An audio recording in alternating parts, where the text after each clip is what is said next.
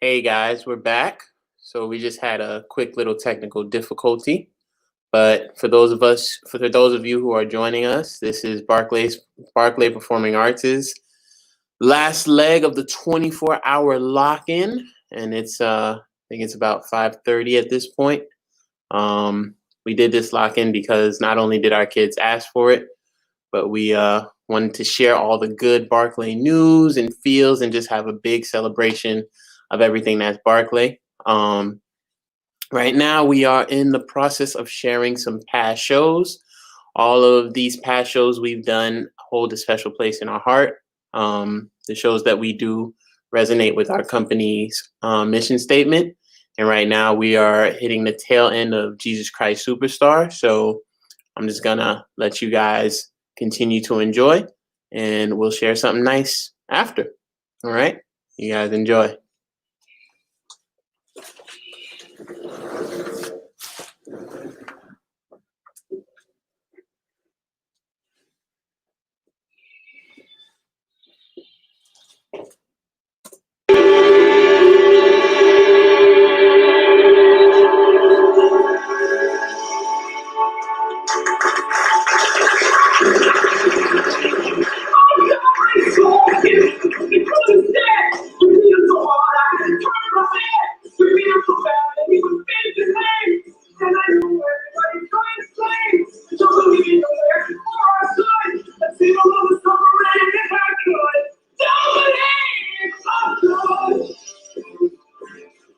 And not save him if I could.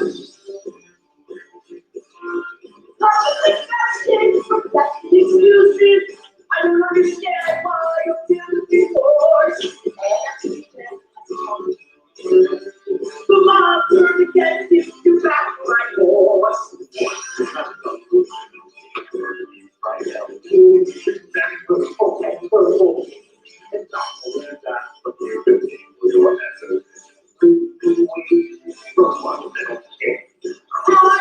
I know you have to me, but I'm thinking what you wanted to do. I got out the t-shirt, I'm sorry. I have to get through. I shall be direct, not as far. I have been there, it's been good. I shall be direct, not as far.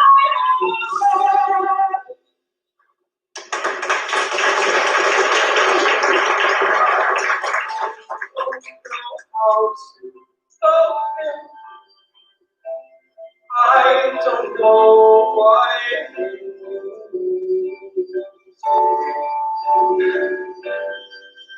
He's a man. He's just a man. He's not a king. He is just the same as anyone I know. He scares me so.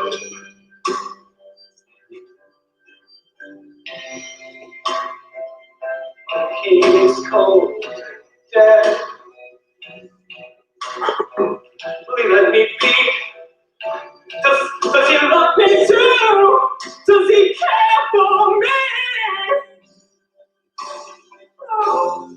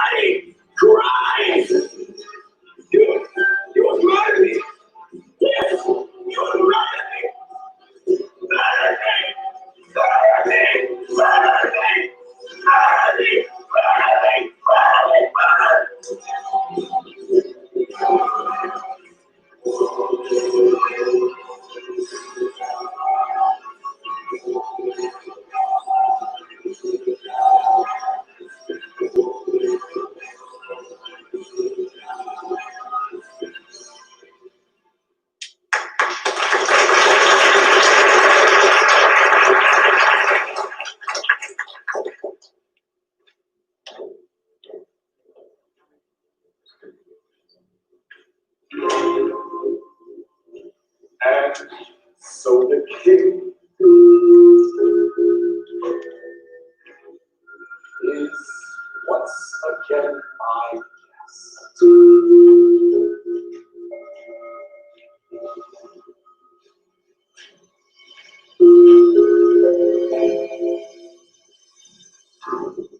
And why is this? Was Herod unimpressed?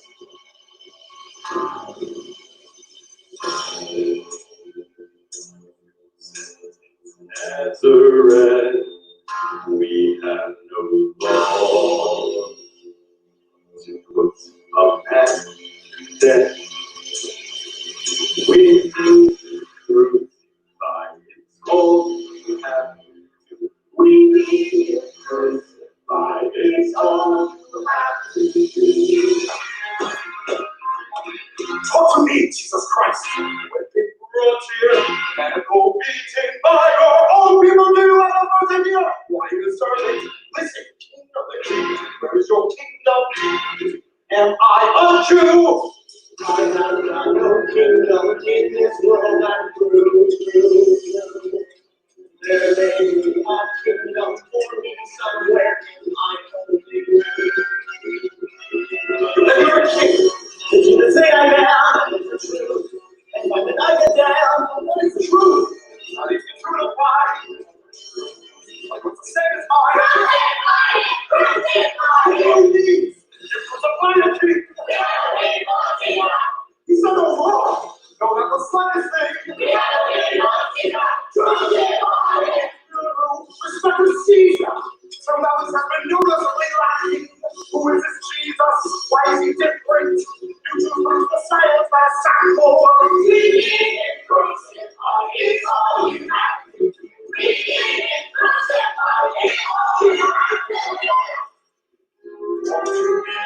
Jesus Christ.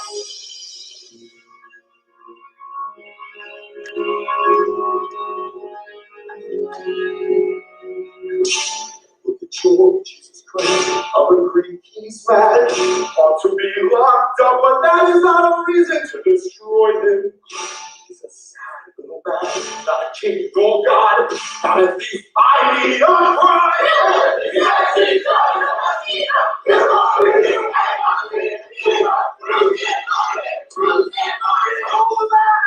Well, just shout at me. You ain't a for the head. Reason, I'm not evil. Spend time, so why does he upset you? Just misguided. But if you will just happy, I shall force him. Crucify! Crucify! Crucify! Crucify! Crucify! Crucify! Crucify! Crucify!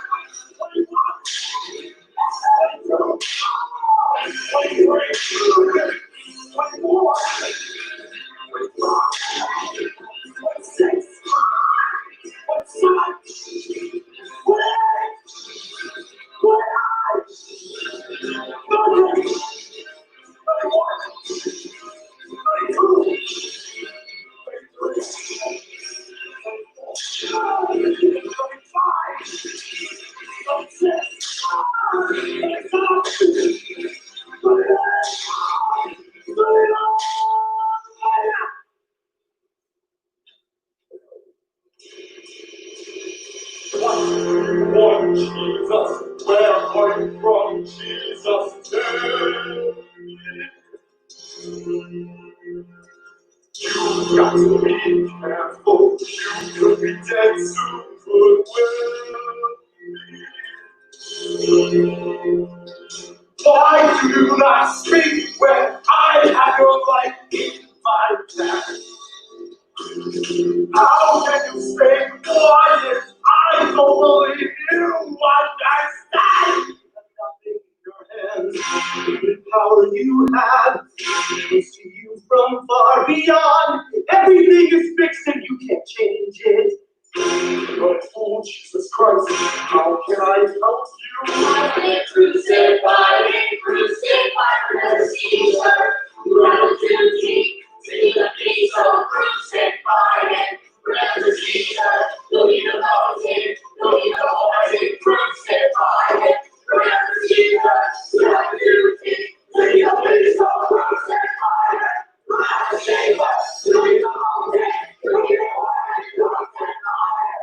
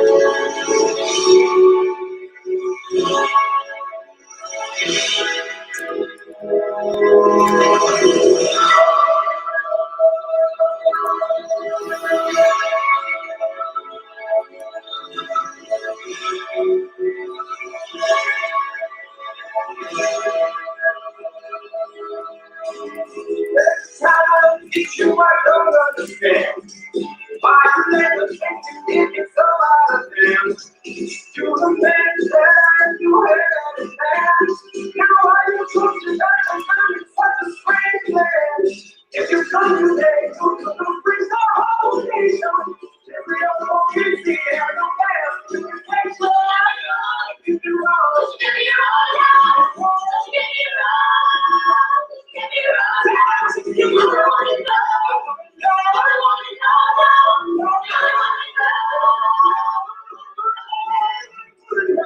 Jesus Christ, Jesus Christ, who you was and you sacrificed. Jesus Christ, Jesus Christ, who you was and you sacrificed. Jesus Christ, superstar, who you before what they say you are. Jesus Christ, superstar, who you before what they say you are.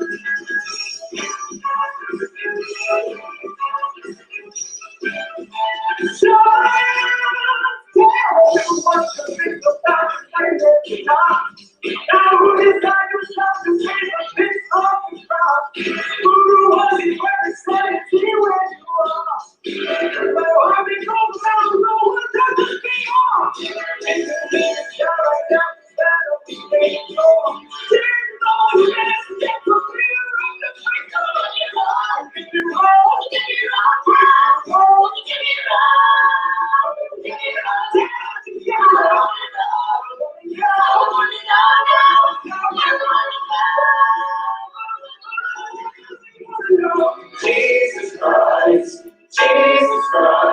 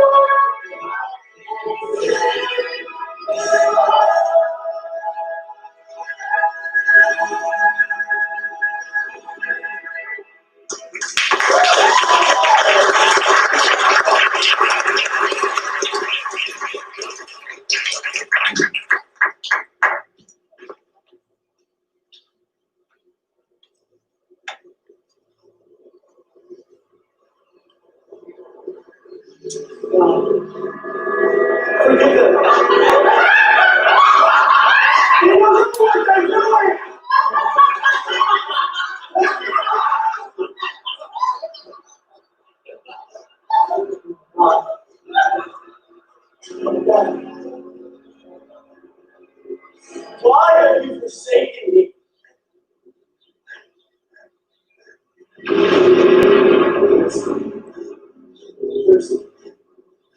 Thirsty.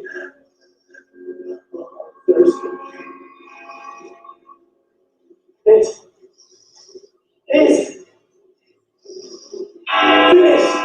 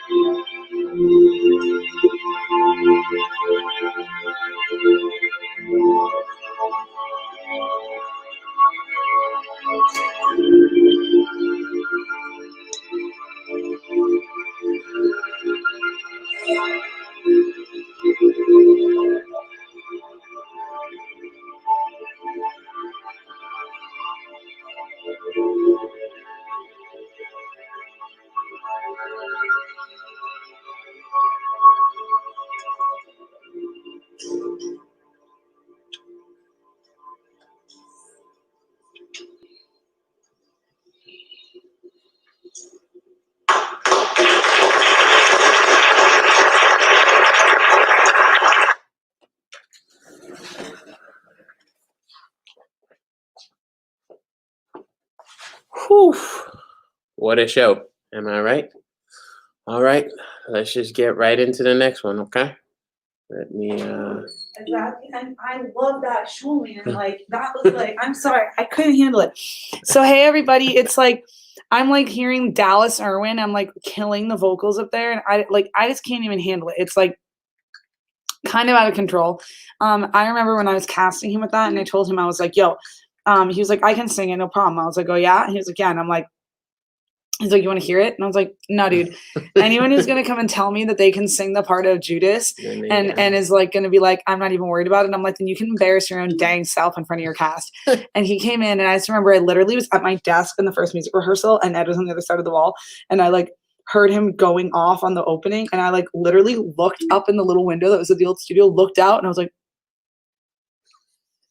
and sat back down. I was like, that'll do, pig. That'll do. It was like, so guys, this is me and Mr. Jason pulling the late night, middle of the night shift. Definitely the late Pulling night the late shift. night shift. The late night We shift. definitely It's shifting on the late It's shifting. night. We're shifting. We're shifting on the late night Pretty shift. sure We're my shifting. brain done We're shifted. going to shift it. We're It's shifting. going in reverse. We're editing some movies. We're getting things ready for a live cooking show. Break fast. Break fast. We trying to break the fast. like quickly. Yeah. Okay. I don't even know what's happening anymore. Okay, so we're gonna play ragtime. Let's do ragtime because who doesn't want to wake up at 5 a.m. and Team Ragtime. So this You might is see a familiar face. this was Jason when oh my god, I can do it. Wait, Wait, no, stop. So this is Jason's big debut when Jason. Ooh, look, happy birthday. Sorry. So we're just gonna play Ragtime. Okay, so we're gonna play Ragtime. And yeah, so I Because love this is one of my favorite because shows. honestly, yeah, this show, this and Jesus Christ Superstar were pretty much some of our amazing shows that I just feel like it's more about the heart of the company than anything. So Jason was in our amazing Coal House Walker, and I think at this point we're gonna let you guys just enjoy a couple more hours. Not even, it's like an hour Like of an this, and then we hour. do like a video montage, and we really just want you to see what it is that we do, because we've been doing live content except for like these 3 hours from 4 to 7 a.m. And it's And then really we bring important. it right back back. to you with live We'll shift it content. back. We gonna be We shift it shifting again. Yeah. Get your eggs ready because So they're gonna be they cooked. gonna be hollandaise. Okay, so I like that. I really like that. So, That was a good one. so yeah, so I just want to let you guys know that we have some good stuff coming up. And we really wanted to share some content from our shows, because if you've never gotten to see one of our shows, you might not for like a little bit, because you know the whole virus. So this is a way for you to know a little bit of what we do. Just so you all know, we're not in this theater anymore, so our shows do look a little different now. But this was how we got our start, and so this was OG Barclay. This is Ragtime, our all academies and professional cast. All company really. So it's our little babas playing the younger kids, all the way up to some of our older friends playing the adult parts. So enjoy Ragtime. See you later. I'm talking about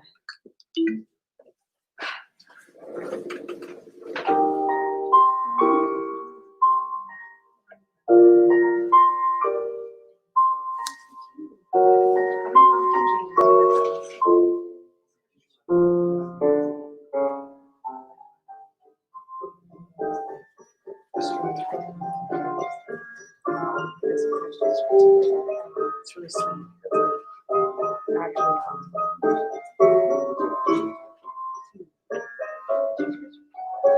In 1902, father built a house with crescent, broad view as a hill, and knew a shall be. And it seemed some years thereafter that all the family's days would be warm and fair.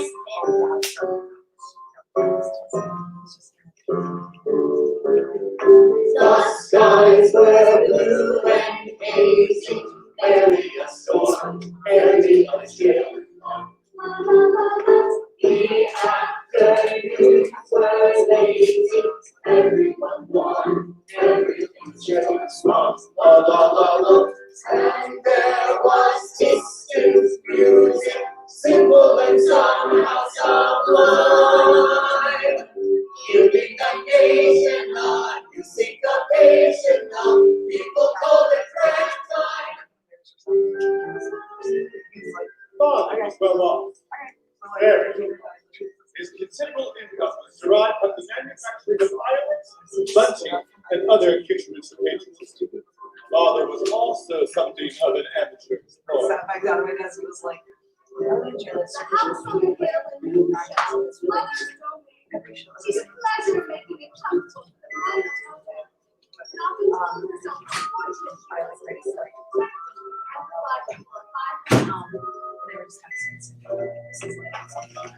Mother's younger brother worked at father's fireworks factory. He was a genius at explosives, but he was also a young man in search of something to believe. His sister wondered when he would find it. Grandfather had been a professor of Greek and Latin. Now retired and living with his daughter and her family, he was thoroughly irritated by everything. The days were gently tinted, letters of ink, letters line. Fellows with tennis balls, there were casinos, and there were no people. Oh! And everything was ragtime.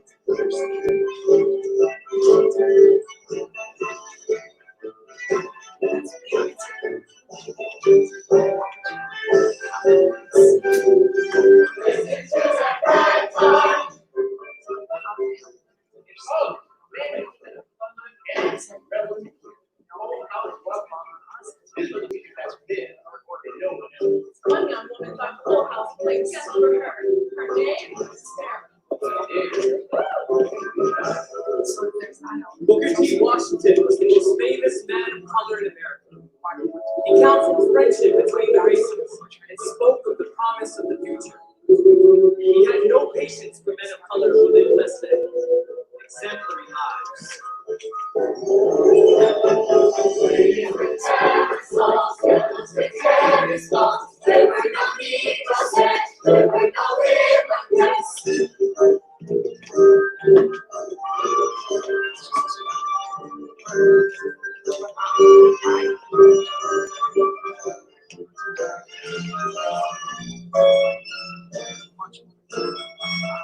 In Latvia, a man dreamed of a new life for his future. It would be a long journey, a terrible one. He would not lose her if he had her mother. His name was Tata. He never spoke of his wife. The little girl was all he had. Together, they would escape.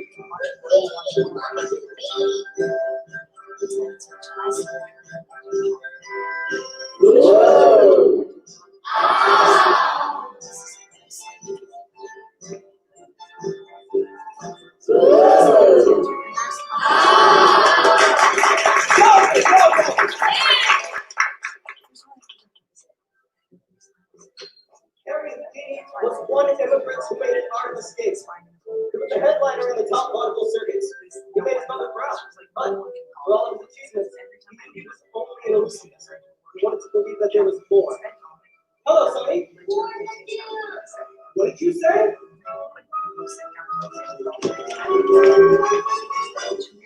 There was distant music, taking the truth, taking the time. Keeping the nation on, musical nation on.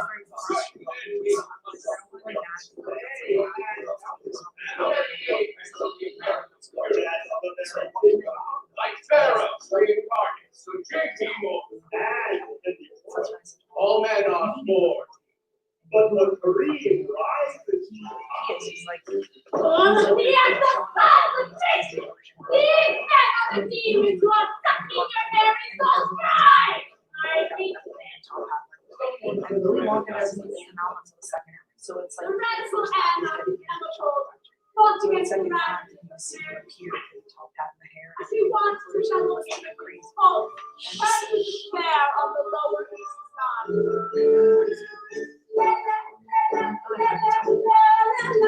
But America was watching another drama. Evelyn says it was the most beautiful woman in America if she wore her hair in curls everywhere. Her lover was the eminent architect Stanford White, designer of the Pennsylvania station on 33rd Street. Her husband, the eccentric millionaire Harry K. Thaw, was a violent man. After her husband shot her lover, Evelyn became the biggest attraction in vaudeville since Top Cops. Bang! Bang! Bang! And although the newspapers called the shooting the crime of the century, Goldman News was only 1906. And there were 94 years to go. And there was distant music touching the station in front. When the red million everyone everywhere into the ragtime.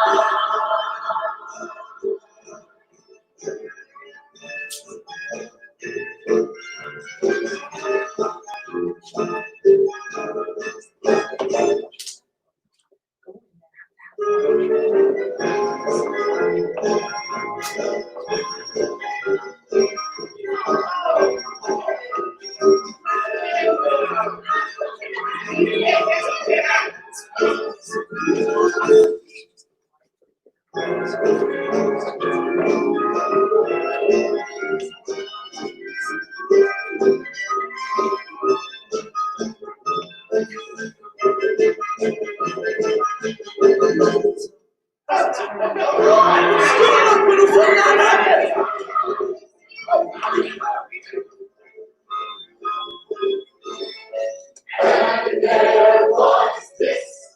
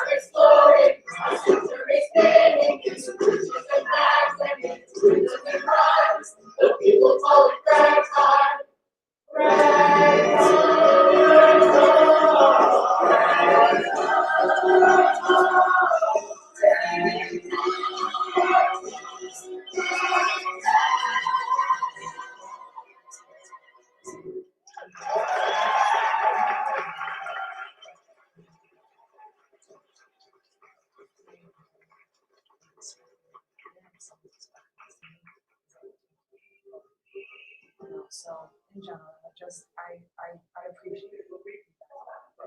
I think the world was living in the North Pole with that affair. But it's only here. Nothing much happens in a year. The world will not spin off its axis. Nothing will change. We will miss each other. But the world will stay the same. You're the man of the house. Please look at your mother through the bubble. Can you do that? Yes, sir. My little prince. I want to go home now. I'm late. Everyone say goodbye. I will miss you, sir. It's Jane.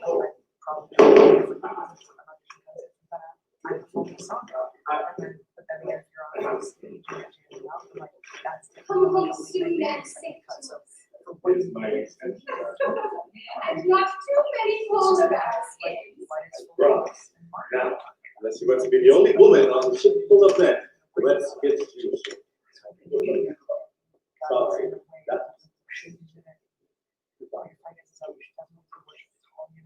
Take that. And if I remember to cancel our subscriptions in the Philharmonic, I left money under the library rug in case of emergency. Smile. You never have too much money. And you remember to bring in the dollars, please. Stay blessed. God bless America. God bless each and every one.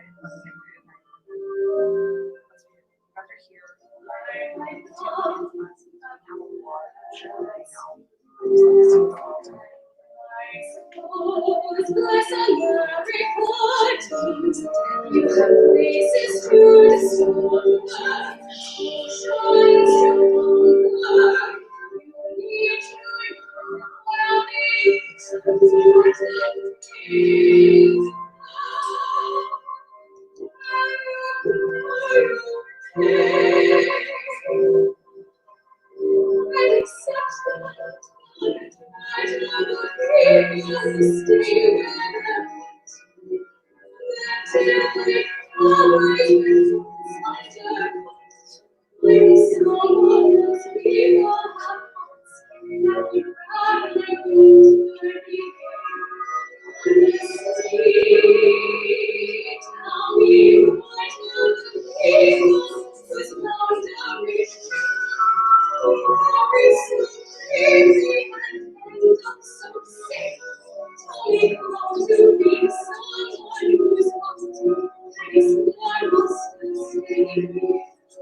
Let this be we go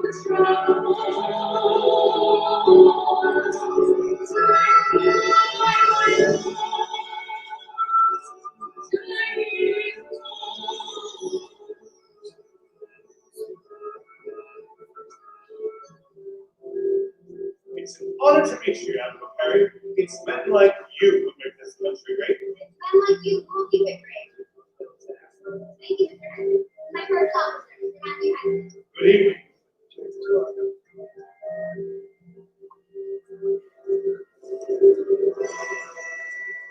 What's that? In the distance. Such a ghastly look. They're called radishes. That's cool. What's the secret here? Somehow they have very big giant Americans. They're your cousins. The black.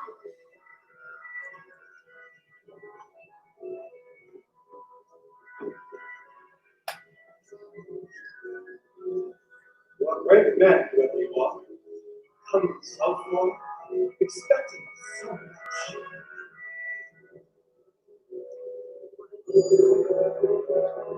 Salute to the man on the deck of that ship. Salute to the immigrant stranger. Heaven knows why you make such a terrible trip. May your own God protect you from danger.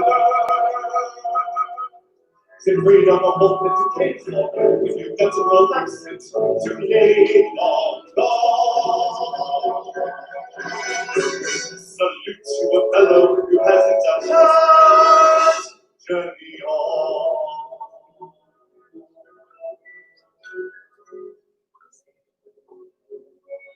If people ask, how old are you? Your name. If your mother's name, my father is what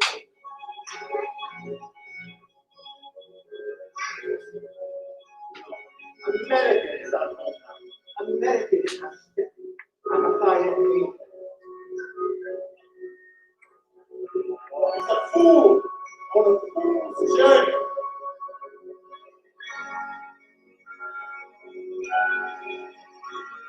You depart on a ship from a country like this.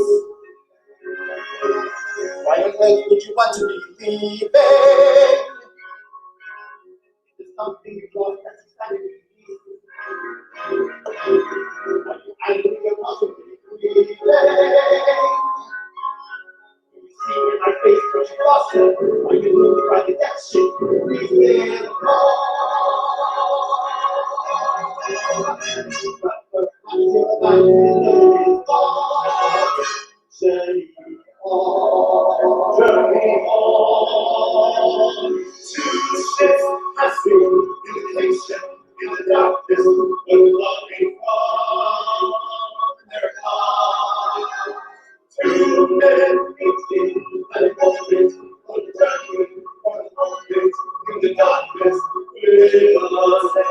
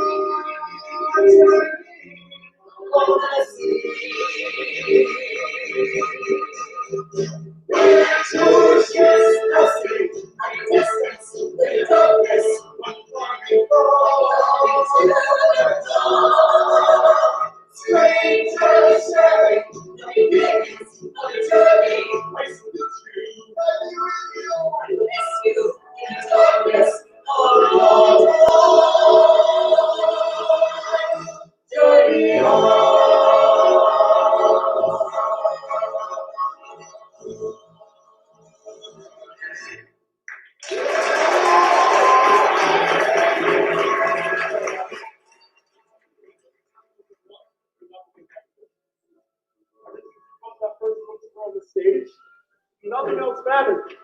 He was waiting to worship. He forgot to shave. He dreamed of writing her name with fireworks in the sky. Which opened in a new review on emphasizing the school history. He took the day off of work and was first in line to buy a ticket.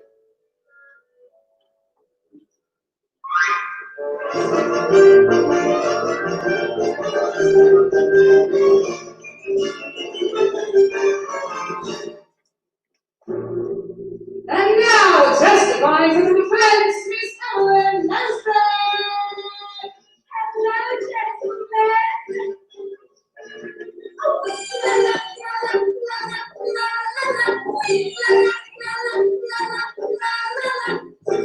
Your honor, I was once the lady from Stanford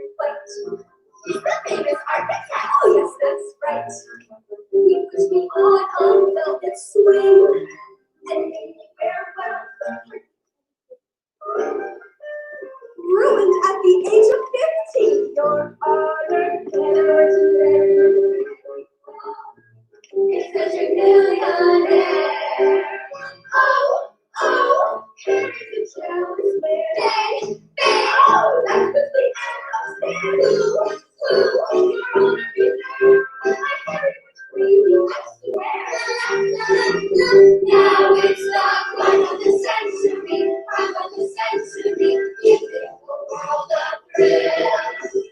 Harry's in trouble, and Harry's in heaven, and everything's good. The crime of the century, crime of the century, all play. Fortune, fame, and the ruined name, and now I'm the girl on the street. What a come expecting to see the first row of the second balcony. Younger brother flew far over the railing, hoping his goddess would notice him. When I don't know, I looked on sight of him and smiled. Life was suddenly wonderful and full of delicious possibilities. Harry must not be home. Bang! Let's have that burning song. Finally, fine, and Harry's not guilty. Because Harry is out of his life, and it's the crime of the century, crime of the century, making the world go free. Harry's in trouble, and Harry's in heaven, and ever that's publicity. The crime of the century, crime of the century, that's such an awful thing. Stay still, but I understand. Because now I'm the girl on the, now I'm the girl on the, now I'm the girl on the swing.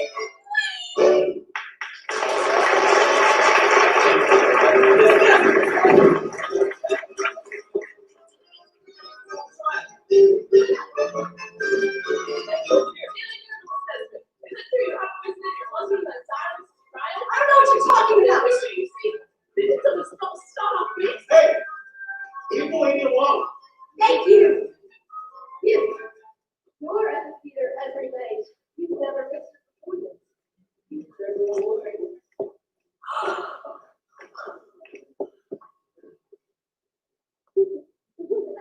that what you wanted?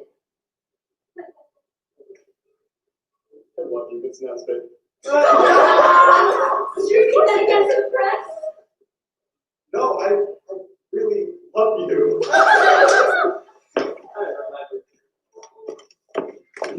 You love the girl on the swing. Now you can say that she's kissed you.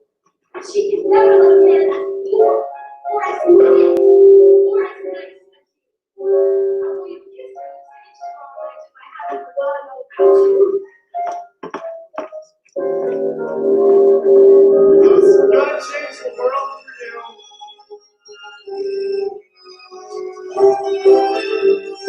Crime of the century. Pushing fame and love, ruined name. I never want to hear that song or that name ever again.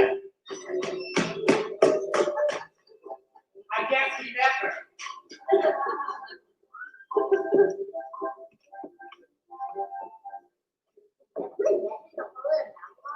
Where did you hear that? I read it in one of Uncle's magazines. I don't want you going in his room. I'm sure Evelyn Nesbit is a very nice person. She's just confused. She's strayed from the path. What path? The right path. The one we all want to be on, if we could, if it weren't so difficult. Not for women, it's not. Men are tested almost every day of their Christian lives. Not everyone is Christian. You know that. They already know Shell. Houdini's coming. Can we go? I'll do anything, please. We'll see. War with you.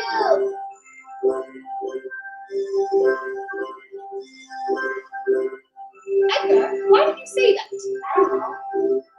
What did you mean, warn the Duke? I don't know. The things you children say. Read Father's letter if you're not going to tell me. Dear Mother, this letter will reach you via the supply ship Eric. Get Kathleen! Oh, get Kathleen, I tell you!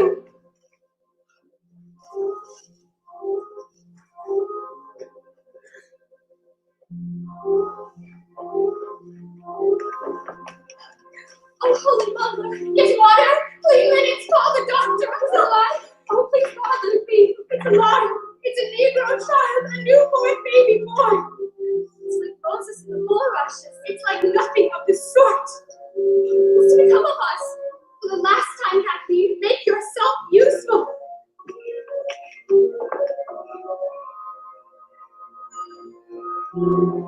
What kind of woman would do such a thing? Why in God's name is my husband not here? I am such a fool. Why did I say he was free to go? What am I to do? What are your instructions, my dear? You left me lists, everything in list by your little list aren't very helpful. I fear. Each day the maids switch up the new.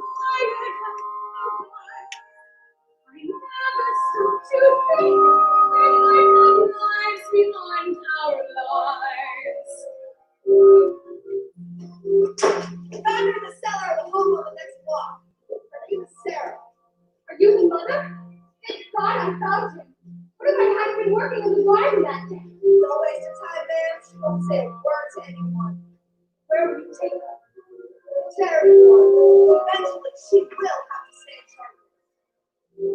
What charges? Well, attempted murder, I should assume. What's going to happen to the baby? We have places for reporters.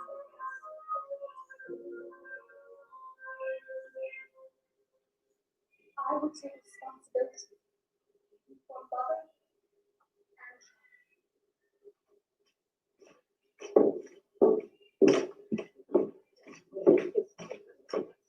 Please take Miss Sarah inside.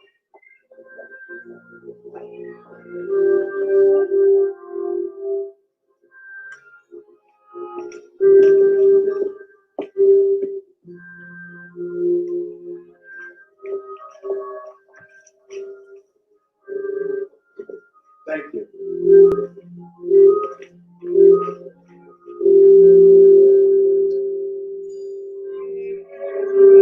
Kind of woman would do what I've done. Open the door to such chaos and pain. Oh, break my gently close the door. Gently turn the key. Gently tell me not to look or fear what I might see. What kind of woman would that have made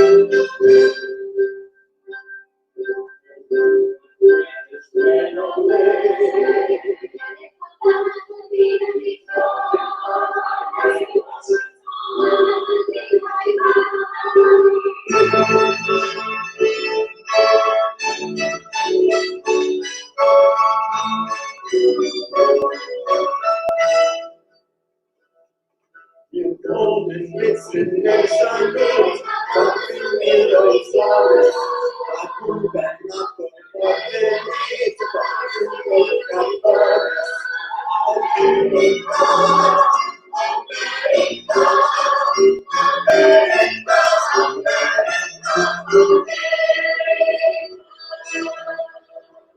I promise you America, little one, we're there. America? My feet are on the solid ground and hope is in the air. America? You'll soon be eating apple pie from a china plate. Pretty dresses, pretty dolls, just wait. You're shining in your toughest eye and just beyond this gate. America!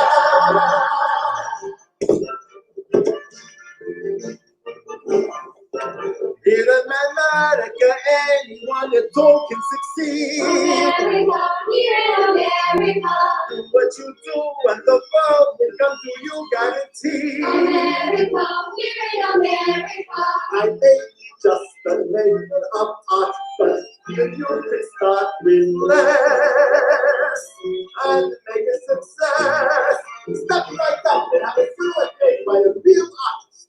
With ordinary paper, a pair of scissors, and some glue, I will give you a thing of such beauty. Life-size portraits of someone you love.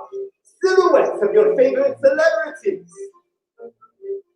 Evelyn Nesbit, hey look, she's on her model stage. Harry Houdini, he rocked with his looks on the page. Only in don't walk away, some days will impress. When I'm a success. Look at you, making silhouettes of show business celebrities and robbing very cats. You should be ashamed of yourself, comrade. Oh, Mrs. Goldman, don't make a lecture. I'm here to work and not make politics. Work is politics. Oh, you're barking up the wrong tree, Mrs. Goldman. I am an artist. I work for no one. Trade unions may be fine, but they are not for me. Now, be nice and stand still. This is a complimentary silhouette because I admire you anyway. Doesn't mean I need to listen to you. What is your name? They gave me a name I can't pronounce. You can call me Tata, like everyone else. And what about her mother? Dead. They say that I work for no one. Not true. I work for my child. With my compliments, Mrs. Goldman. You can call me Emma. My God, what a kiss! Here, Oh, you're insulting me, Mrs. Goldman. not for you, it's for the child. Thank you. The silhouettes in the tenements, bent over kneeling or dancing or arguing, thousands of women with thousands of stories to tell. Look at the little one, such opportunity, right on the corner of Oakland and Rivington. We'll make our silhouettes think how they'll sell. We'll join the parade of Americans all doing well. Success. Success. I'm J.P. Morgan, my friends. The wealthiest man on this earth. You immigrants look up to me, and you'll see what quality is worth. One day your immigrants might, I get you a whole universe. And if you're trapped and down your 16 bucket, think of the day that fabulous day. Break those chains with more process. This is America. This is the land of success. Success.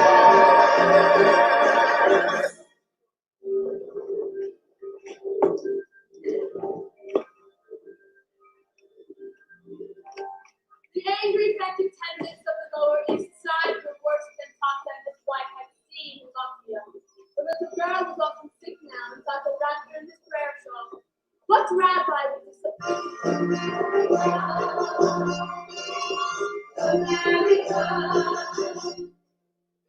Are you a rich man yet, Tata?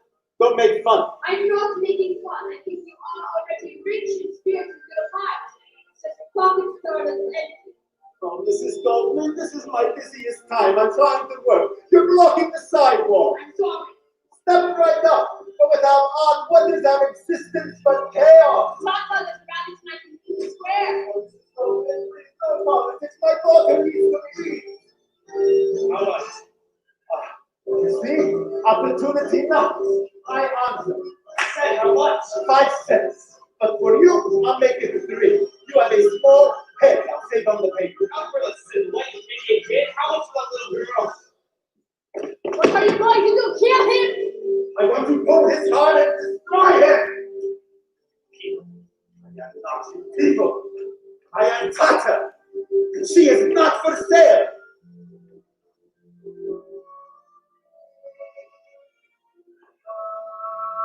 Look at my daughter, God, why have you brought us here? How can I hold her or feed or protect her here? When the America we were supposed to get, was it a silhouette? Hey, mister, here in America, anything you want you can be.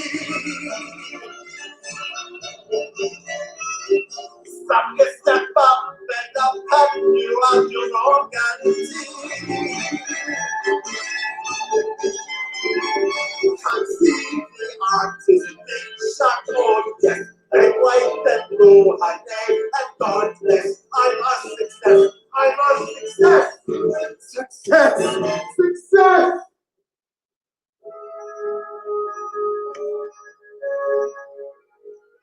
If you're trapped and never sit in market, if the booty that fabulous little moderate, break those chains with all you possess.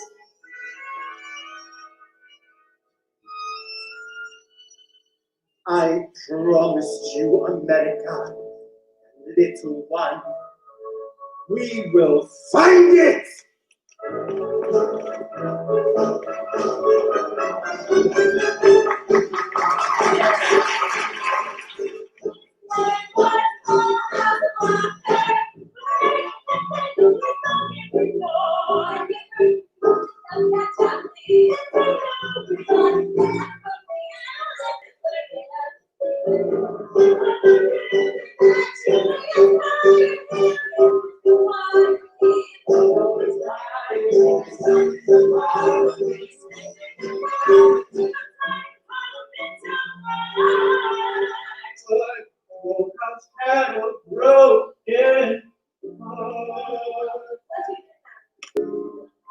Good Lord looked down and saw me lonely and helpless.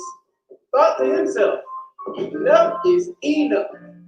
I'm putting Sarah in Crowhouse's life. Yeah, boy.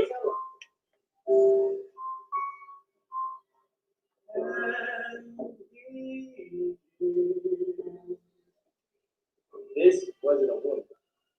This was an angel. Woo! A gift of God. Crowhouse loves this woman, but not too well and not too wisely. She left me without a trace. There was no pain for me. None at all, Crowhouse. Now she is haunting me, just like the melody, the only song I sing. Sarah, my life has changed. Sarah, I miss you so.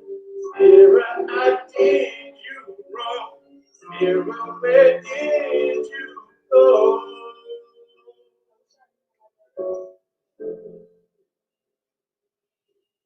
But then, this morning, the miracle happened. I found out where she is, and I'm going to do my damnedest to see that she takes me back. Woo! Ladies and gentlemen, the Getting Ready Rally.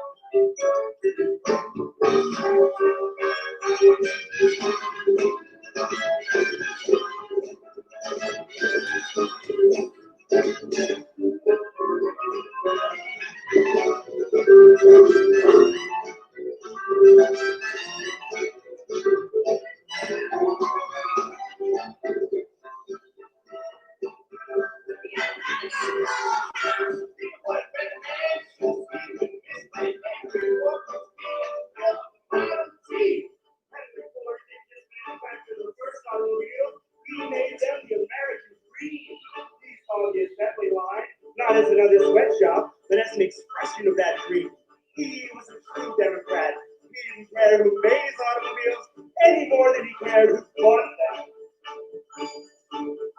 See my people, here's my people. For every worker upon the ocean, across the ocean, every fool.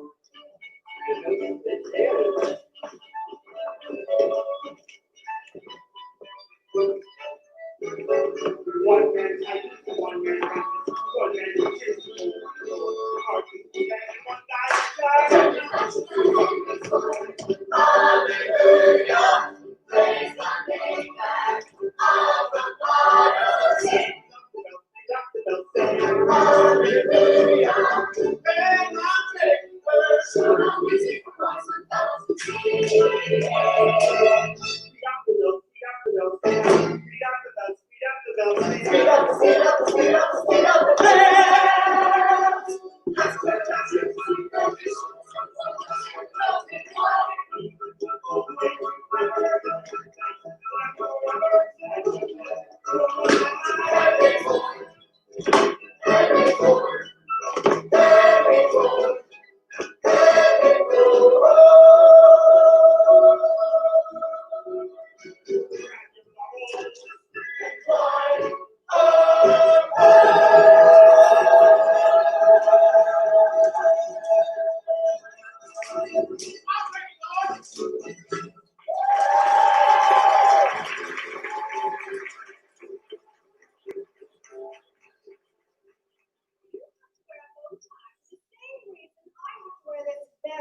unflattering dress.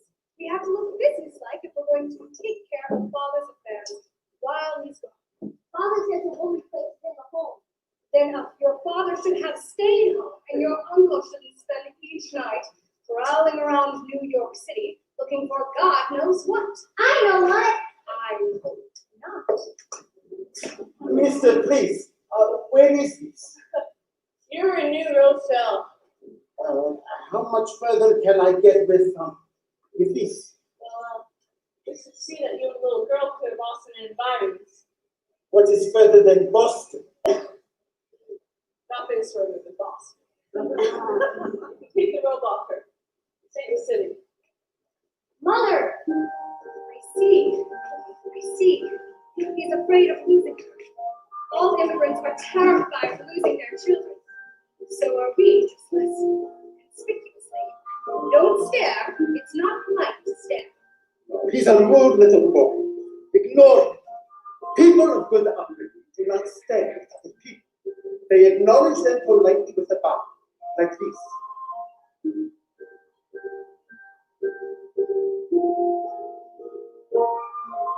Good day. Days. Come, sir, out of really out of New York City. Isn't it? Now we're out of the city, isn't it? Nothing like the city. Never mind. My father left the North Pole boy back home carrying at the home. Where is your mother? Dead. Edgar? My name is Edgar. We're off to the visitor fire factory. What is your name? No name. It's possible everyone has a name. Even the window they grow baby the way that are active. I never really want to stand, but the puppy does want to feel like sitting on some stairs. Thinking that there's one everyone sees Rochelle. Children, isn't it? Yes. Oh, it's another surprise, isn't it? Boston, Boston, Charlie, Boston. Well, have a pleasant day now. Have a blessed Nothing like the city.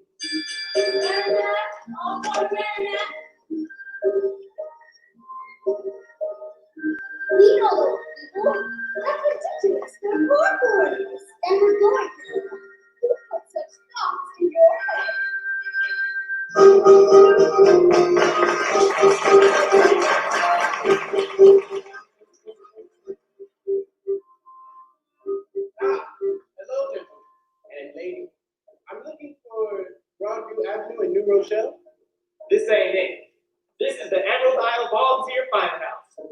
is a private road, nigger. Try turning that car around and going back where you came from. I see that I won't receive the courtesy of an answer from you two. Good day. See that, Will? That cocky, impudent king of the road smirk. That baby. The man to win. A nigger who doesn't know he's in it. Be smart, you won't pass this way again. Let's get out of here.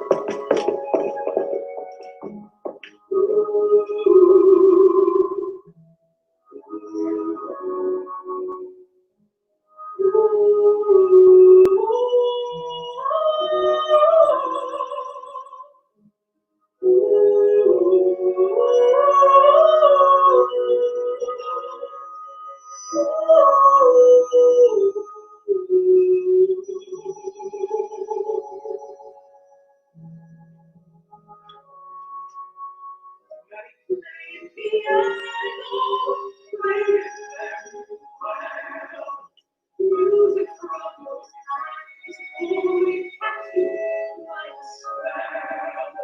Could make you longing for the truth of God. You have your days past. You are your days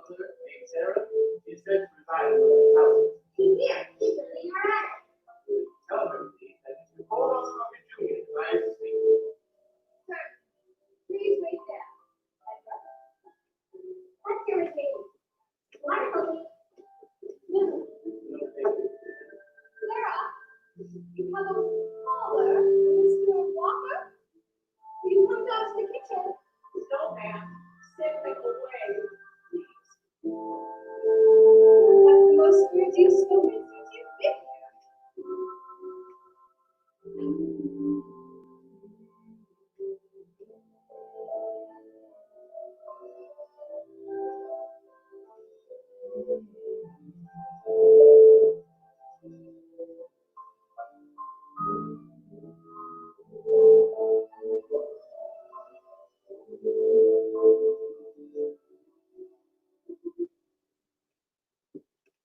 is unable to see you. Good day. Thank you, ma'am. Tell her I'll come back next Sunday. Such was the coming of the colored man in the car to brought you happy.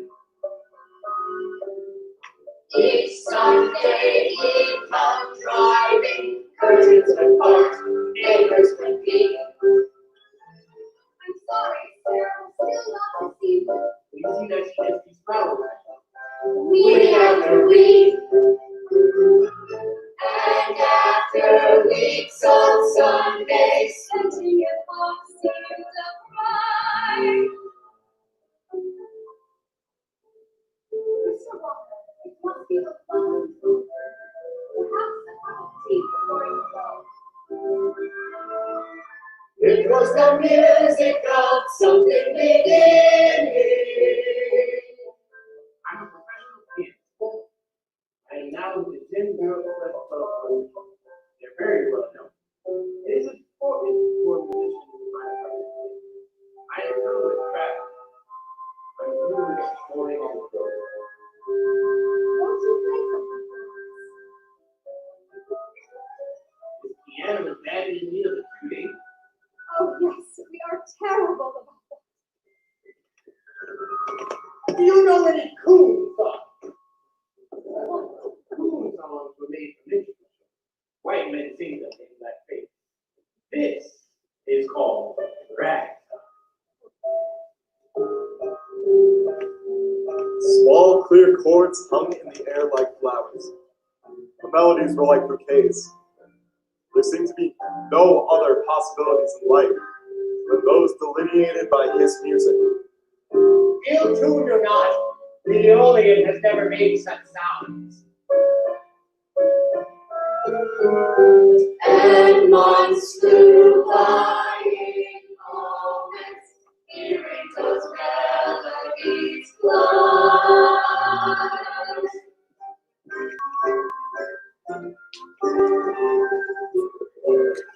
Oh, mother, grandmother. Who the hell are you? Gosh, thank you for you. I'm Francis Clara. That didn't go back to a reunion party. This is my home. Father, Oh, thank you. You are incredible. holy glory and honest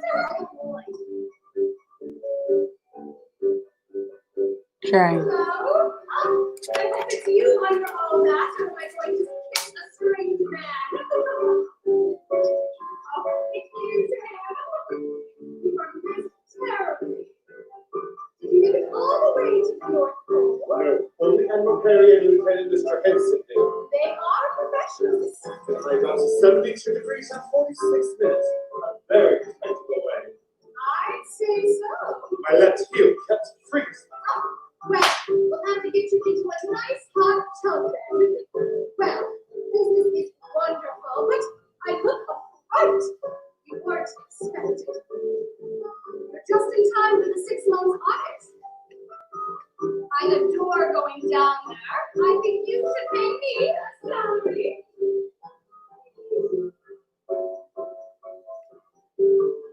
What's that you're holding? Sarah's child. We found him in the garden. Sarah, what's that music? Smallhouse. He's courting Sarah. That's her baby. He comes every Sunday. Oh, he's hoping that he'll come. That Sarah will eventually take pity and come down to him. How long has this been going on? I don't remember. 5 months. I've been counting. Smallhouse is teaching me to play the piano. I think what we are witnessing is of the most stubborn Christian kind. Yes, we consider a courtship that what produces a bastard child. I find that an unkind remark. I find your welcoming of this situation unfathomable. Now there's punishment. It's very bad. And I'm sorry for you that you don't see that. Not expected to come home a different man, but I had hoped to find a kinder see about your time.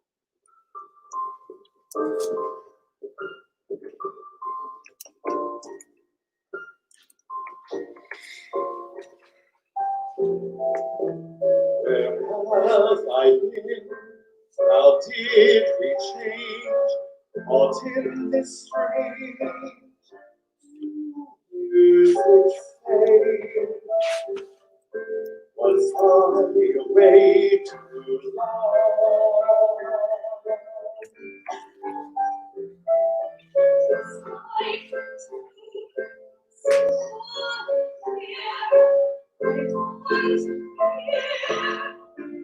The music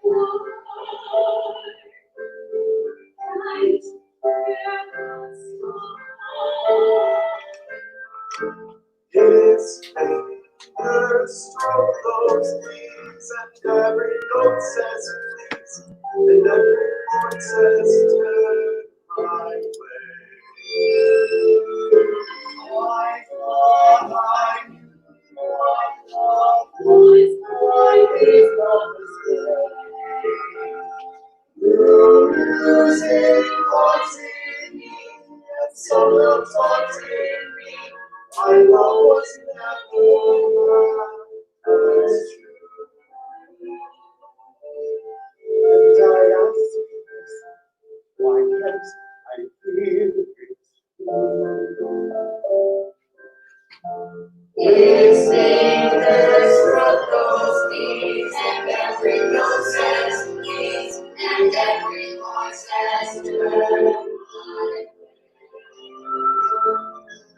I thought I knew what love was, I did not say. You music haunted me, and somehow taunted me. My love was never as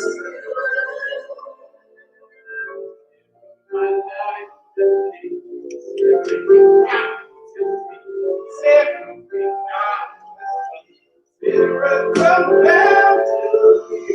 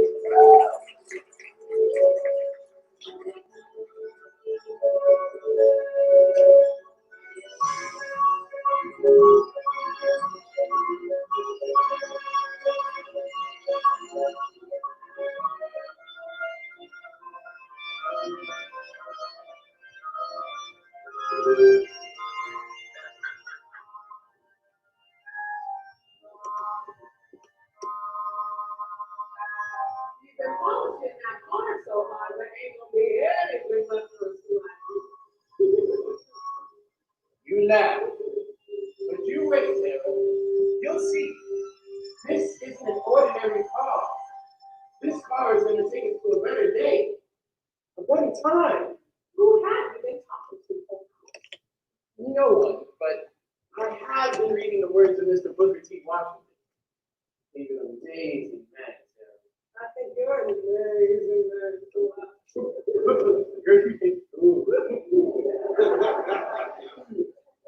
Not like that, sir. Not like that. Harvard University awarded him a degree. Imagine that. Imagine what this child's life will be.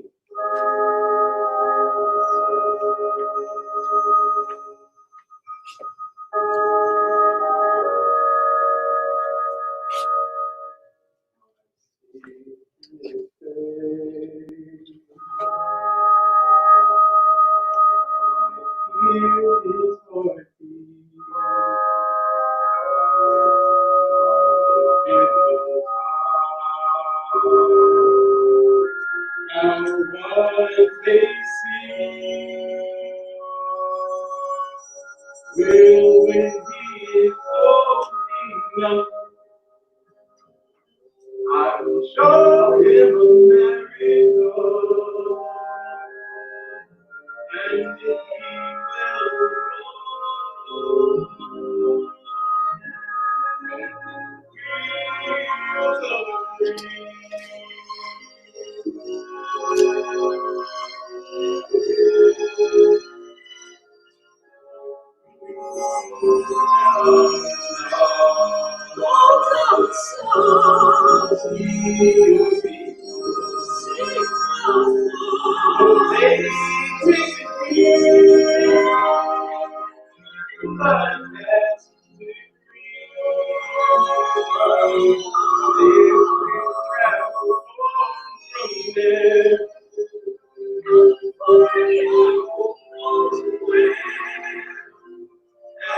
he will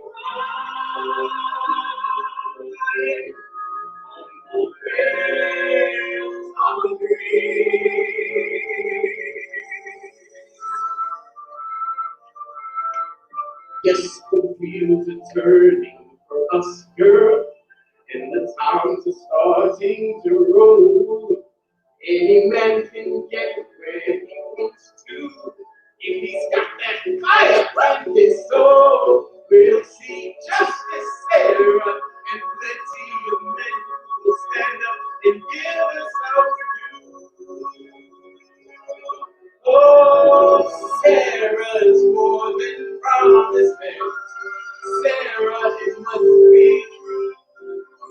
A country that lets a man like me move the ground, raise a child, build a life with you.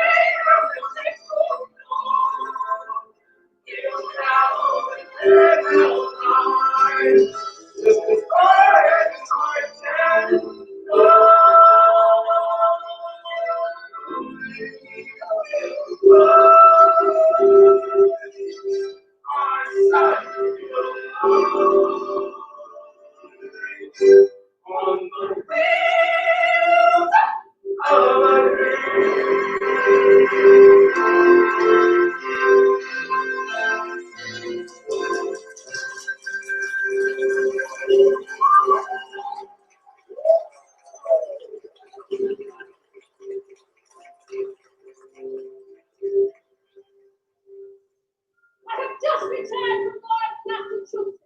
I met an old president, and poet in Ireland, scissors and paper, who works at the loop 64 hours a week. His fingers were bleeding. I could hardly recognize him. Pay is $6. My daughter is shivering. There is no heat. There are worms in the scraps and they feed us. He looks like his old daughter's grandfather. I will not bow down to those mill owners. I will dine on their coffins. She will dance on their graves. It's not the American came here for. None of us did. None of us! But there is hope, Cobra. These same workers, Italian, Poles, Belgians, Russian Jews, with one voice said no to the landholders and they went on strike. They are starving, their children are dying, but they are holding firm, and we are supporting!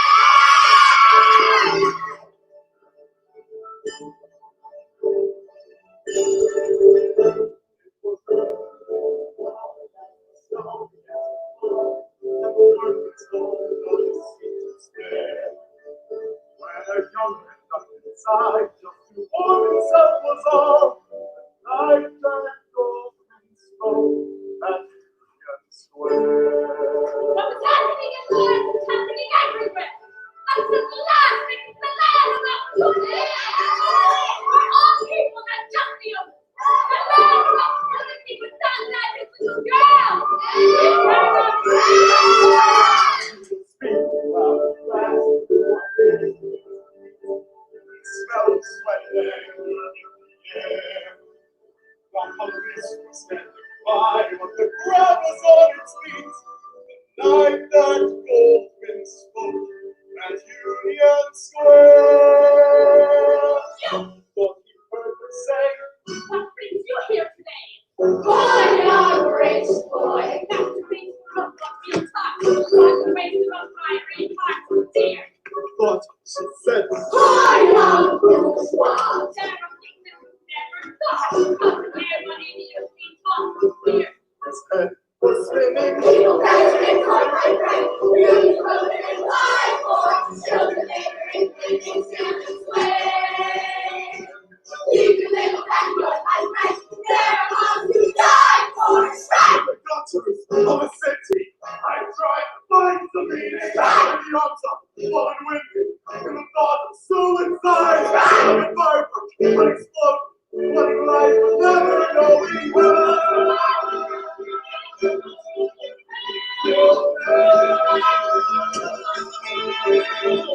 It was cold out, they shouted what did not know, when it found that he was standing on a chair. Our hearts beat as the freshly falling snow, the night that Goldman spoke I've been waiting for you. at Union Square.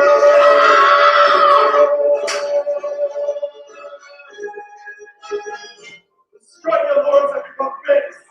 The press are calling it the Children's Crusade. Public indignation grew. But the good ones were not slow to calling into militia to defend their property. And you know these are thieves. These are our children. And these give them bread.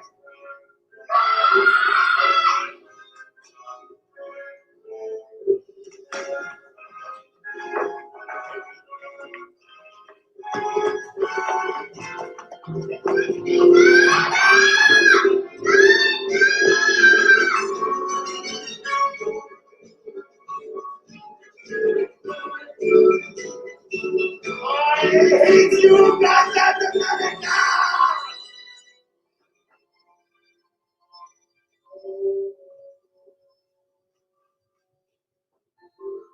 Don't cry.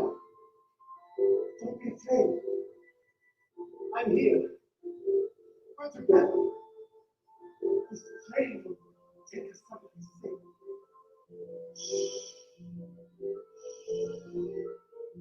What I need for you.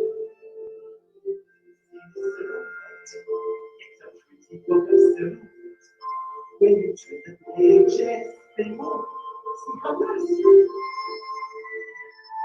This is your husband making pretty on this smooth, cool ice. We are gliding on the pond. Close your eyes. Close your eyes. We are gliding on beyond. Close your eyes. Close your eyes. Feel the wind as you pirouette Are you happy? Your words tell me, imagine your fears, imagine your innocence of fear. I am afraid I imagine your mother. She speaks on my head. Can you see how she's feeling? And you are my figurine, so just down the track. Fly with me, little one, fly with your daughter. You'll never look back. Pennsylvania! All aboard, Pennsylvania! Here. Hey, like one of those. It is not for $1. What's it called? I It's not a name. We're not paying this one for something without a name. they move. I call them movie books. Your father is a very smart man. With this money, we'll get ourselves a clean bed and a hot bath. And then tomorrow, we will make more of these. And we will sell them for $2. Thunder movie books. Everyone will want them. They just don't know it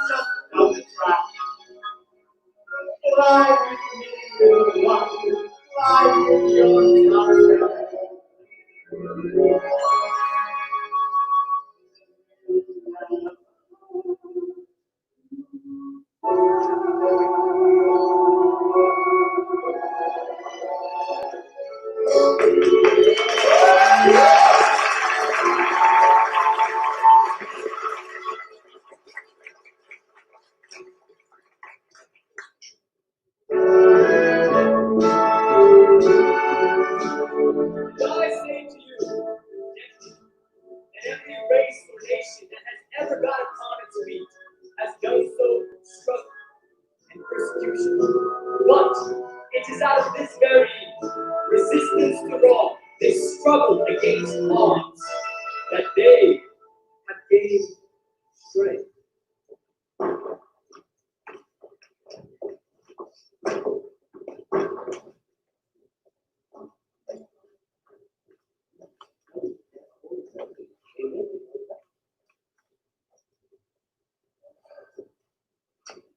Get back in the car, go down the road, and wait, Sarah. I'm not going to leave you. Do it, Sarah.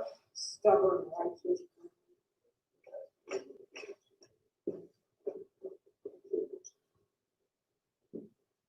Let me pass. Well, that'll be $25.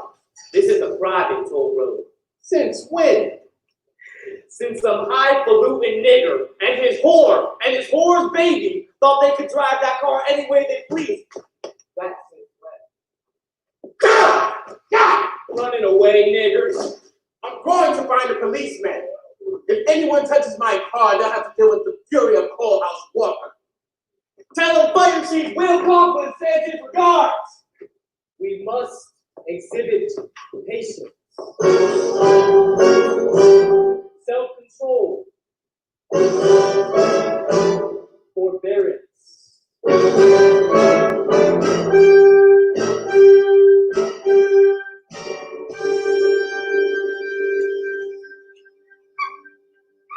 And dwell above hatred and acts of cruelty.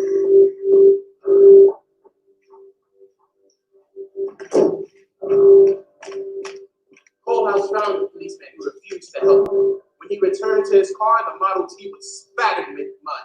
There was a 20-inch gash in the custom Pantitose top. The wheels were slashed and the windows broken. On the seat was a pound of fresh human excrement. Come on, fellas, let's take her to the pond and see if she floats. Come on, Cole House, it doesn't matter. We'll see Justice Sarah and plenty of men who will stand up and give us our due. Well, you can sign another complaint this law that the volunteer firemen are not municipal employees, and therefore will not come under the jurisdiction of the city. I'm sorry. I'm still considered first reading this law, or you straight files in this office, let me look at it. Justice Sarah, this is America. The machine in our community is represented by the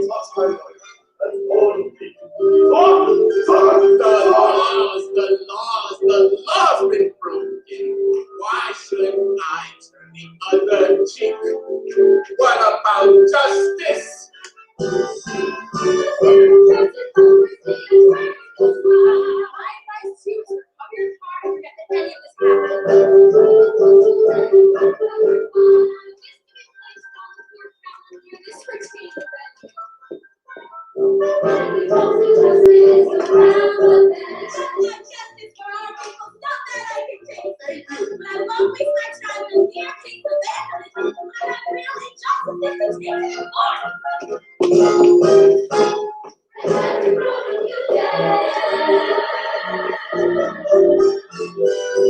I will not move from where I'm standing till what's mine is restored to me. I'm not some fool, I'm not a nigger.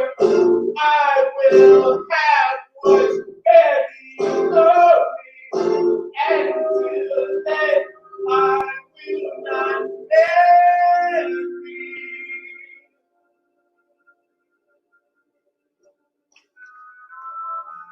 We understand this outrage. We share it. All decent people do.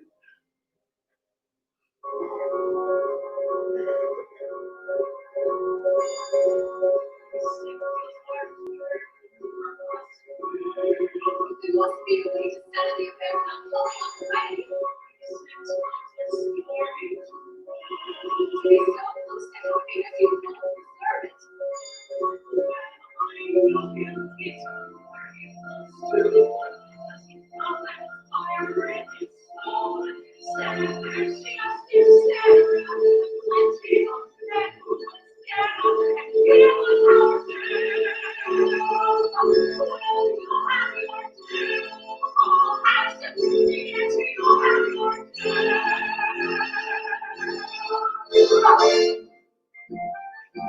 Republican Vice Presidential candidate speaks highly orders to the rally. The Secret Service was at the ready. The recent assassination of President Clinton had been a lesson in ground work. Guns were going up everywhere.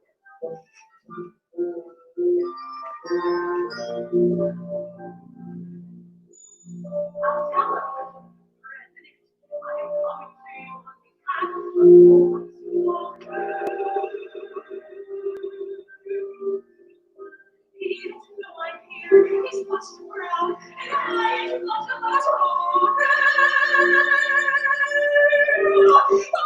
President, he needs your help, sir. You're the only one.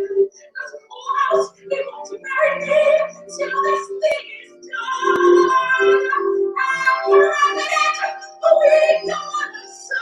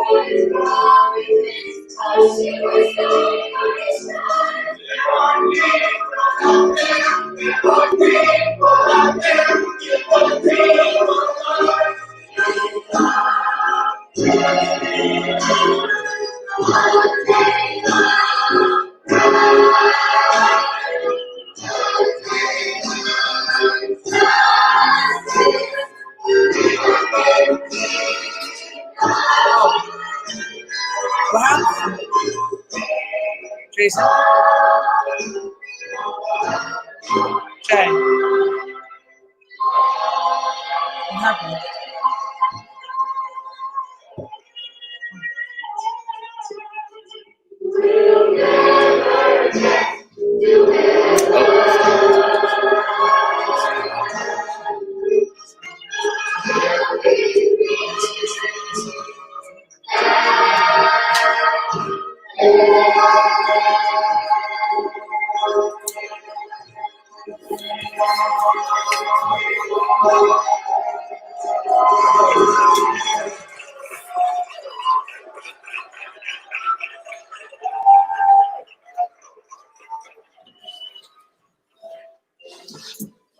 Well.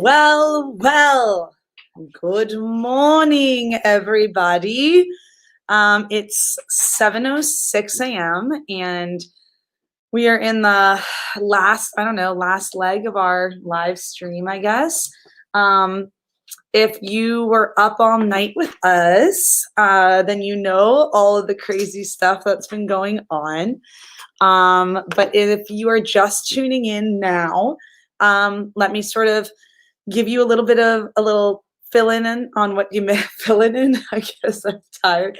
I think she means fill in. Let me fill you in. There. Like here's Mr. Jason with me, and Mr. Olma's on his spell out right now. So it's us. So yeah, good morning, everybody.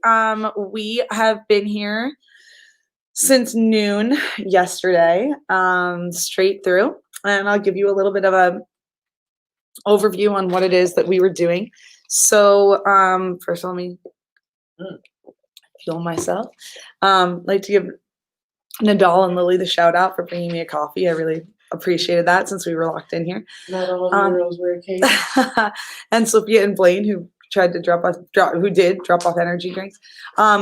So I'm Christine Barclay, for those of you who might be tuning in now and wondering what's going on. And I'm the owner and founder of Barclay Performing Arts.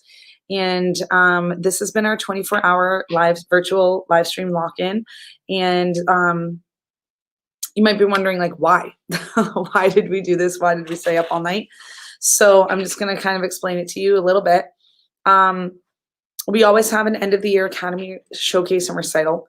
And obviously the world is what it is right now. And so we weren't able to bring all of our kids together. And so we decided we would do a virtual showcase. And when we decided we do a virtual showcase, my voice is tired, I apologize.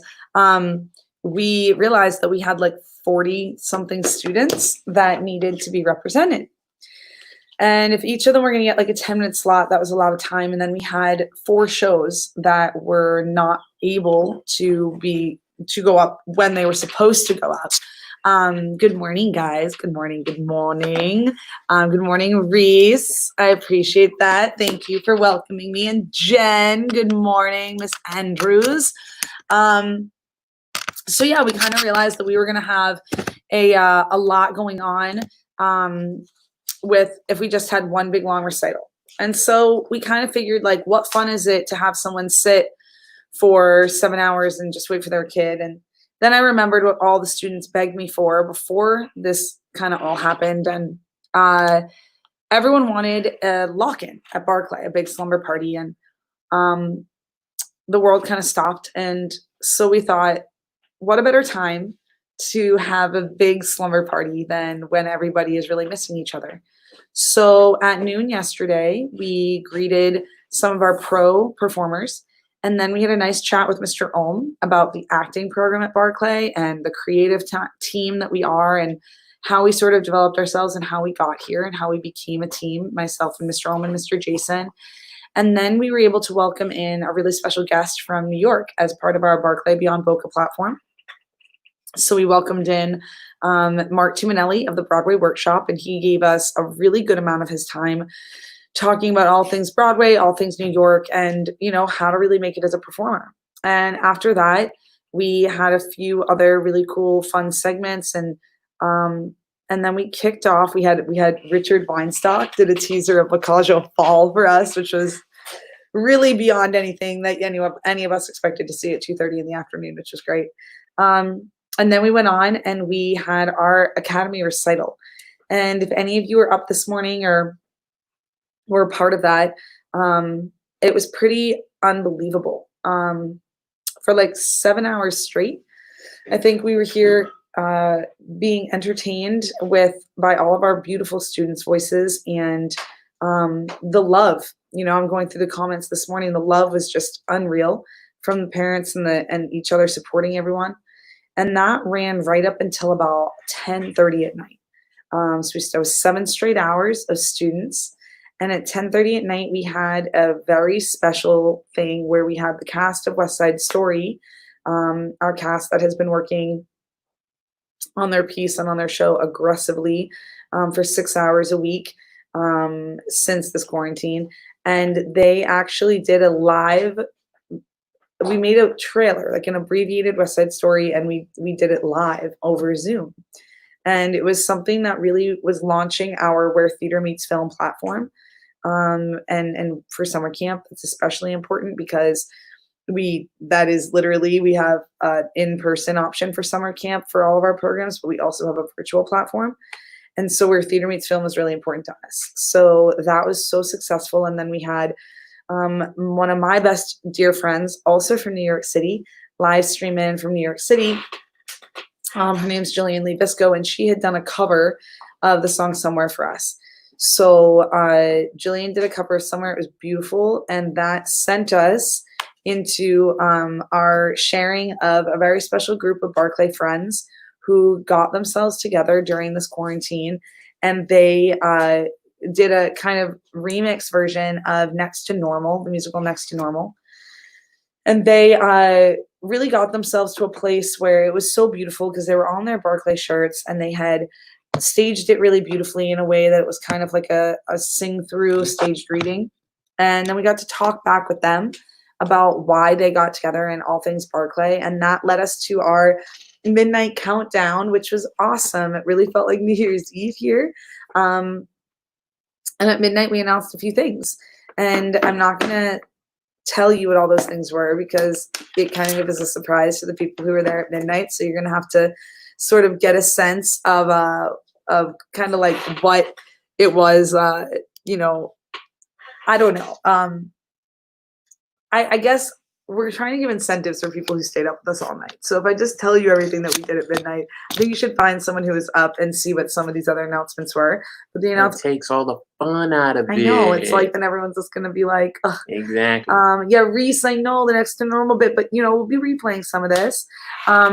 So after we had our announcement, we announced our JV award winner. And our JV award is an award that we give out to one person every year. And this is an announcement I can tell you.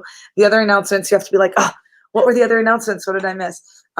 Because it kind of was from the heart. So the JV award winner is somebody who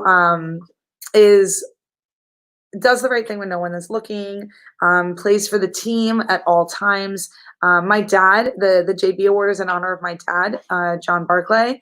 And he actually, honestly, Jen Andrews, very wise Jen Andrews, very wise question that I was up here asking me. It'll be a private conversation. The JV award is named after my dad because my father, pardon me if my brain's going, we haven't slept over here. My father was very big when he directed and when he did anything in life about making sure that everybody's heart was in theater and in what they were doing for the right reasons. And so I wanted to have an award in his name that kind of rewarded one student who really represented everything that Barclay is. And we have so many kids that represent what Barclay is. But in this sense, it's not just like heart. It's like willing to work, willing to run the gamut, willing to do a little bit of everything, but also just someone who we feel like at any turn that we've had to turn around in any class or anything, no matter what it is, that person's there to have our back. That they want to learn about all the different aspects of theater. They want to learn about the backstage. They want to be there to take the blocking. They want to be there to jump in when someone's out and be like, I know the part. I can do it right now. And so this person is sort of someone that if we had to make a spokesperson or speak on behalf of Barclay and say, yeah, I know this part of it, this part of it, this part of it. I've jumped up for this part. But moreover, someone who handles disappointment in a way that is loving and supportive, and someone who's willing to work up to those bigger roles. I don't know. It's hard for me to articulate because for me, it's something bigger than just a list of things. It's like a feeling and a sense that I get when I pick what student is going to get this award. This year, the first year it was Sydney Archibald. The second year was Jennifer Bellinotto. The third year it was Samantha Gallant. And this year I was thrilled to announce that the JV award winner for this year, Jason and Om and I were totally unanimous about this. Although I will say we struggled a little bit at the beginning when we listed all the names that we could be, but once we sort of landed on the right one, we knew. And so Zeppelin Berry is actually the JV award winner for this year. Zeppelin is someone who came to us this past summer. Since the second that Zeppelin joined the company, it was like a hunger and a thirst for more. It was just like a constant want for the next level, for something bigger, and it's just like no matter what I turn around and I'm like, Zeppelin's like, wait, what did you say? I want to write it down. Or like these gorgeous necklaces she made for every single person in Romeo and Juliet, including me. Or the fact that when we did Matilda, she covered for one role. She stepped in for the role of Rodolfo when we really needed some extra support. And then when we needed a Mr. Wormwood, she had already written down all the blocking. She had already known basically all of the parts. She had already, if you the comments are coming in for Zep J. If you want to help me put those up because it's crazy. Like look, she's awesome. I love the love for Zeppelin. And Zeppelin for the Bobby win. Levy, yes, we are still going. We have been going all night. So yeah, this was our announcement, one of our announcements at midnight. The other announcement was one of the shows that we plan on doing this year, as long as we can work it out. And Ooh. we're gonna hold that right now, because we just have to, I don't know. That's we're the gonna surprise. Yeah, that's a surprise for a little bit later. For those of you that didn't stay up late, you have to wait for the formal announcement. Chris Brindley, I thank need you all the coffee. from okay? Weston Trauma Workshop. don't Thank you, even Chris. drink We it. love you, Chris. We got a nice beginning to a teaser surprise that I think you're gonna really like, coming out around Mhm. 11:45. So yeah, Zeppelin just sort of dove in.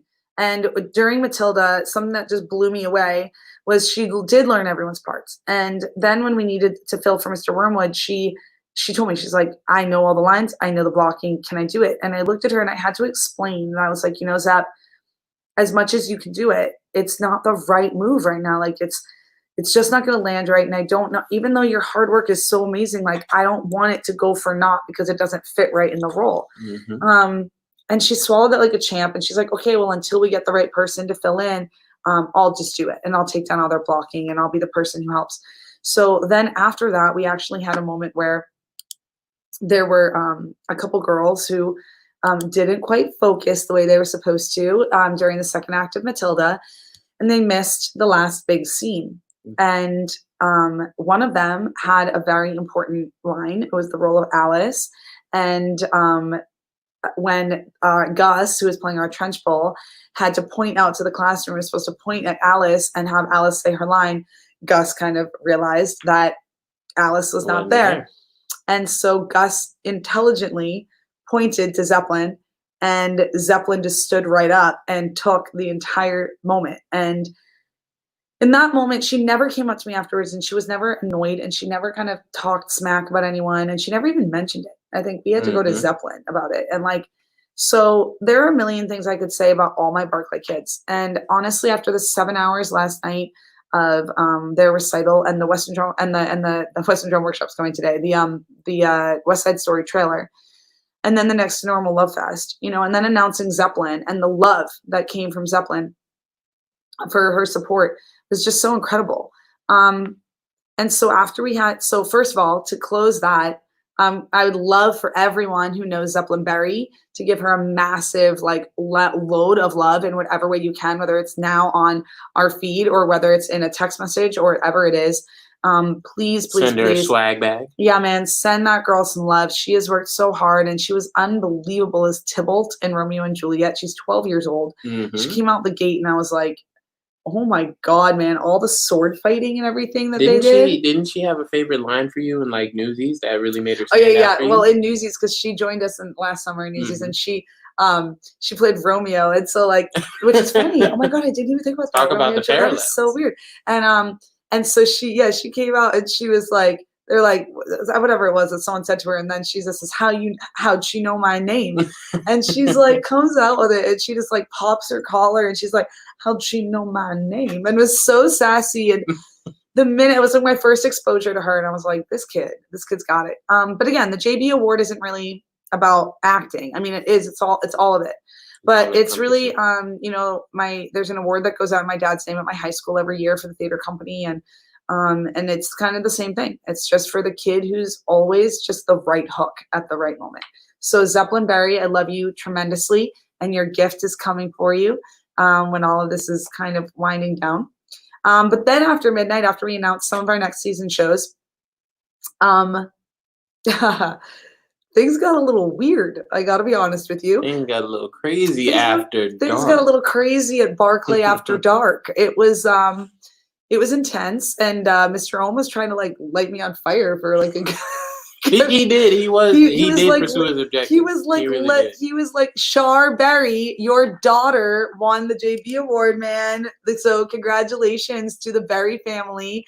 Zeppelin should be flying high today. Absolutely. I think you should get that girl one of those continental breakfasts because she definitely earned it. Yeah, for sure. But yeah, Barclay After Dark got a little weird. I don't know. I think we all got a little slap happy and punchy. As I said, Mr. Rome was like taking votes on if people thought he should like light me on fire or something. I'm not What do really we? sure. I think we got the 3. We I just don't- need one no, more. no, we don't need any votes just to need light me one on more. fire. The bottom line is there's no voting for that. The bottom line is, honestly, what ended up happening was so beautiful. So between the hours of 1 a.m., well, first of all, between 12:30 a.m. and 1 a.m., we had Tyler Ellman, our very dear friend Tyler Ellman, came back down and we talked about a really special collaborative project. And that was Tap Dancing Through Auschwitz that Tyler had written and that we produced 2 years ago, a year and a half ago. And we had a really great talk back with members of that cast that we hadn't seen since we did that. Jason got to be treated like an actor for a minute and not just a screen manager. and so that was really nice. We had a really nice chat. And then we opened it up to our late night singers. And I can't even begin to tell you what happened between the hours of 1 a.m. and 4 a.m., guys. Literally 1 to 4. It was all a blur. It was like a dream, man. Like, especially Ross Verodi Puri, like that video when that came out, I was like, all right, I don't even think I'm definitely not like coherent. This can't be happening, but I'm pretty sure like it happened. I'm pretty sure it happened. It happened. Yep. So we'll be sharing some of those late night after dark videos on our YouTube page, because I don't know that they're like morning school hour appropriate. There was a lot of drag. We're just going to say there was a lot of drag. And yes, even at like 2:30 p.m. when Richard Weinstock was in drag before the Broadway Babies performance, which was probably one of my favorite Barclay experiences. But yeah, after dark, we had, who did we have, Jay? We had Cameron Pomeroy was working at a bar. And he literally stepped out of his bar, like he left the bar, and why everyone in Florida is at a bar right now. He was like, the bar is packed. I'm like, like quarantine. I didn't even think about it. Pandemic. But anyway, okay, moving on. He stepped out of his bar. Stepped out of the bar and he sang. He like sang Alona from She Loves Me, out in the parking lot on a Zoom call. Come with me, Ilona. Trust me, if you saw She Loves Me, you would have loved that again. So that happened. Apparently, Josh Bramkamp was doing splits at home. I'm not really sure what that's all about, but then he got up. He sang some crazy song from the Wild Party that like I was like. We were like, oh my God, just belting his face off at like 2 o'clock in the morning. Literally the dynamics. I was just like, it was incredible. We had Todd Engelman, who was our father in ragtime, and he was our George in La Cage aux Folles when it goes up. He did a little late night. All I know is that he was in a black tank top with a red light behind him, and he was singing about boys, and I was throwing Jason's socks around. It was thrilling. It was a really good time. I don't know how she got my socks. I don't know why your socks are on the floor. Anyway, things were getting weird. So we had Todd Engelman, and I'm giving these people a shout out because the performances that happened between 1 a.m. and 4 a.m. were unreal. Like they were so friggin' good that I have to find a way to share them. So Todd Engelman performed. Gio Garcia got in his car at 2:30 in the morning after performing with he's about to perform Corner of the Sky. This kid is gonna be he's been performing us all day. Gio Garcia got in his car at 2:30 in the morning and belted Santa Fe at the top of his flippin' lungs. And that boy, I've heard that boy sing so many times, and that came from the soul. Like he needed that, and it was so incredible for us to know that we gave him an outlet to just do that and have someone hear him. Then we had Megan Metzger stay up until like 3, and Megan slayed, dude. She's saying she used to be mine from Waitress. I mean, I've trained that girl and she blew me away. She's my like daughter, basically. I've been training her for 5 years straight. And I could not believe what she came out with at 2:30 in the morning. She woke up her brother who was commenting on the feed. It was great. We had Peyton Andisman who did slam poetry. 10, I think it's something called like 10 responses to the phrase man up or something. Yeah, I love that actually. Like snaps. Peyton, like it was a beautiful display of like humanity last night. Sophia Puritz did an amazing, beautiful song from Island Song that she acted out.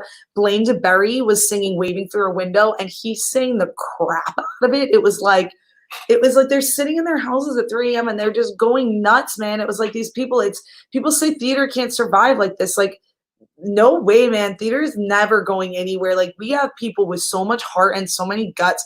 I don't care. Like, we're gonna make it. And if you saw the West Side Story trailer, like, no, there is a way. There's a way for us to do this, guys. We're not going anywhere. You know, we can do this. And the heart that was coming out of the semi-pros last night, it was unbelievable. And we had then Blaine and Sophia did Blue Wind and I Don't Do Sadness from Spring Awakening together. One of my favorite numbers. Like, are you kidding me? And then Nadal and Lily with I Think I Got You Beat from Shrek. They got dude, hilarious. They got in costume. They were in costume. And they were singing I Think I Got You Beat from Shrek. And I think that was 3 a.m. That was like 3:20. It was like 3:20 in the morning, and they're in costume, farting and belching and doing the whole thing. That was like full on. Then Lily got up and they changed costumes again. And Lily does this crazy song from Mean Girls where it's like, she's just, it was unreal. She's like filling, I felt like her soul all the way through the camera. Nadal gets up and sang When I Climbed to the Top of the Rock from School of Rock. And he changed costumes and he acted out the whole flipping song. And then we had like an unbelievable video from Ben Shavitz, who is our RPAD in She Loves Me. He did Sweet Transvestite from Rocky Horror, and he edited himself. He did like the part of the transvestite and then the part of like them coming to the house, and he changed costumes and edited it together. I could not believe it. So we have to find a way to share that video again. Dino Cirillo, speaking of Rocky Horror, my boo Dino, who played my Frank when we did Rocky.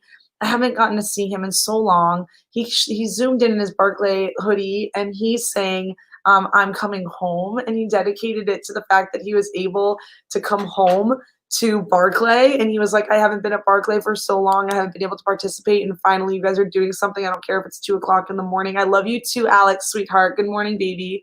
And I literally was like crying because here's this grown man who had to give up performing with us because he had to support himself and his family. And when I was like, do you want to sing at like 3 a.m.? And he just like jumped all over it.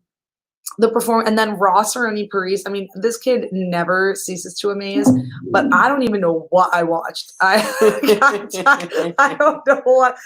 know what was going on there. It was literally the perfect way. It was like I went to a dream. Like I was definitely in a parallel universe.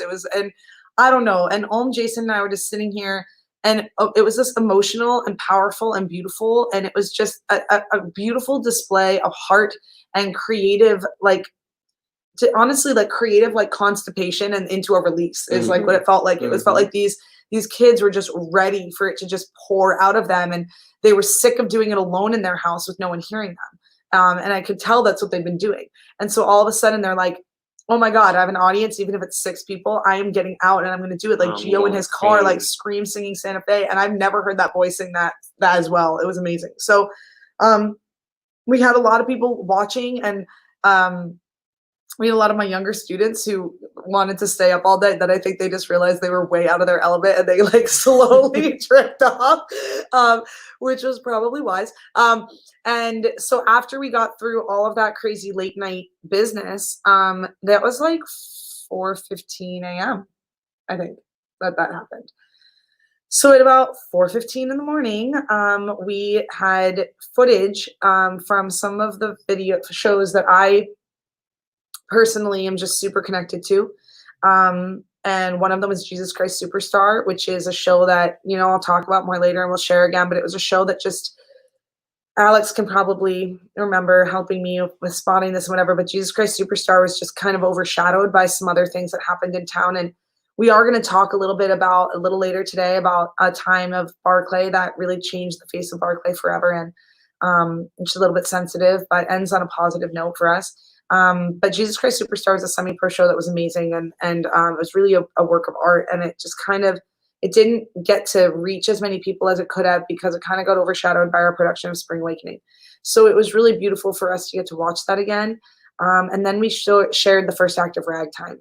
One, because the world should know that Mr. Jason was an amazing Coal House walker, and many of us had, see him more behind the scenes now, which unless he's in Aristocats Kids, which of course is your best performance, that and Coal House is right up there. Well, the only reason why I was so good was because my director was so great.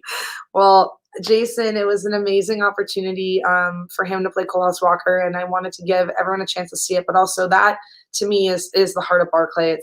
It's all the ages. It's everyone singing together passionately about unity and riding on the wheels of a dream and a day of peace. And when Anaya Osborne just rips that riff at the end of Act 1, it's just like, yeah, that's what we're going for, guys. We're going for a day of peace, and that's sort of the mission of today. Today is when we're bringing this last leg home here. We have about 4.5 hours left of this 24-hour live stream, and it's packed. It's jam-packed. So I'm here to tell you that that's what you missed if you're just tuning in now, and now you're with us. So what we're about to do right now, and I'm going to lay out the next little bit of the day here. Hey, we have Mr. Ulm is going to pop in a moment, but we have a really awesome layout here. And what we're going to be doing for the next little bit of time is we're about to play a photo montage. You're leaving me, Mr. Jason? Unfortunately. All right, we're about to play a photo montage. And the photo montage that we're going to play is about 20 minutes or 25 minutes long. So we might have to cut it a little bit short because we have someone we have to get on to sing as an early bird segment by 8 a.m. And so we are going to play our photo montage. And this photo montage, the reason we're choosing to do it right now is because we played this at our big gala opening at Maggiano's and earlier this year. And it really has a lot of photos from a lot of Barclay. And it really helps us to really show the scope of what we do here. And I think it'll be a nice way as everyone's waking up and getting their day started to just see lots of different faces kind of scrolling on the screen. So if one of you could set up the slideshow for me, that would be super. We're going to get that going. And then after we have the slideshow, we're going to go ahead and we're going to have Mr. Lou Singer is going to be live as our early bird singer. And he's going to be singing a very special song for us. That's going to take us until about, 8:15, 8:20. And at that time, we'll play the end of the little montage if we have it. And at that point, I'm about to post on Facebook right now. I'm about to post some ingredients that some of you may want to start to gather from your kitchen.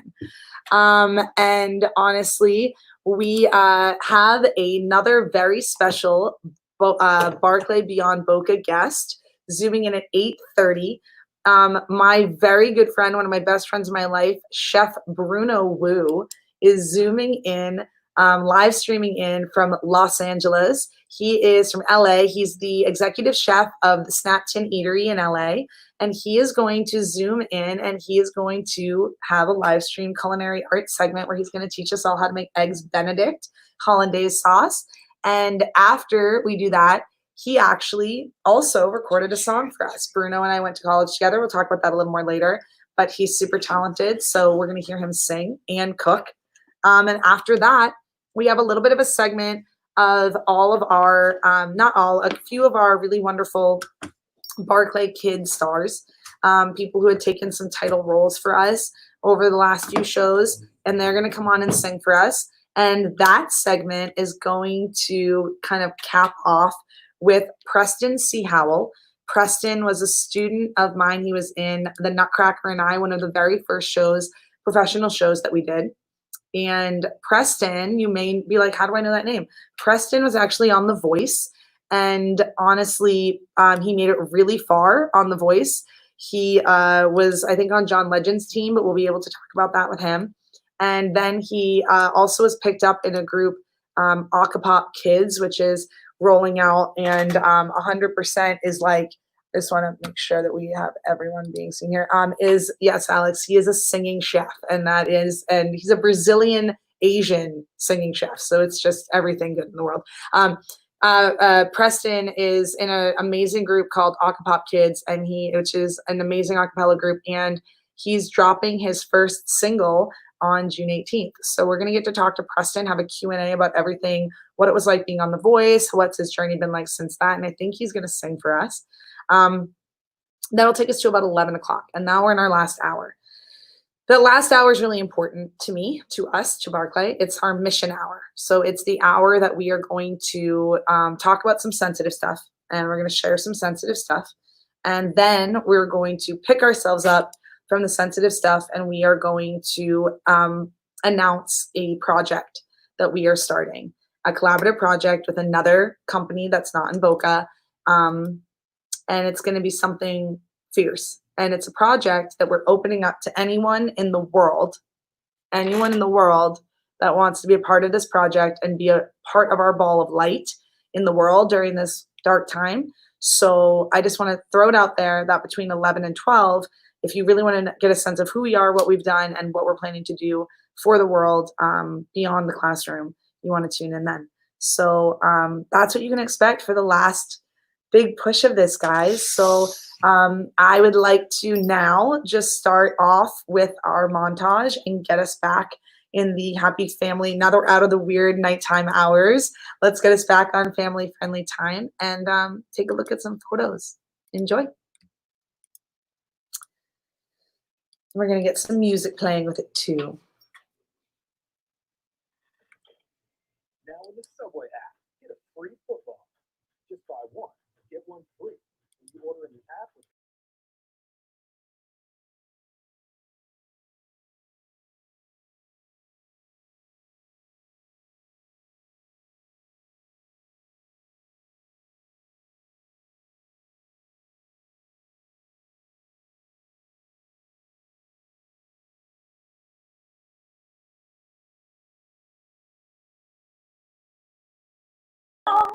See you in a minute. Recently snowed in the darkness and cold with the wind in the trees.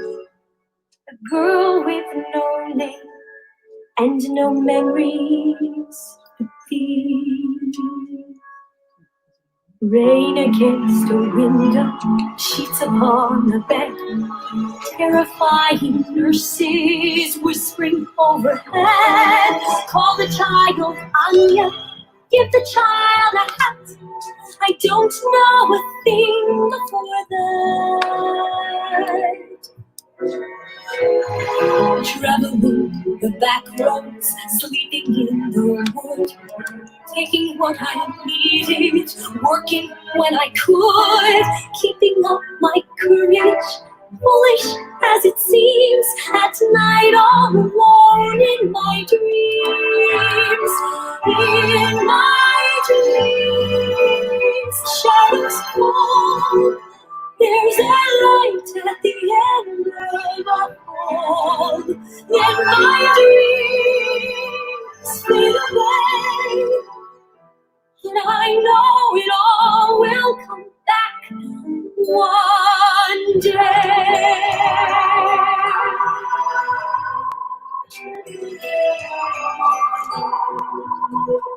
I dream of a city beyond all compare.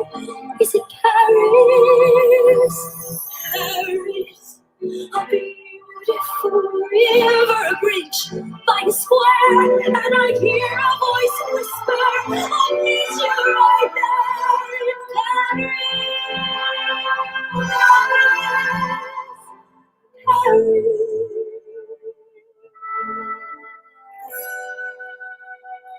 You don't know what it's like not to know who you are, to have lived in the shadows and traveled this far. I've seen flashes of fire, heard the echo of screams, but I still have this faith in the truth of my dreams.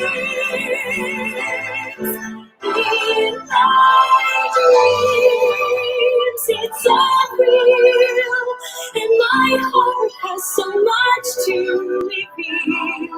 And my dreams seem to say, don't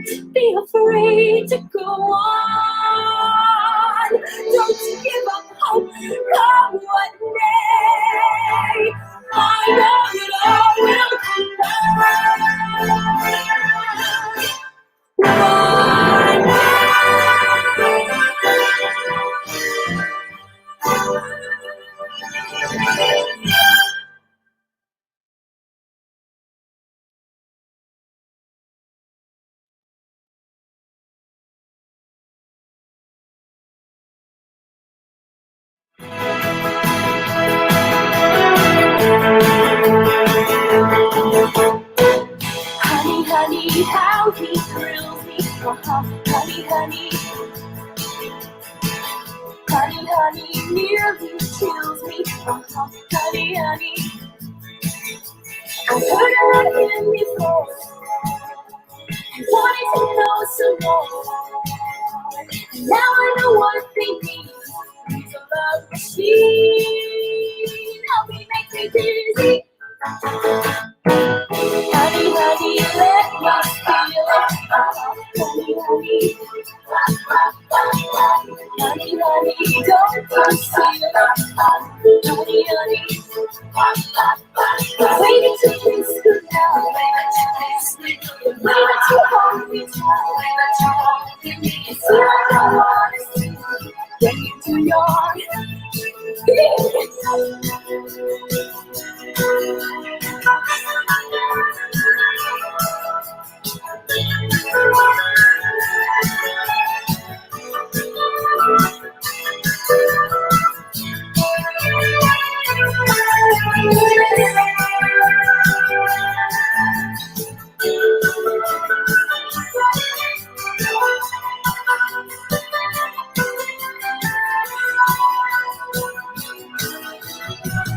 honey, honey, touch me, honey, honey, honey,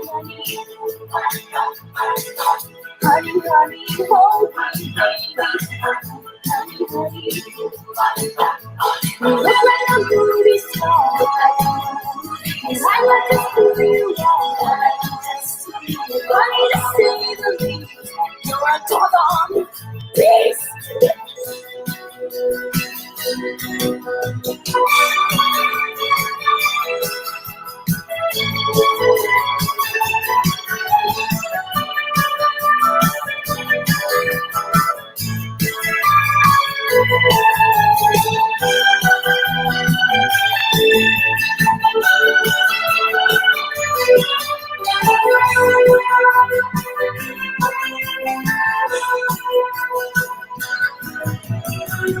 Honey, honey, how you thrill me.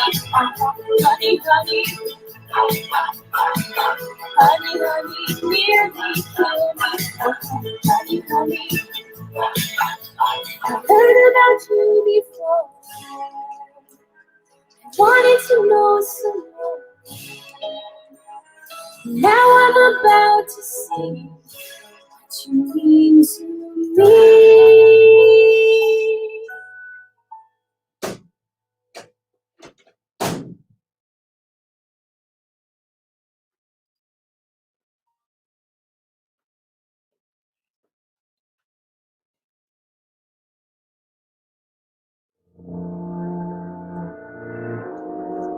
Them streets down there, they suck the life right out of my old man. Well, they ain't doing that to me. But everyone wants to come to New York.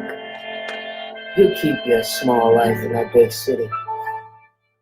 Give me a big life in a small town. They say folks is dying to get here. Me, I'm dying to get away to a little town out west that's spanking new. And while I ain't never been there, I can see it clear as day. If you want, I bet you could see it too. Close your eyes, come with me, where it's clean and green and pretty, and they went and made a city out of clay. Why, the minute that you get there, folks will walk right up and say, welcome home, son, welcome home to Santa Fe. Planting crops, splitting rails, swapping tales around the fire, except for Sunday when you lie around all day. Soon your friends are more like family, and they's begging you to stay. That's me, living sweet in Santa Fe. Hey, no one worries about no gimp leg in Santa Fe. You just hop a Palomino, you're riding style. Feature me riding in style. Hey, I bet a few months of clean air, you could toss that clutch for good. Santa Fe, you can bet. We won't let them bastards feed us. We won't beg no one to treat us fair and square. There's a life that's worth the living, and I'm gonna do my share. Work the land, chase the sun, swing the whole Rio just for fun. Watch me stand, watch me run.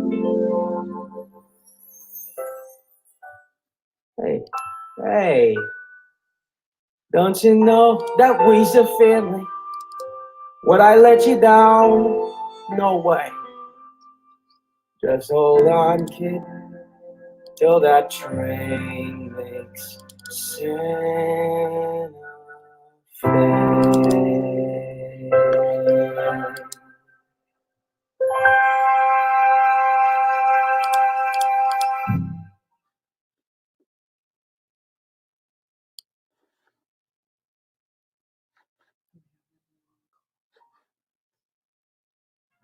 Hey folks, begging your pardon. Excuse me, sorry to barge in. Now let's skip the tears and start on the whole, you know, being dead thing.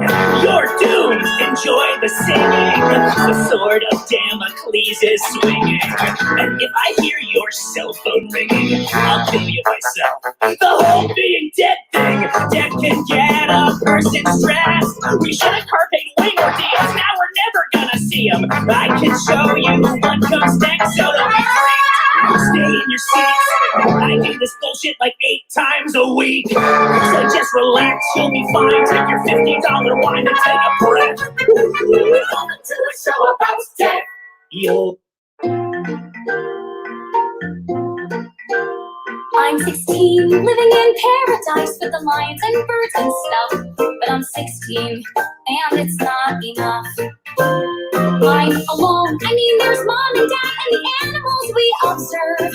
But frankly, they're all on my last nerve. Nobody on the savannah understands. None of my closest friends even has hands. I got dreams exciting me, like a fire igniting me. I try to confine my lions, but they keep biting me. Did you ever get a feeling everybody else is happy? Everybody else has friends, and they're better friends than yours. It's a very recent feeling, but it's running through my body and it roars. It roars. Vinci, we've lost our funding and we're gonna have to go back to the US. Maybe I can meet an obese person. It's gonna be a difficult adjustment. You'll have to go to a real school. Mom, I would love that, but don't try something new. We live in a tent, adventure's what we do. I got no time to cry, I got new things to try. Like high school, and skateboard and clapping, and Starbucks venti chai. Did you ever get a feeling that a whole new world is waiting to bring happiness and friends to the brave girl who explores? It's a scary kind of feeling, but so exhilarating how it roars. It roars. It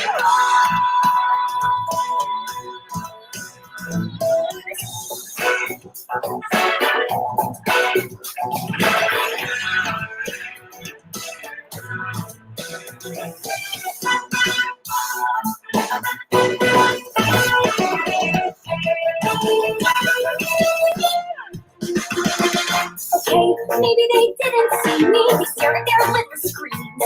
Plus, it's crowded with all these teens. Hi, teen, unsubscribe. They're tough. Challenge accepted. I'm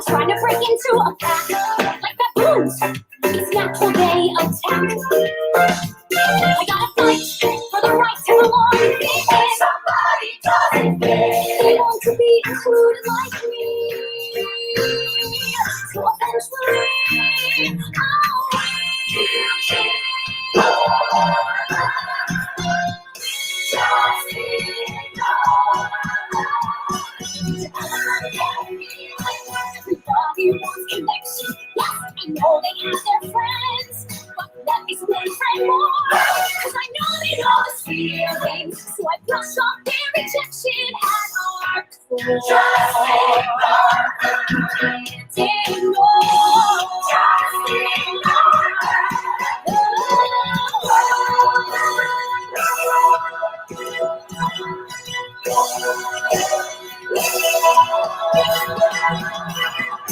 Welcome to North Shore High.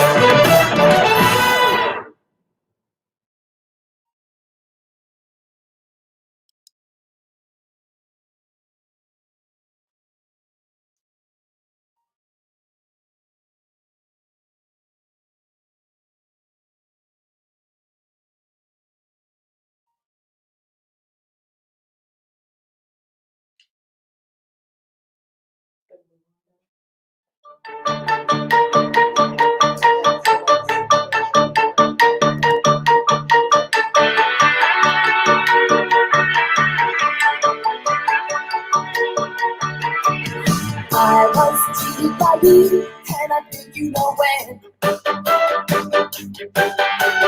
So I made up my mind, it must come to an end.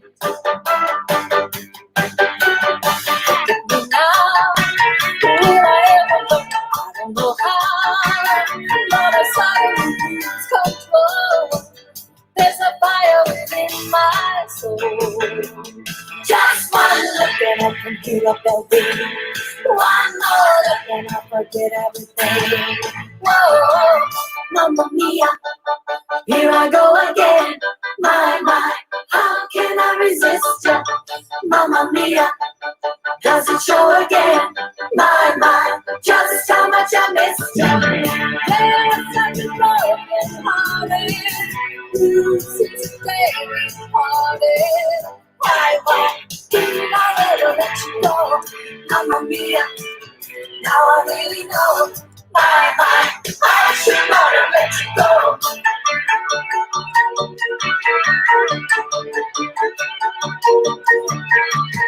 I was angry inside when I didn't even knew. I can't count all the times I cried over you. Look at you now, here I am, I don't know how, but I saw that you lose control. There's a fire within my soul. Just one look and I can hear a bell ring. One more look and I forget everything. Whoa, Mamma Mia, here I go again. My, how can I resist ya? Mamma Mia, does it show again? My, just how much I missed ya. Yes, I know, hearted, today, hearted. Why did I ever let you go? Mamma Mia, here I go again. My, how can I resist you? Mamma Mia, does it show again? My, just how much I missed you. Mamma Mia, here I go again. My, how can I resist you? Mamma Mia, does it show again? My, just how much I miss you. Yes, I'm broken hearted. This is the day we parted. Why did I ever let you go? Mamma Mia, now I really know. My, I should not have let you go.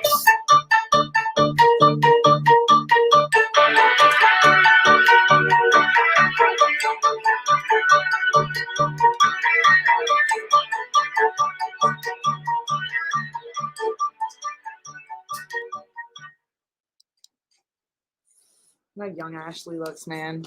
All right, we're ready. So, my friend.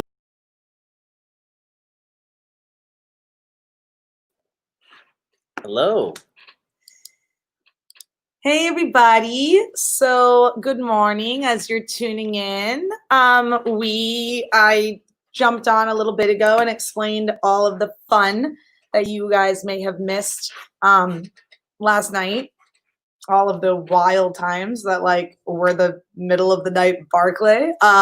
So we're back for a really awesome and special last 4 hours of our live stream. And this slideshow that we have, we will make sure, oh my gosh, please freeze it on 101 Dalmatians because people have got to see that of Megan and JB. We will keep going with that slideshow for sure a little bit later when we have some time. It's really, really, really nice to be able to look back and see all of our memories from when we were all together and how we grew. But now we have a very special guest we're going to welcome on. His name is Mr. Lewis Singer, and he is special to us for many reasons. So, Mr. Lou Singer, come on in on our early bird segment. Here he comes. Well, let's is. get you on the nice big screen, sir. Welcome, Lou. How are you? Oh, Lou, I think you're muted, buddy. Oh. Let's get you unmuted, Lou.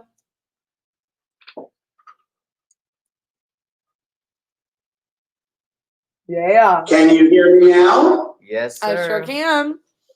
Good Hey. morning, Barclay family. Good morning. How are you? I'm doing great. I got some sleep. Well, sorry about that. No, that's good. You slept for us. It's okay. So we're here to chat with you a little bit because we had a wonderful, first of all, thank you for your wonderful video that you made for the Fun Home reunion yesterday. That was so incredibly sweet. Oh, I forgot to mention in our rundown of what we did yesterday. We did so much. We had a whole Fun Home segment. So Lou, you are kind of you're very special to us for a lot of reasons. Obviously, we talked about it in the Fun Home segment, why that show is really special. So those of you who are tuning in and are trying to figure out who this wonderful man is and why he's here and at this hour of the morning, Lou is someone who came to Barclay and wanted desperately to play a part in one of the shows we were doing called Fun Home. He was Bruce Bechtel was a good morning, Tyler. Good morning, Josh. He really desperately wanted to play the role of Bruce Bechtel in Fun Home, and he really went to bat for the role, and he did play the role with us, and he was wonderful. And we talked all about that yesterday. I remember your audition, Lou. Wow. That seems like a long time ago. And you honestly, that was the whole thing we talked about yesterday. So moving on to why you're here now. Something that I really appreciate about Lou and some of our other mature Team Barclay members is that Lou really still loves being a student. Good morning, Bonnie. Lou still really loves being a student, and he loves to learn. And so what he has continued to try to do is train no matter Lou, tell everyone what you do first of all, because people who don't know you, what do you do? People are zooming in right now. What is your day job? I'm a full-time chiropractor. That's my main job. Yes. And where is your office? Like, where are you located? I am in Boynton Beach. Been a chiropractor for 25 years. On the corner of Boynton Beach Boulevard and Military Trail. And Lou is incredibly kind to be gracious to Team Barclay. He's like the doctor to the stars, we'll call him.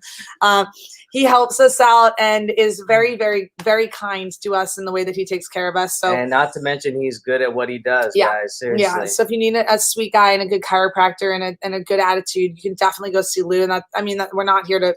We're plugging him because we love him, not because that's why he's here. He's here because this morning segment, he's going to give you a virtual adjustment. He's here because he's a student of ours. After Lou was in Fun Home and he was mutually directed by myself and Mr. Ohm and went through, and then I got to, star in that show with him and be on stage with him. Lou kind of realized that acting is something that can really unlock a lot of things inside of you. It's therapeutic. And I don't know, Lou, I think you had never really had, am I speaking for you that you had never really had an experience that made you feel through theater yourself as an actor, like how cathartic that could be? Never. So this was kind of like a first experience for you to realize that acting wasn't just about like getting on stage and sort of being like, I'm a character, but that it's deeper. And Mr. Ohm and I talked a lot. We started our live stream yesterday talking a lot about our acting program and telling your truth, because musical theater, of course, I adore, but the acting and the heart and the truth of helping to become, we had someone last night do a slam poetry. Peyton Andisman did amazing slam poetry in the middle of the night last night beautiful. at like 2:30 in the morning. And it was incredible. And it was such a moment of truth. All of the semi-pros who sang in the middle of the night, it was just this unbelievable sharing of humanity. And I think Lou really felt that when he was in Fun Home with us, that theater and acting can really be something larger and something more important and something deeper. So I have a lot of students that I work with, but Lou and I ended up having a relationship on stage that was incredibly personal. And so Mr. Ohm really took over the directing when we were in our scenes together. And so Lou found a really great bond with Ohm. And so actually, Lou, you signed up for weekly acting lessons with Mr. Ohm. And can you tell us a little bit about the benefit or I mean, I know I know you have to go to work and you have to sing. So I know this is a big question for you, but in a short way, could you try to say sort of why you want to be in weekly acting lessons with Mr. Ohm? Like why? What are you getting from that as a grown man right now in your life? You're not training for Broadway. So like, what is it? Are there any parts for me? Some of my age. So anyway, I've always wanted to put on a one-man show. And before I got involved with Fun Home, I was taking singing lessons with David Tostine over at the Boyden School of Music and Drama, which is right in my shopping center where I work. And he had helped me get through Young Frankenstein. He helped me get through Fun Home. And then after that, I thought we need to have another goal, and it's great to learn how to sing. And I've never had really formal singing lessons, except being in chorus in high school. And I said, we should do like a one-man show. We should do a one-man show. And so, we agreed. And my vocal teacher, David, I hope he's watching. To me, it's like going to the gym. It's brutal. It's absolutely brutal, but I always leave better. And lately, he's been talking about my facial expressions, and lately he's been talking about how I move. And I never had any of this kind of training. And really getting on me about that. He's like, I don't see it in your eyes. I don't see it in your face. I'm not feeling it. And so I thought, oh my God, who could help me out with that? Well, the same guy who helped me to get through Fun Home, who actually took me from nobody and made me an actor. First time I acted in 20 years, and first time I ever had a lead part, any more than a scene. So working with Ohm is amazing. We typically end up crying at the end of our it's therapy basically. It's basically therapy for me, and it's going inside and finding out who I am.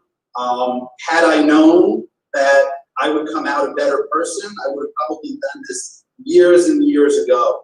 And more than anything, we're getting into the performance part of singing, and which also goes, of course, into acting and other things that I'd love to do in the future. But it's more therapy than anything else. And Ohm and I just leave there after. Usually, there's no words. It's just like wow, and amazing. One of the best teachers I've ever had, and so blessed. And after Fun Home, I think we were all a little down after Fun Home because it was so emotional for us. But one of the things that really made me sad was like, oh man, unless I'm in another show, I don't really get to work at home. And unless I get like a big part, I probably won't have that one-on-one with him. And it's just amazing how the universe worked out, because had David, my vocal instructor, not got on my case about how I was performing, I would have never thought, man, I know Ohm could help me out with that. And here we are. Well, I'm so grateful. And, as we talked about yesterday, it takes, once a business gets to a certain point, you have to find a team that can help you spread the wings. And so it's been wonderful for me to hear, since Ohm kind of stepped up into this position. It's been great to hear that kind of validation. It's, music to a business owner's ears, as I said yesterday, to the compliments coming in from voice lesson students and things like that. So, Lou, you agreed to do our early bird segment.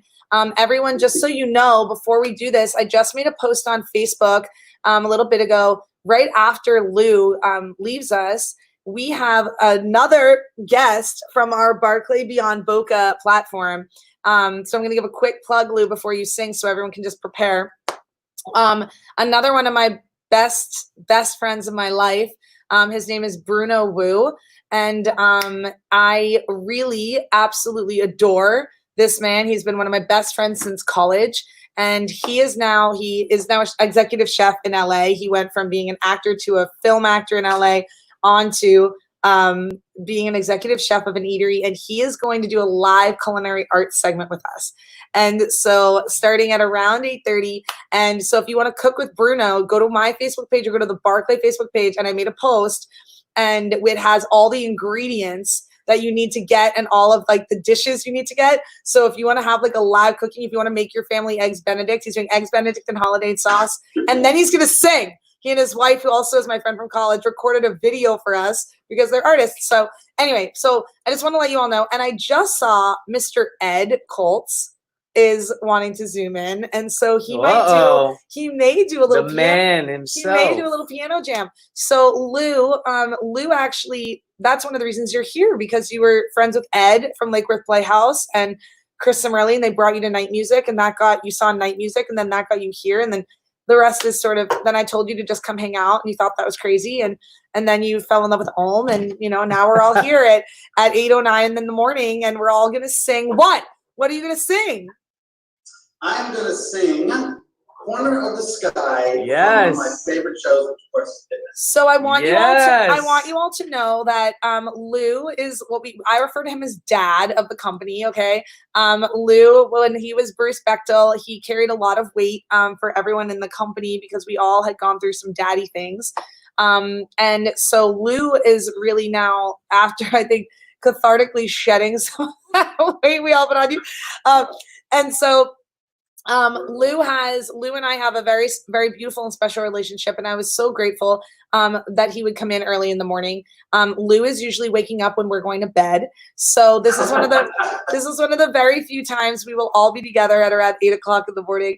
And so I just want to thank you so much, Lou, for being willing to get up and do this before you went to work and making this a part of your morning. Because I think it's going to be a beautiful, beautiful way for everybody to start their day. So as you are getting your utensils and your ingredients ready to cook with Bruno, why don't you listen to the wonderful Lou Singer sing "Corner of the Sky" from Pippin, which he's been working on with Mr. Om. Yes, Lou. So Lou, whenever you're ready, go ahead. Thank you. Hey Google, play "Corner of the Sky" by Pippin Orchestra. Do you still want to play that on Piano Room TV? Yes. Sure. Corner of the Sky, sing along from Spotify. Playing on Piano Room TV.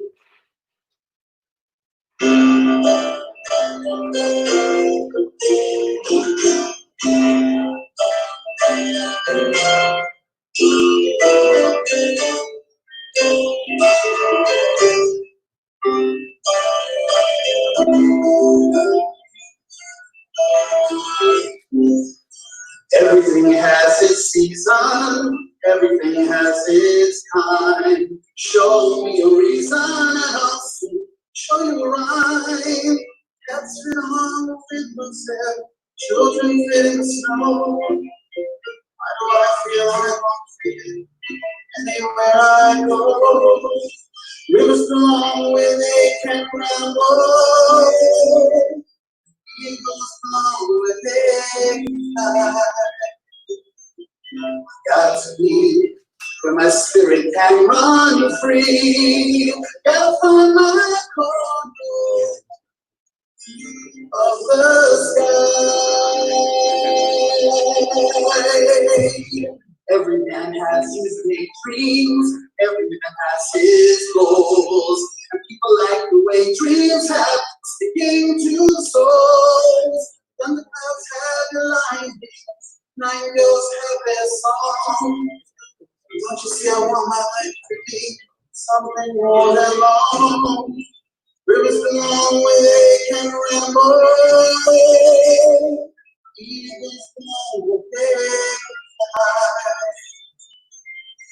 that's me, where my spirit can run free. Gotta find my accord of the sky. So many things that's time, settle for something small. But I won't rest until I know I have it all. So don't ask me where I'm going. Stay safe, I'm gone.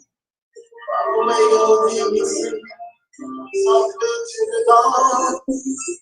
Just the long way and ramble.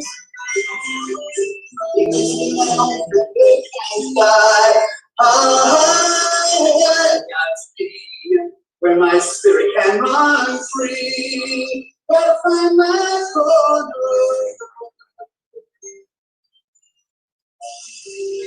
of the sky.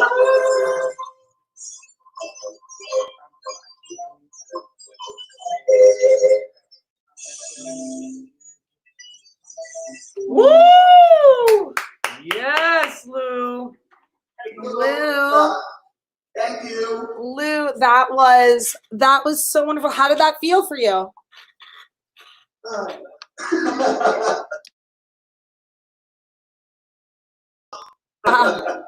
Yeah, well, I thought that was lovely. I've been, we are really excited because we have Gio is going to be singing that for us later this morning too. And I thought it's just a song that, depending on where you're at in life and what you're going through, it just kind of fits in any point, And so I'm really proud of you for getting up and being so brave and doing that first thing in the morning. What would you like to say as someone who I just want to say, Lou, I was thoroughly entertained. That was a beauty to watch. That's all I want to say. You sound gorgeous. For sure. Love you, Christine. I love you too. Hey, Lou, I gotta let you know that we are so incredibly grateful for your love and your support of us. Always. You are a true Team Barclay player through and through. And whenever we need to pick me up or we need someone to just look and say, I got you, you're always there. You're always there. And it really doesn't matter, we were saying family is family, and anyone who really has your back and is willing to understand who you are on the inside and the core of who you are, those are the best kind of people. And when you are around in the studio, there's always, unfortunately, we haven't been able to be together the way we like being together, but it's always a connection in a way that's very organic and just very human. And it's something that for me to have that connection with someone of all different ages is just beautiful. So I just want to thank you for always being our friend. You're very important to us and we love you. So I hope you have a great day at work. And we'll see. Everyone, Thank you. If you need a good chiropractor, go see Lou Singer. As you said that first day, come hang out with us. I can't wait till I hang out with you guys again. Yeah, I can't wait either. I really can't. So everyone is loving what you just did. There's Samson for you. So Lou, thank you so much. We love you and have a wonderful day. We'll see you soon. Thank you too. Love you guys. Bye. Bye. Love you. So we're gonna wheel Lou, Jason, if you wouldn't mind. Great. So did we get Mr. Ed with this code? Do we not know? Okay, so we're not sure. So cool. So we were trying to maybe connect with Mr. Ed, who has been our resident music director since we opened. And I think living legend. He is a living legend. Yeah. And so I think that we're gonna see if he can jump on and hang out with us for a few minutes. But if he can't, which is obviously totally fine and understandable because, it's a morning and it's raining and there's a lot going on. But we have an awesome cooking segment in 13 minutes. So what can we go through in 13 minutes? It seems to me that this is a great morning or a great moment to, first of all, say, if any of you have a question for us in the next 10 minutes or so, and any of you want to be able here, Mr. Jason. Actually, that was something that we didn't get a chance to do a whole lot last night. It was super jam-packed. We had a lot of dropping Yeah. guests. It got a little crazy. For those of you who did watch until Well, you the were morning. trying to light me on fire. Well, it's the morning, so I think what happens last night stayed last night. I think okay. what we agreed, but Okay. for us, it all merges together It's anyway. interesting how. But if you guys have anything, we love to do these rapid fire Q&As. So like right now, if you guys have any questions for us, both business wise or personally, you can go ahead and ask it. You know. And yeah, so if anyone has anything they want to know, you can go right ahead and you can ask. And if you don't honestly have anything, which is totally fine because everyone's getting ready for their day, I'm just going to kind of spiel a little bit here. And I'm just going to go through a little bit of the things that I kind of know people are asking and we're interested in. Actually, right before you jump into that, I had a question that's kind of personal for you. I was curious, when you're watching that montage, did you see like one of those pictures that really jumped out at you? Because I had one that like I just caught me so off guard this morning. It was, and we had like a bunch of people watching this morning, which was awesome. So. Yeah, I mean, I love that montage, but I was kind of busy I wasn't paying full attention because I was busy getting all these other videos ready. We have so many amazing like literally this last like 3 hours is pretty wild. Josh would like to know, why are y'all so amazing? I'll let you take that one. Don't know, Josh. I just are we amazing? Are we crazy? Are we amazing? I'm not sure. I can answer that question with the quote Christine loves. The people who are crazy enough to think they could change the world usually can. So if that answers your question. Yeah, and I guess everyone was sort of, I wouldn't give all the secrets of all of our announcements that we said at midnight, because I said if you were zoomed in at midnight and stayed awake, that was your privilege to hear those announcements. But we did announce that Zeppelin Berry was the winner of our JB Award. Yes, which was really, really exciting. That is true. And we also, I don't know, I didn't want to tease too much about the shows or the season because I felt like, that was sort of like a secret little thing that we kind of, an emotional moment we all shared for the people who were at the countdown for midnight. And in the case that, when it's ready, there'll be a formal announcement. But all I can say is one of our special things that we're going to be doing has a lot to do with changing the world. And one of the shows we're looking to do has a lot to do with wanting to see the world through your imagination. And so there's a little hint. But moving on, because we only have a few minutes here. If there are questions that come in, we'll be happy to answer them. But let me just go ahead and address something. So we've talked a lot about, like, there's been all this talk of summer camp and stuff, and we really didn't want to use this 24 hours as like a marketing spiel about summer, because we've released an hour-long video about summer, and then we released another hour-long video about summer, and there's been a lot of talk about summer, and we're excited about summer, but we also just don't want to have to seem like we're validating anything, because we've always been excited about our summer camp. So I just want to take a few minutes real quick just to say. We have a surprise guest. He's ready? Okay, 1 second. I just want to say that the answer to everybody, okay, is when you get our registration form, which you can email us and ask for. We're getting our website flipped. This is why none of this was going through our website. We're getting our website redone. And so that's not up to date. So I will email you a registration form for summer. And I just want to say, because everyone's a little confused, like what classes are on what platform. Let me just say it again, okay? Everything we offer on the registration form is going to be offered virtually and live.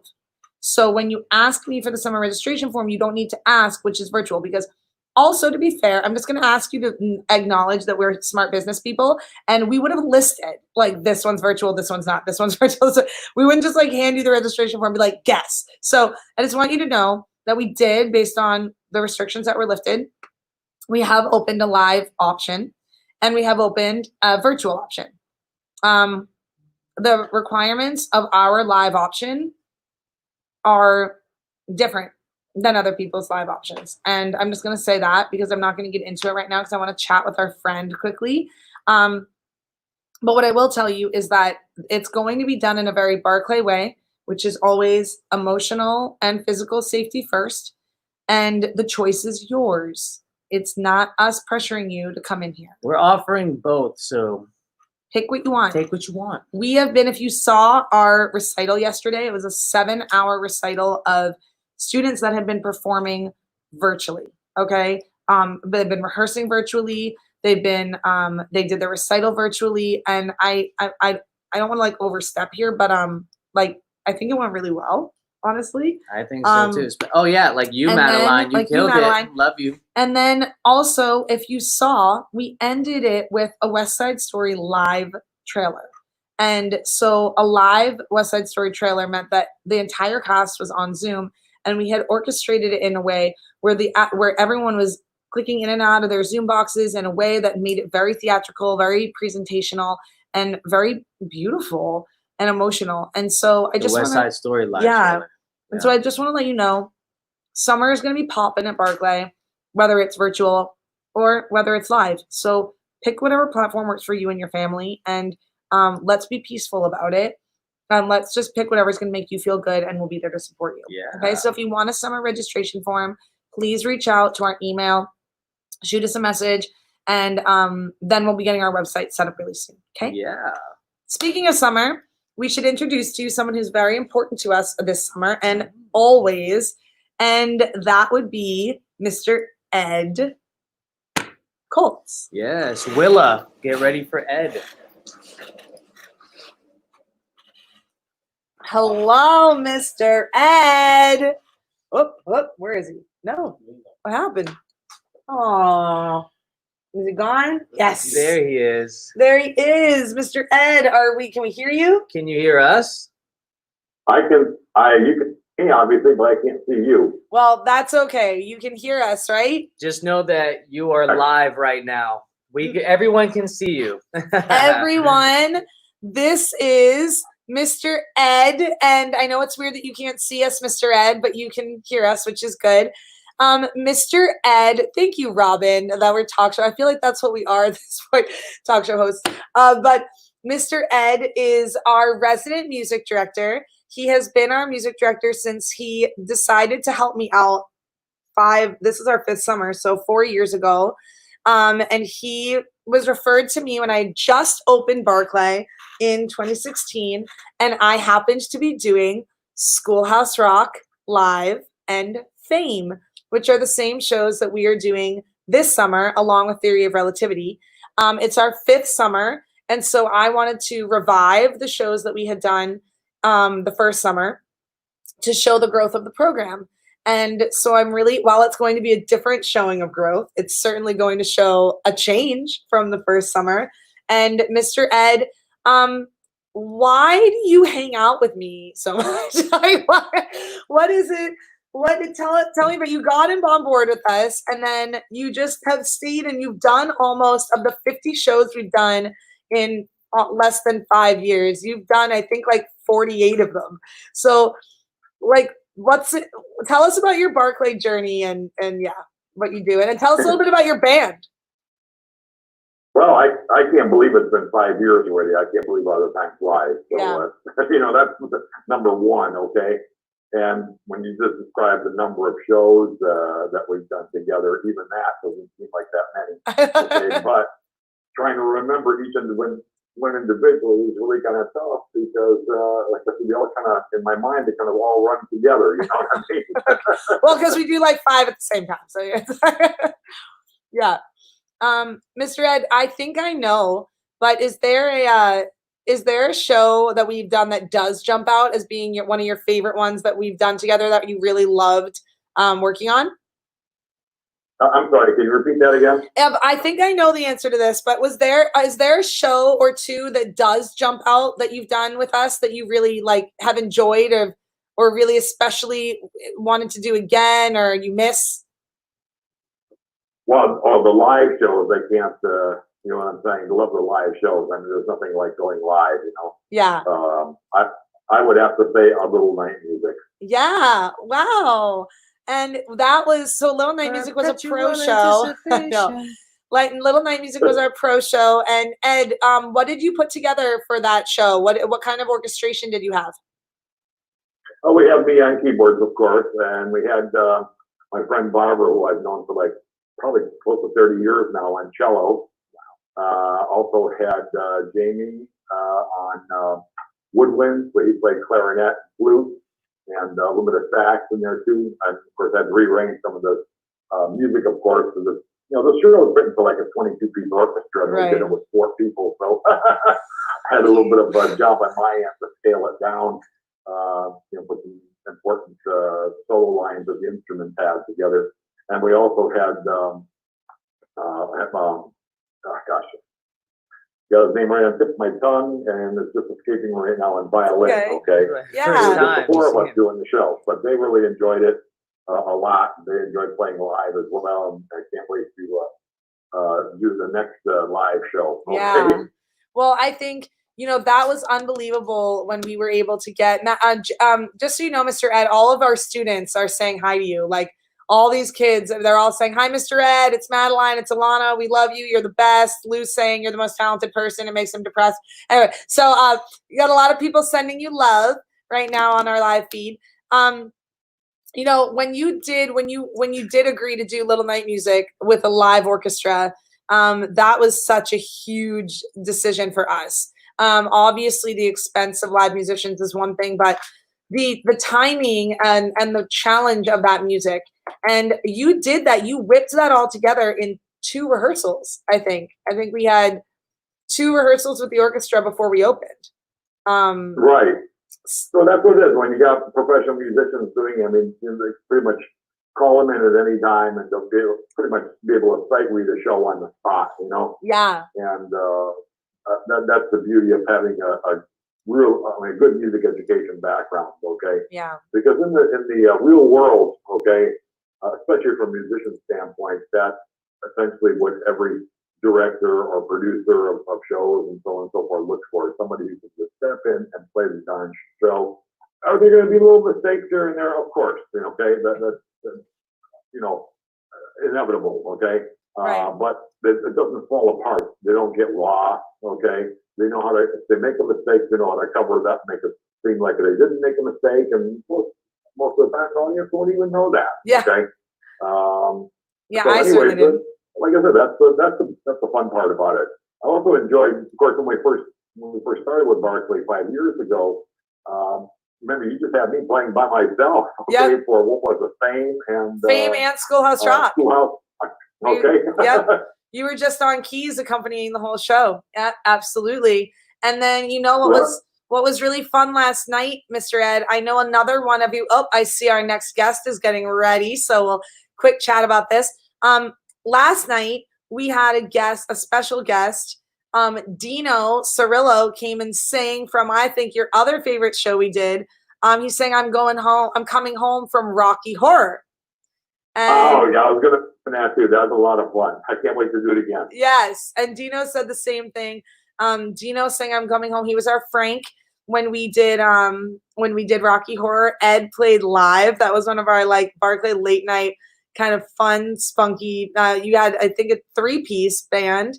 And Ben Shavitz, Ed made an amazing video of, he played Arpad and She Loves Me. He made an amazing video of Rocky Horror last night. So it was awesome. I think something I really love about working with Ed is, everyone, just so you know, is Ed is a pro, like a solid pro through and through. And I'm not sure what's going on with the eyes over me, guys, but okay. Mr. Ed is a solid pro through and through, and he is someone who knows his stuff. He knows exactly. It's someone who has so much experience. Ed has been playing at high schools all over the state. He's been playing at churches. He's played at local theaters. He's played at professional theaters. And so I guess my question before we move on, because I love chatting with you, Ed, and I miss you so much. And we do have to talk about summer anyway. But we have my friend Bruno ready to go here. He has all of his cooking stuff set up. But I just kind of wanted to ask, what besides the fact that we're kind of crazy, but what is something about working at Barclay? Like, why have you stayed hanging out with us all these years? Is it the kids? Do you like the shows we do? Like, I don't know, do you like Caroline? Like, what? Actually, it's a little bit of everything because what I found at Barclay is there are no egos. Okay, everybody just everybody works as a group, as a team, and that's probably the most important thing of all. Okay, because in this business, as you know, okay, there can be a lot of egos. Okay, from people. Okay, they think they're better than everybody else, so on and so forth. And what's so nice about Barclay is the lack of ego. Okay, people know that. I mean, the individual people know how talented they are. Okay, Yeah. but they don't let it get to their head. Okay, Yeah. and that's the most important part. And that's what makes it so much fun. Thank you. Because we all work together, all working for the same goal, the end result, not for an individual accolade or anything along those lines. Yeah. And I really appreciate that because that's really been my mission. And Mr. Ohm's mission and Mr. Jason's mission is to, our sweatshirts say Team Barclay. It really is to play for the team. And the fact that art isn't about just you. A one-man show and a one-woman show or something, absolutely, because you're giving a gift. But art should be about what you're creating as a whole. And so I love being able to work with you because you always come in, you're like, what do you need? Let's get it done. Let's move on. It's all business. But then you also have such a wonderful ability to just hang out afterwards, chat with us. You've given me, there's a little bit of an age difference between us, but if with me being up all night, you probably can't even tell that. But you've given me so much wonderful advice. And really helped guide me through some very tumultuous waters that we've gone through with our company. And you've been a real, to say the least, you have been a real rock for Barclay. And I know personally that I always say I could never have gotten here, without the help with Mr. Ohm and Mr. Jason. But no offense, guys, before the two of you ever even came into the picture, it was me and Mr. Ed. That was the dream team. And we were doing all the shows together. And I just want to thank you, Mr. Ed. We're about to jump on with our live cooking segment. So Jason's going to wheel you out. But I just want to say all of our students have been singing your praises all over our live feed, telling you how much they love you, how much they miss you, how cool you are. Everyone misses you. We miss you. We love you. And I just want to thank you so much for always having my back as my friend. And as a creative counterpart, I guess, and as the definitely backbone of Barclay, you can't have a musical theater academy without a phenomenal music director. So if everyone who's watching can give Mr. Ed some love. And Mr. Ed, are you ready for a great summer with us? I'm sorry? Are you ready for a great summer with us? I can't make out the last couple words. Oh, I said, are you ready to have a great summer? Are we going to be able to have a great summer one way or the other? I hope so. As soon as this virus thing, settles down a bit, we'll see where things go. Exactly. But that's put a damper on everyone, as you know. I know. Not just you or me or whatever, but that's affecting pretty much everyone. Exactly. So I know you want to go to your cooking segment or whatever you have there, so I just want to close real quick with. Yeah. This is to all the kids. I love all the kids too, and I love all of you. I've really had an enjoyable time so far, and I look forward to many more in the future. And just as far as favorite shows go, real quick, I want to make sure that the kids understand that I'm a musician, okay, and I love playing live. Yeah. That's not to say that I don't enjoy doing the shows that you have to use tracks with, because I have a lot of fun putting things together for you along those lines as well as for the kids and getting them prepared, because those tracks are wonderful in the fact that you get the full orchestration, which nobody these days has a budget to be able to fully orchestrate a show anymore unless you're on Broadway. Even then, it's usually just the first initial run of the show. After that, everything's scaled down, okay, because it's budgetary concerns, which is understandable. But regardless, okay, I'm glad I can help in any way I can, whether it's live, whether it's tracks, and helping out the kids wherever you need me, helping out with there, or maybe doing a little editing or whatever the situation is. So I just want to make sure that if there's anyone out there,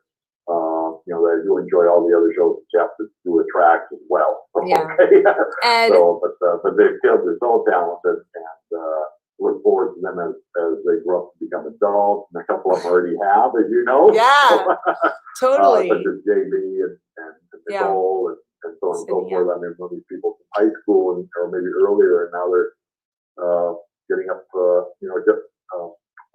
becoming young adults here, and it's so fun to watch all the talent that's blossoming now and where it's going to take them. That is, Mr. Ed, that was a beautiful and wonderful way to end this. I think there is beauty. I just was saying to our semi-pros last night, there's no way to compare Aristocats kids to like Ragtime to A Little Night Music. Everything is different and beautiful in its own way with the way we pick our season.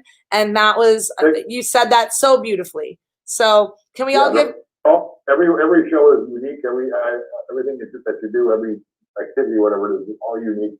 And they all have their strengths and benefits in different ways, okay, and help the young people grow. That's probably the most important thing. Well, Mr. Ed, thank you so much. Let's all show Mr. Ed some love, give him some hearts. We love you, and thanks for zooming in with us. Thank I you, really Mr. appreciate Ed. it. Thank you for everything. We'll talk to you soon. Okay. Bye, Mr. Okay, Ed. pop it before if I can. Okay. Nice. Thank you. Awesome.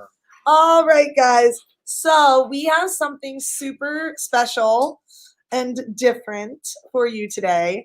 My best friend, you guys are meeting a lot of people important to me over these 24 hours. Yesterday you met my friend Mark Tuminelli. Then you met one of my best gal friends, Jillian Visco, who did an awesome rock version of Somewhere. And now you're going to meet one of Jillian and my best friends, Mr. Chef Bruno Wu. So let's bring Bru into the room. Let's go. Hello. Hey guys. Bruno! How are we doing? Good morning. Hey, honey. How are you? How's it going? Good morning. We're going, man. We've been going all night. So You guys I'm feeling delusional yet? that happened. As you said, that happened, and then somehow I'm back. I think I'm alive. I'm not sure.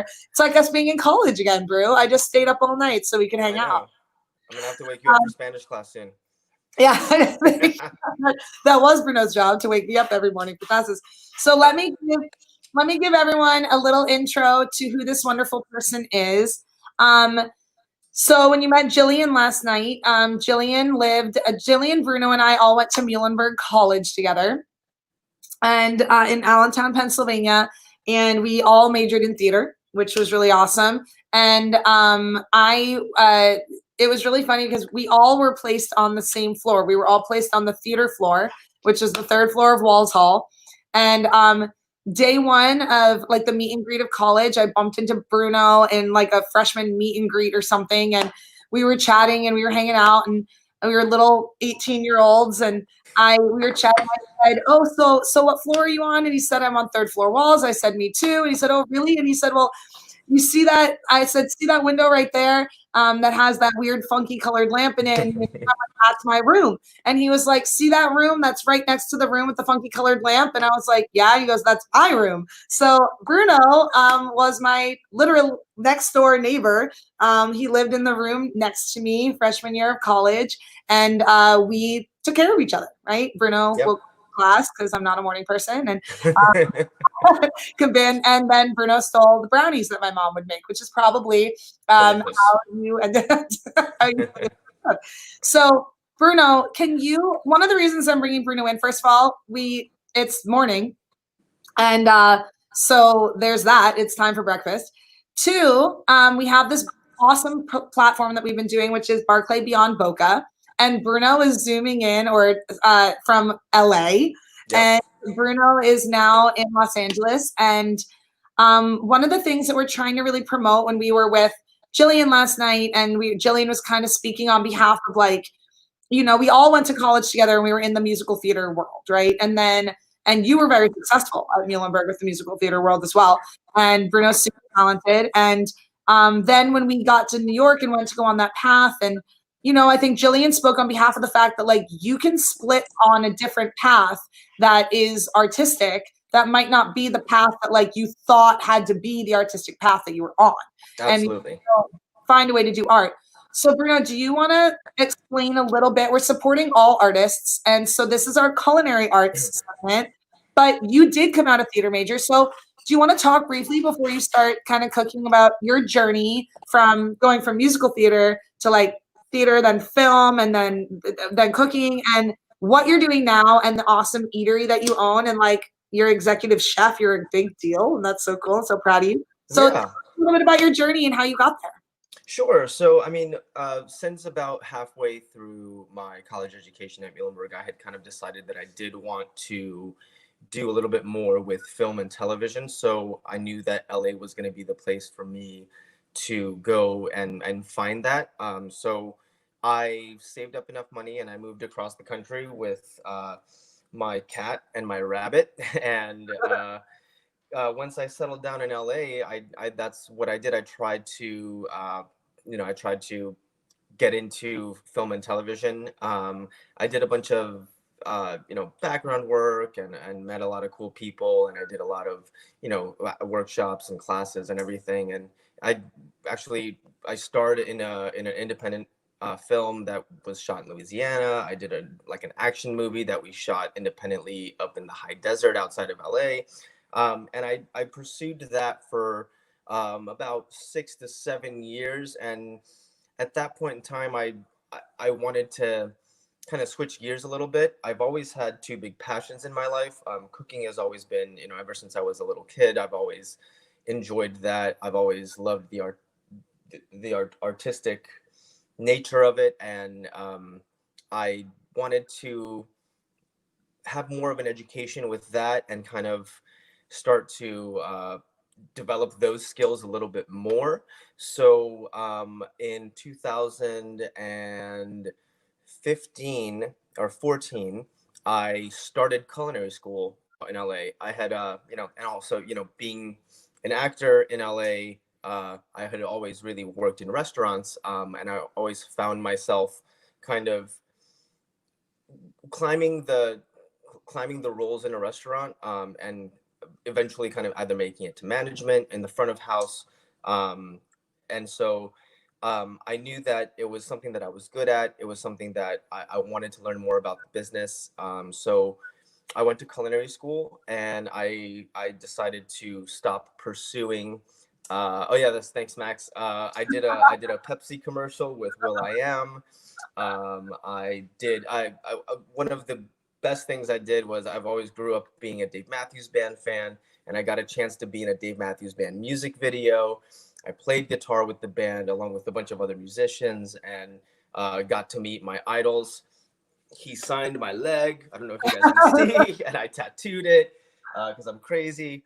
But eventually I wanted to kind of step away from pursuing acting full time and kind of learn more about the culinary side of things and learn more about the restaurant industry. So I went to culinary school and I started, and from when I was in culinary school, I started working on the other side. I started working in back of the house in the kitchen and learning things there. And, I was able to kind of climb the ranks in those things. I found myself as the chef de cuisine to a steakhouse for a very famous Japanese chef here in LA. And once I graduated, just kind of kept my head down and kept working. And so then last year we were able to open the Snap Tin Eatery, which I'm executive chef and owner of. Unfortunately, due to COVID and some other contractual reasons, we're not operating anymore. That ended around mid-February. But I've been blessed that I've been able to use the relationships that I've built throughout the years of working in this industry, where I'm now working solely as a personal chef. So I do events from meal prep for one person to dinners for private dinners for two people that could be anywhere from 5 to 11 courses, all the way up to catering parties of 150 and more. So so that's a little bit of a history background on me. Bruno, and I when I heard that happened with your your restaurant and whatever, when we were kind of going back and forth, the whole world is going through this, and it's like we've literally we're doing a 24-hour live stream to keep ourselves we're not so everyone is doing everything they can. And something I've always loved about you and always admired about you, First of all, you always seem to know when to call me at the right times, like when I need you. It's like always. But besides that, Bruno always lands on his feet. Always. So any of my students watching right now, this man, no matter what struggle, no matter what roadblock, no matter what anything gets thrown in his way, he's like, okay, how do I get over it this time? I believe at one point you were running like a drone, like you went from film to like drone. Yeah. Real. So yeah, that's kind of interesting. About the beginning of last year, when I stepped away from working in restaurants to pursue my personal chef business, and I had kind of a bit of a slow summer. And I got worried. So what happened was a buddy of mine was working for a drone company, which was called Cinedrones. Now they are an aerial cinematography company. So in a lot of TV shows and movies, when you see the kind of aerial shots of them, either following a car from really high, or like a boat, or just showing a landscape or whatever and anything that's shot with a drone. The Cinedrones is a company that focuses mostly on just doing that for productions. And I got a chance to work with some really great people and to work on some really great projects. But that company does all of the drone shots for shows like 911 on Fox, stuff like SEAL Team on CBS, Goliath on Amazon. They did Castle Rock on Hulu. I got a chance to shoot a series of Hyundai commercials, all of the new 2020 Hyundai line. I actually worked side by side with a director of photography named Wally Pfister, who is Christopher Nolan's director of photography. He did all of the director of photography for the Batman trilogy, for Inception.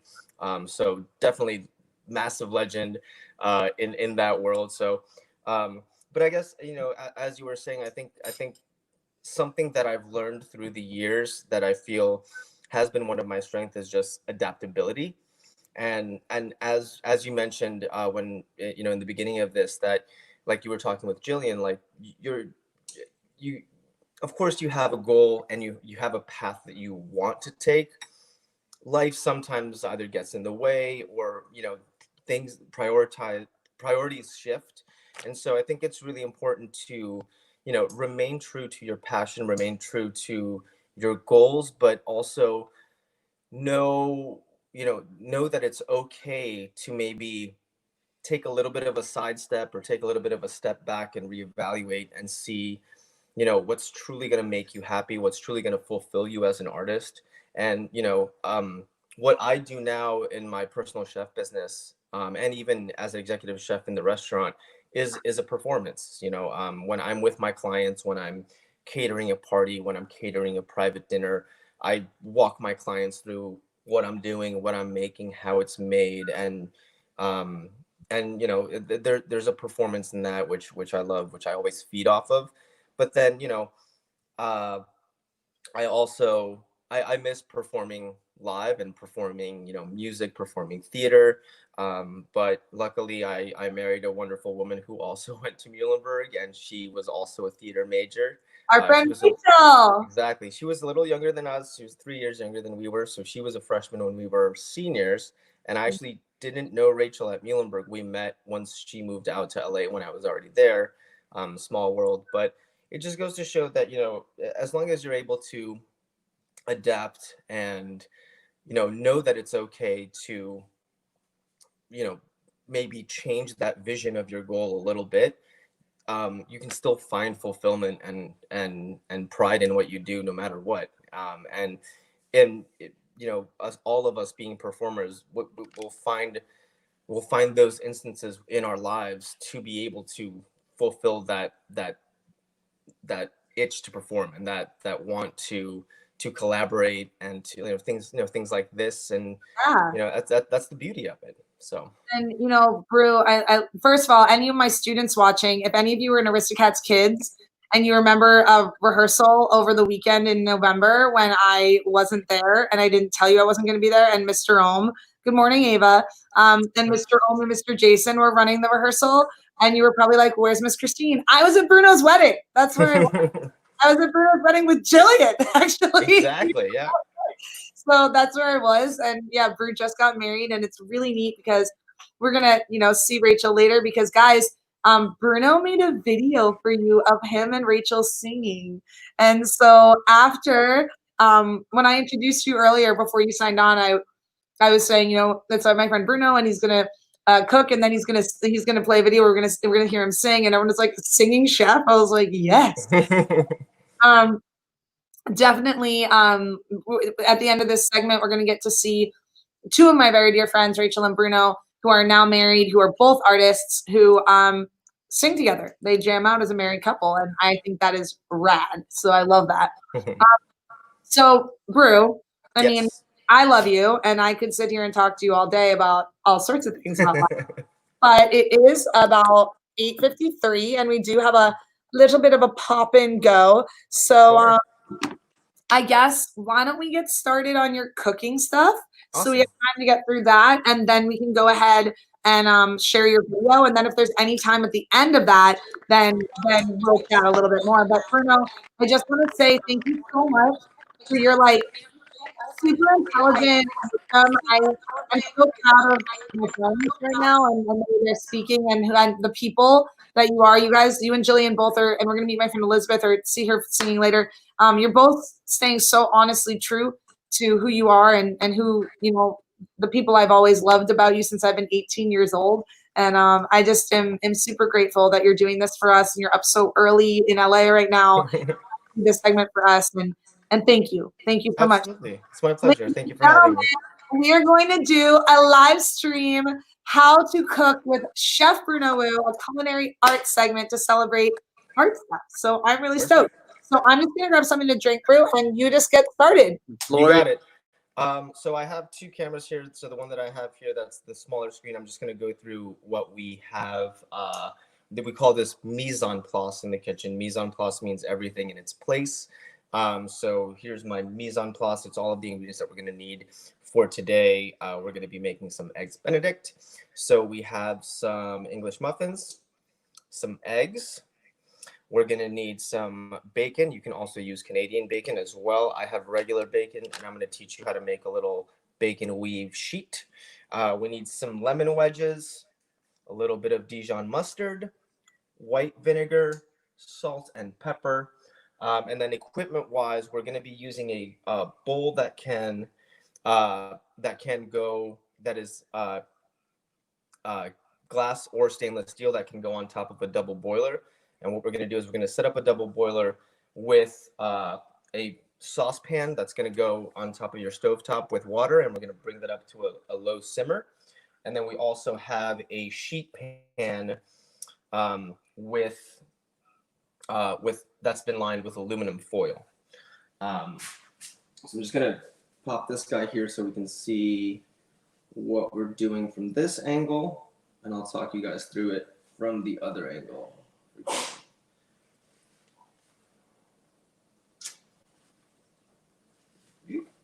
Sorry, guys. Okay, so Eggs Benedict is essentially a toasted English muffin, and it's going to be topped with then a little bit of bacon, and we're going to put a poached egg on top of that, and then we're going to top that with a homemade hollandaise sauce. So what we're going to start with is we're going to get a couple of strips of bacon.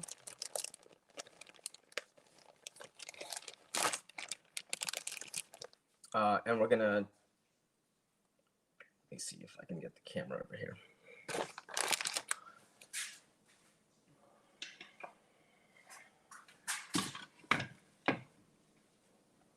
Okay. So we're going to cut these strips of bacon in half.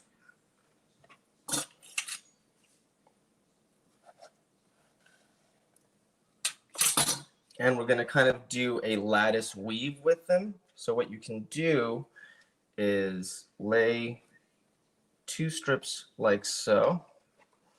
And we're just going to kind of weave these guys. So we'll put, 3 strips. And then this one is going to go over the first one, under the first one, over the second one, and under the third one.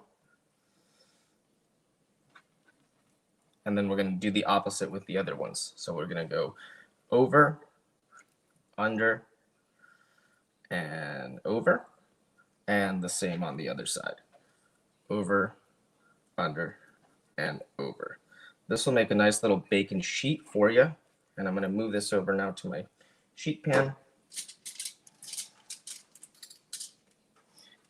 We also want a preheated oven at about 400 degrees, guys, because we're going to cook this bacon in the oven. We're not going to cook it in a pan, just so it gets a little bit crispier and we don't have to babysit it. So I'm going to make another one little bacon sheet, and we will get going on the rest. So we're going to get our strips of bacon, cut them in half, and then lay them out. We'll do 1, 2, and 3. And take it from top, under, and on top, like so. Under, over, under. So we're just kind of weaving these into a nice little bacon sheet. Over, under, and over. Move that over to our sheet pan.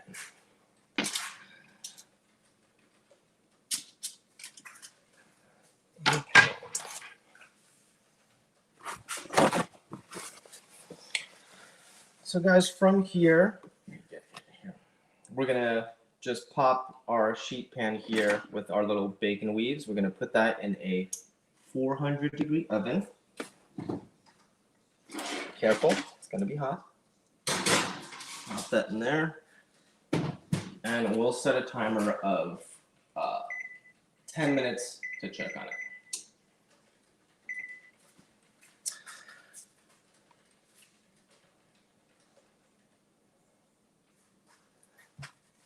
Okay.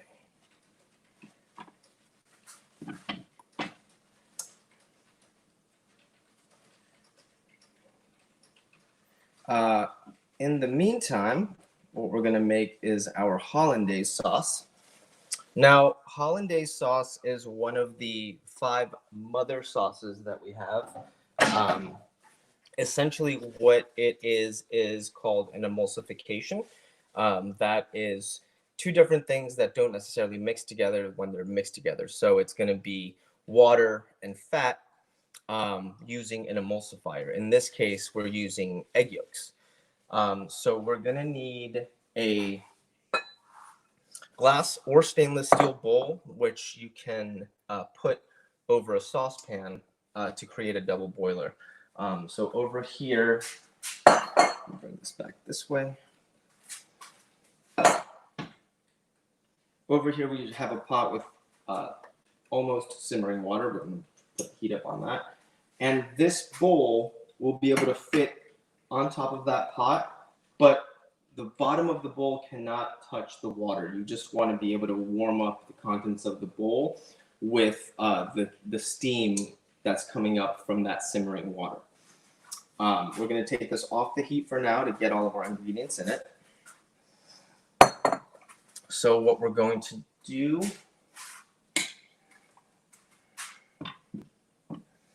is we're going to need 1 egg yolk. I have here just a bowl with a bag over it. We're just going to use this guy just as a little garbage bowl to make cleanup easier. So I'm going to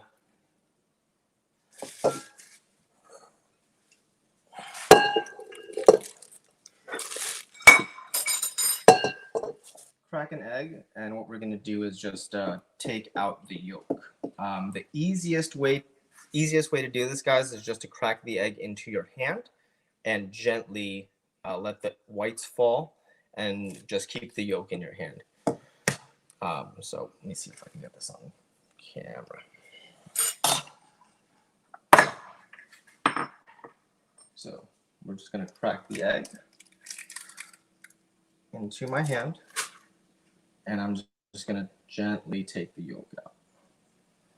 Bruno, is this like Eggs Benedict? Is this like the go-to breakfast? Is it for you? Like, what's your favorite to cook? Is this one of the ones that you love, or? This is definitely something that I really like to do, especially if I'm not going to work that day. This one is a little bit more of an involved breakfast, but Got it. definitely when I want to treat myself and treat Rachel, I do Eggs Benedict at home. Lucky I lady. love making hollandaise sauce. It's just something that I've loved since I learned it in culinary school. So it's as soon as anytime I can get to make it, I make it. And hollandaise sauce is great because you can also make different sauces from it, it being a mother sauce. So say you're making a steak, you can also make a béarnaise sauce, which is just going to be a hollandaise sauce with a little bit of shallots and tarragon, fresh tarragon in it. Oh, cool. And that'll go great on some steaks. Hollandaise can go on like steamed vegetables, steamed broccoli, steamed asparagus, stuff like that. So it's not only used for Eggs Benedict. You can use it for a couple of different things as well. Cool. Awesome. Get back to it, man. It looks delicious. Sorry guys, I'm just rinsing off the eggs from my hands here.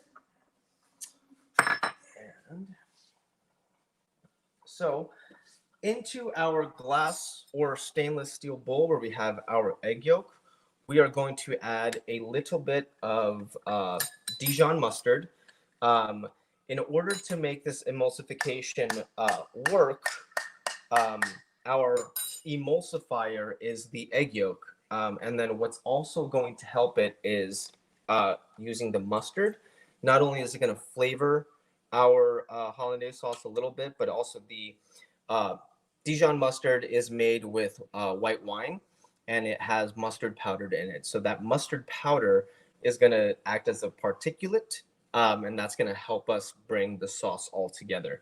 So we're just going to take a tiny little bit, probably between a quarter and a half a teaspoon of our Dijon mustard.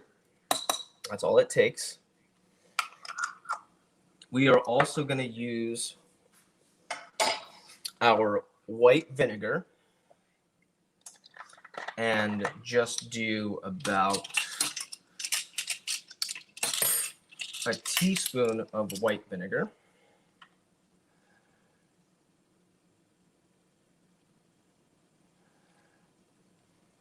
And while we're at it, we're also going to add a teaspoon of cold water. So, like I was saying, the emulsification process is fat and and water content mixed together. So the egg yolk and the mustard are going to help us bring those together. We have water content from our teaspoon of vinegar. We're also going to use about a teaspoon and a half of water. It'll be cold water. And our fat content for this is going to be melted butter. We want to use unsalted butter. And so let me actually just pop some in the microwave to melt it up.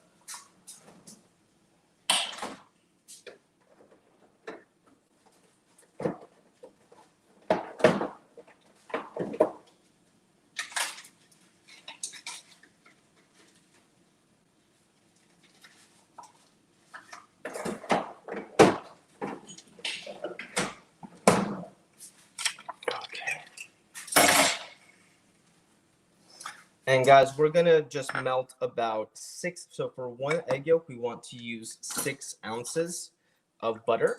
And all I'm doing, I'm gonna put it in a microwave safe bowl and just do 10 to 15 second spurts in the microwave until the butter is nice and melted. And then we'll build our sauce around that. This is gonna be a stick and a half of butter.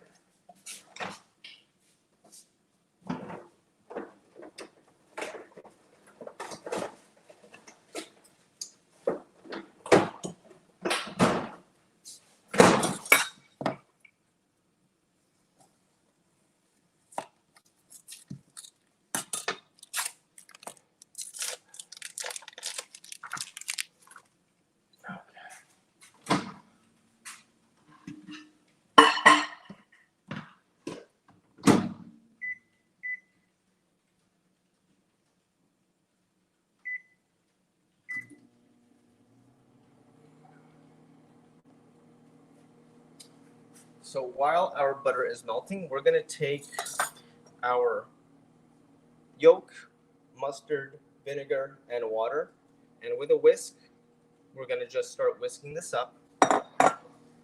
And it can be off the heat for now. And we just wanna mix it.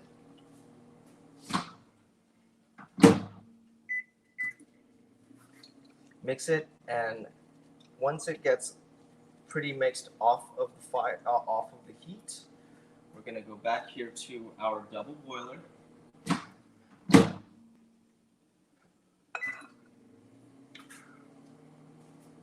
It's back this way, and so we want the steam here coming off of our pan. This water got a little bit too hot, so I'm just gonna take it off of the heat and use that steam.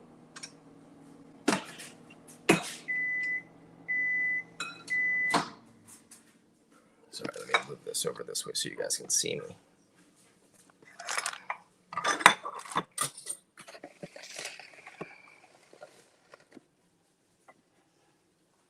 Okay. And we're gonna whisk this, and as we whisk it over the steam from the simmering water, it's gonna start to grow in volume. So what we're doing here is we're mixing it, but we're also adding air, and that air with the heat is gonna add a little bit of volume. So you just wanna,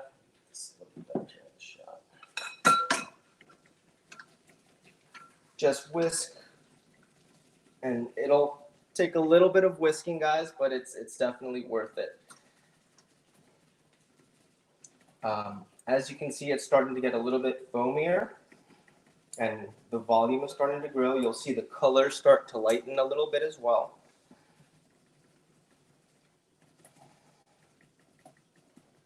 And once it's almost about doubled in size, we're gonna start to drop in our butter. And what we want to do is we want to add our butter gradually, slowly, so that way it doesn't break. The sauce breaking means that the fats and the liquid and the water content are going to separate. So we want to make sure that it stays a nice creamy kind of emulsion. So that's about doubled in size now, and it's nice and foamy. And take our melted butter here.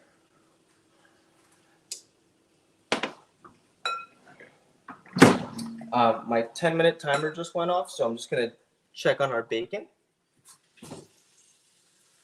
Needs a little bit more time.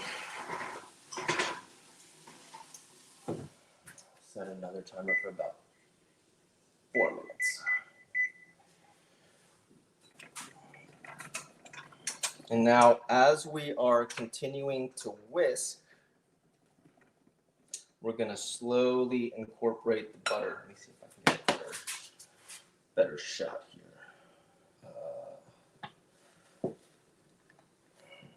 Okay.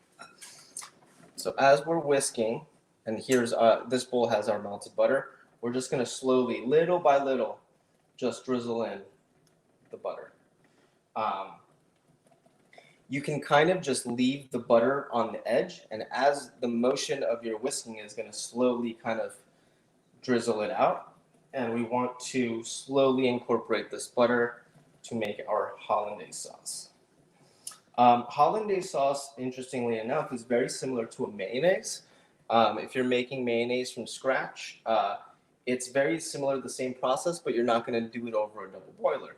You're going to do it, keep it cold. You'll just do it in the bowl. And instead of using melted butter, usually mayonnaise is made with canola oil, but you can also use avocado oil or olive oil if you like, if you don't like canola oil.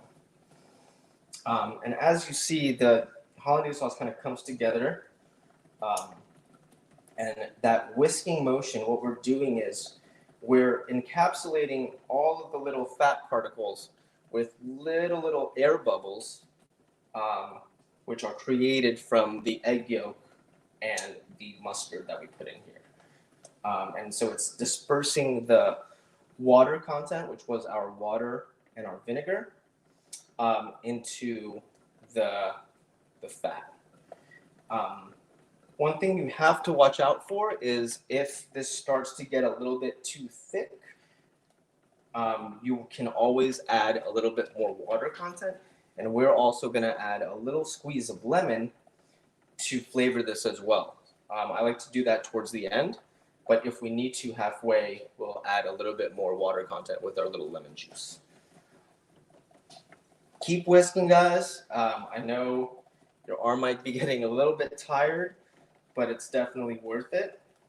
And we're getting a little bit of an arm workout with it too.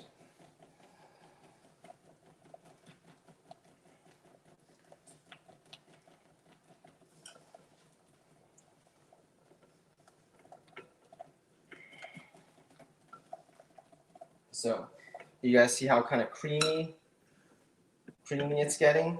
And it's starting to be less foamy and now more creamy. So those little foam particles are now small, fine foam particles that are thinly dispersed through all of this fat from our melted butter. And it may seem like a little bit of a lot of butter, but what we're going to do is we're not going to use all of this sauce for one Eggs Benedict, obviously. But a lot of French classical cooking has a lot of butter in it. The first lesson that they taught us in culinary school was that fat is flavor. So you'll see that this sauce is flavor packed.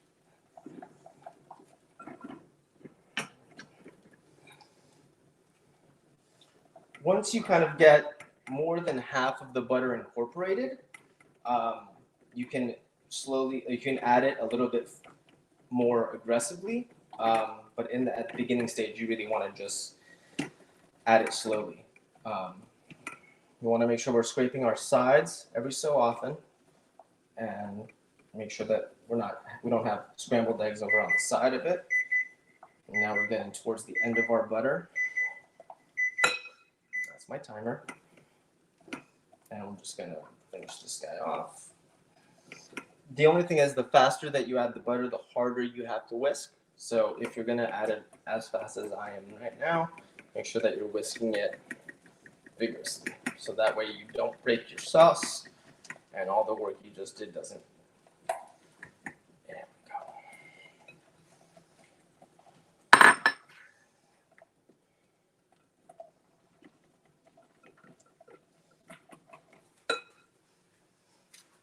So now, guys, we're gonna take our little lemon wedge here.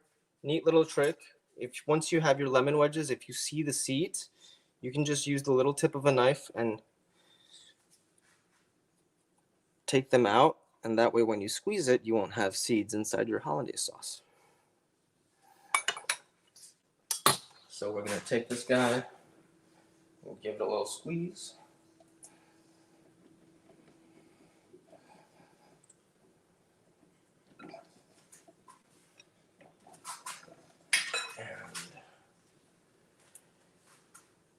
This is the kind of consistency that we're looking for, guys. Nice sheen on it. It's creamy, but we didn't put any cream in it. This is just a straight emulsion. Take this off the heat. And if we take a spoon, what we want to make sure that happens is that we call it, in the kitchen, we call it nappe, N-A-P-E with an accent on it. And nappe is going to be just coating the back of a spoon. And when you run your finger through it, you'll still leave a track.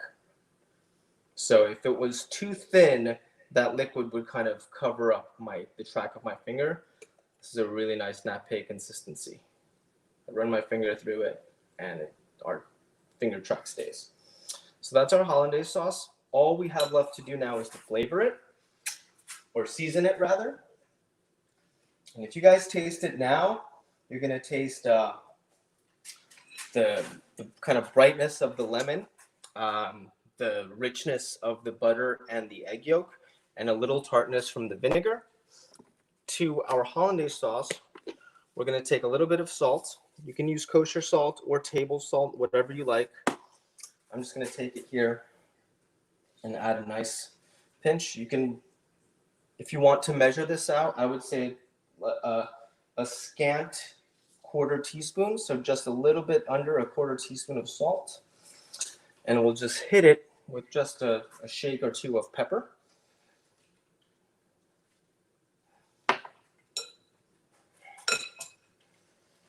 And we'll mix that in. Make sure that no matter what you're cooking, guys, always, always, always season your food. A lot of people always ask me, how can I make my cooking better? How can I make my cooking taste like the cooking that I eat at restaurants? And the secret to that is making sure that you're adding enough salt and pepper and seasonings to your food. I'm just going to taste this and make sure that it's seasoned properly. Gonna go with a tiny little bit more salt on it. And what I'm tasting for, guys, is making sure that I taste all the things that we put in here. So, am I tasting the vinegar? Is there tartness from the lemon? And then the richness from the yolk. Does it taste greasy and leave kind of a greasiness on my palate? Or is it balanced? And that's the secret to food, and I guess the secret to life too is balance, work-life balance, work-family balance, but also balance in your ingredients and in everything that you're putting into your day-to-day, but also your food. Guys, our hollandaise sauce is done. I'm just gonna clean up a little bit and transfer this over to a bowl.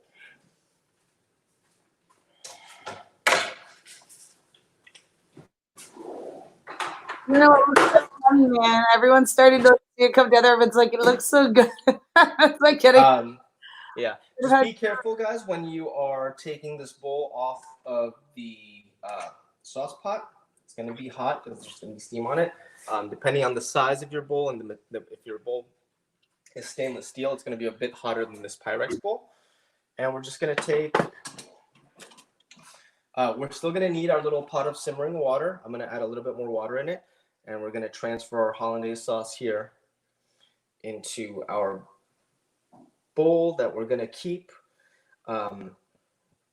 If you guys have an electric stove like this one here, what we want to do is just keep it on top of the stove towards the back. Make sure it's a heat-proof bowl, but this will keep it warm in our general vicinity of the stove top. All right, our bacon sheets are finished. I'm like staring at it. So we see that our little bacon weaves have now kind of cooked together.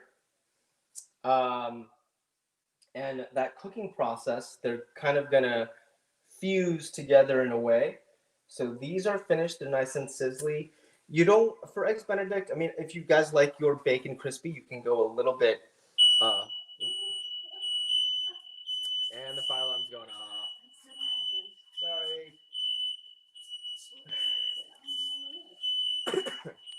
I'm gonna open a window real quick. It's always a party with Bruno. There's always something that spices it up. Sorry. Okay. Should we alert the authorities for you, or are we good? Sorry, guys. Okay. Background noise. Okay. I think I'm covering the mic. Sorry about that. Okay. Guys, if you think this looks delicious, please comment this right now. Like, this is... I know. It looks so good. You guys, everyone's commenting like, I just woke up. It looks so good. How do I make it? You guys can, it's on all of our stuff. It's on YouTube. And what else are we streaming on Facebook? And I don't think we're on Instagram right now, right? We're just on YouTube. No, not on Instagram So right just now. YouTube and Facebook. You guys can rewind it, and you can can go back and actually like save it and cook with Bruno. And we're actually like in a few minutes we're gonna share a video of Bruno singing too. So it's gonna be kind of neat. So you didn't miss that, which is cool. Singing. Yeah. Oh, let's let him get back to it. All right. So we have our bacon, our hollandaise sauce. Now, if you guys are doing this Eggs Benedict with a Canadian bacon, all you have to do is get a flat frying pan, hot, with a tiny little bit of oil on it, and just sear off your bacon on both sides until it's cooked through. I personally prefer regular bacon over Canadian bacon. Nothing against the Canadians, just my personal tastes. And so we're going to use these guys for our Eggs Benedict. But we have our bacon, our hollandaise sauce. We're going to take our English muffins here. Using Thomas's, but you can use whatever you like. And before I cut into these English muffins, all I'm going to do is right now my pot of water here only has about an inch of water in it. I'm going to want about double this amount, so I'm going to add a little bit more hot water and bring this up to a simmer again.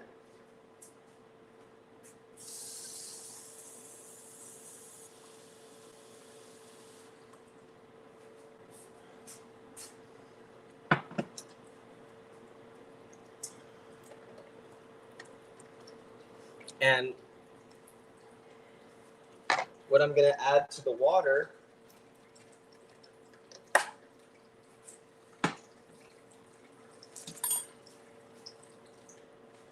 I'm just going to add a little bit of vinegar to the water. We're going to use white vinegar as like we used before, just about a tablespoon.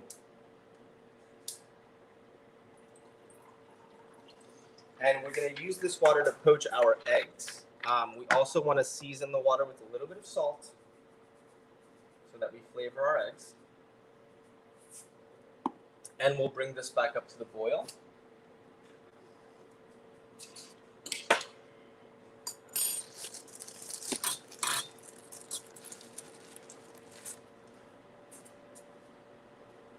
And guys, I'm going to grab our bacon sheets here.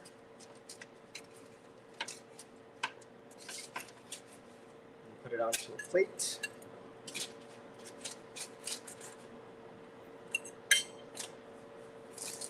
And leave those aside for a second.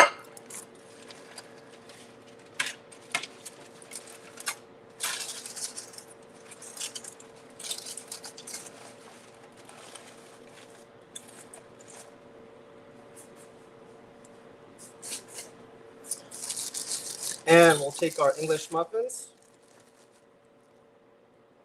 Now this is a nice little English muffin. They've done all the work for us to make sure that there's nooks and crannies in here. So to make sure that we don't ruin that, always fork split your English muffins. So we're just going to take it, put it in, and give it a little twist gently. And we're going to go all the way around. If we just took a knife, excuse me. Excuse me. If we took a knife and just cut into it, we'd not get our little nooks and crannies. So we're just going to fork split it. And as you get going, you can open it up. One English muffin. And what we're going to do is we're going to put this onto our sheet pan. I've already taken the foil off of our baking sheet pan and thrown it out. And we're going to just put this on the sheet pan and just pop it into the oven to toast this English muffin slightly while we poach our eggs. Egg poaching is a nice, delicate way of cooking eggs. It's going to be cooking them in simmering water. And so we put vinegar in the water to keep the egg from spreading out too much. And so that way it keeps a nice, nice consistent egg. It's not going to just all go around the water. So I'm going to put our English muffins back in the oven to toast. Set a 2-minute timer to make sure it doesn't go over. And now here with our pot of simmering water, we want to make sure that this is almost to simmering. We'll see, you guys will see little tiny bubbles start to develop on the bottom here. And so once it has just a little bit of bubbles, we'll crack in our eggs.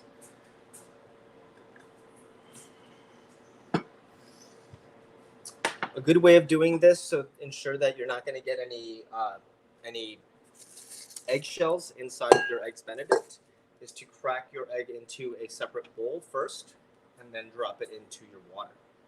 So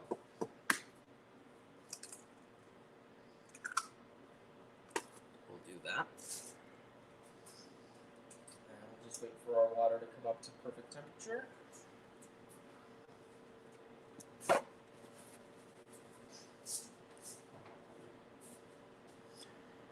For those of you who are cooking with us, how does your hollandaise sauce look? Have you tasted it yet? Does it feel balanced? Does it taste balanced? All right, guys.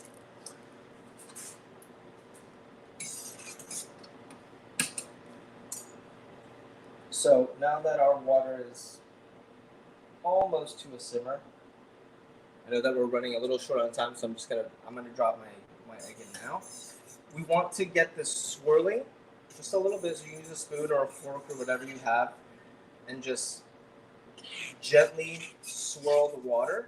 This will also help with your egg staying intact. And once your water here is swirling slightly, we're just going to drop our egg into the middle.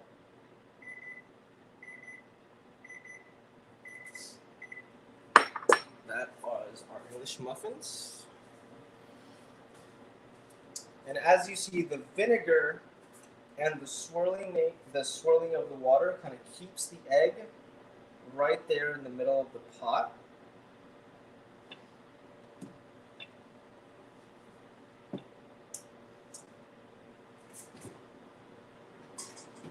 Our English muffins need another minute, so I'm going to leave those in the oven.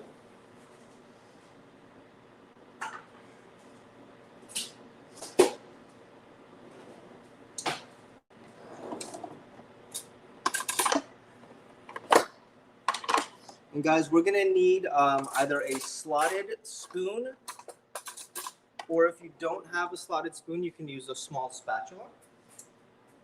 And as our egg here, this guy is on its way, but it's already, the egg whites have already cooked slightly, so I'm gonna add the other one in.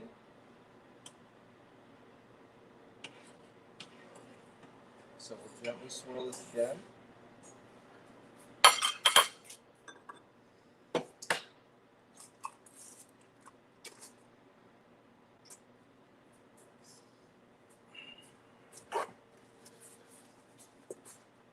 As that's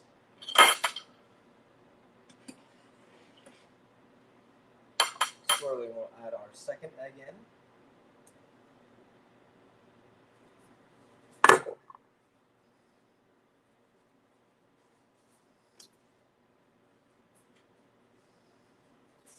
And so with poached eggs, these will probably take about 3 to 4 minutes, depending on how much your water is simmering. That first one is probably about 2 minutes from being done. So I'm gonna get the Benedict set up so we can finish it off. So we have a plate here.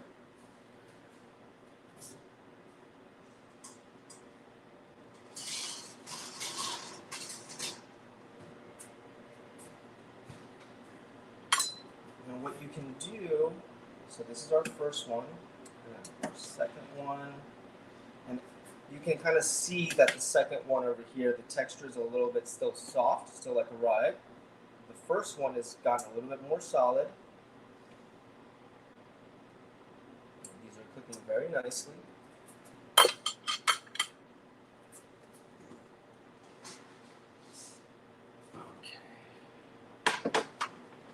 So we'll take our English muffin. You don't want the English muffin toasted with any color on them. You want to just kind of heat them up nicely and dry them out a little bit, so that way they can kind of still soak in that egg yolk once you cut into it, and that hollandaise sauce as well.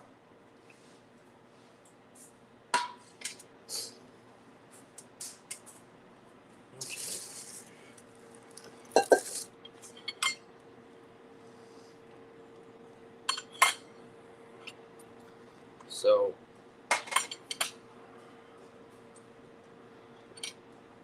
I'm going to grab here for our little bacon sheets that we made earlier. just gonna cut one of them in half.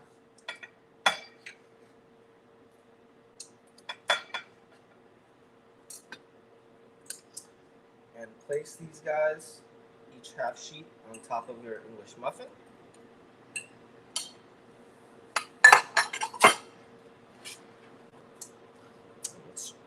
Sorry, guys. And we'll check our eggs here.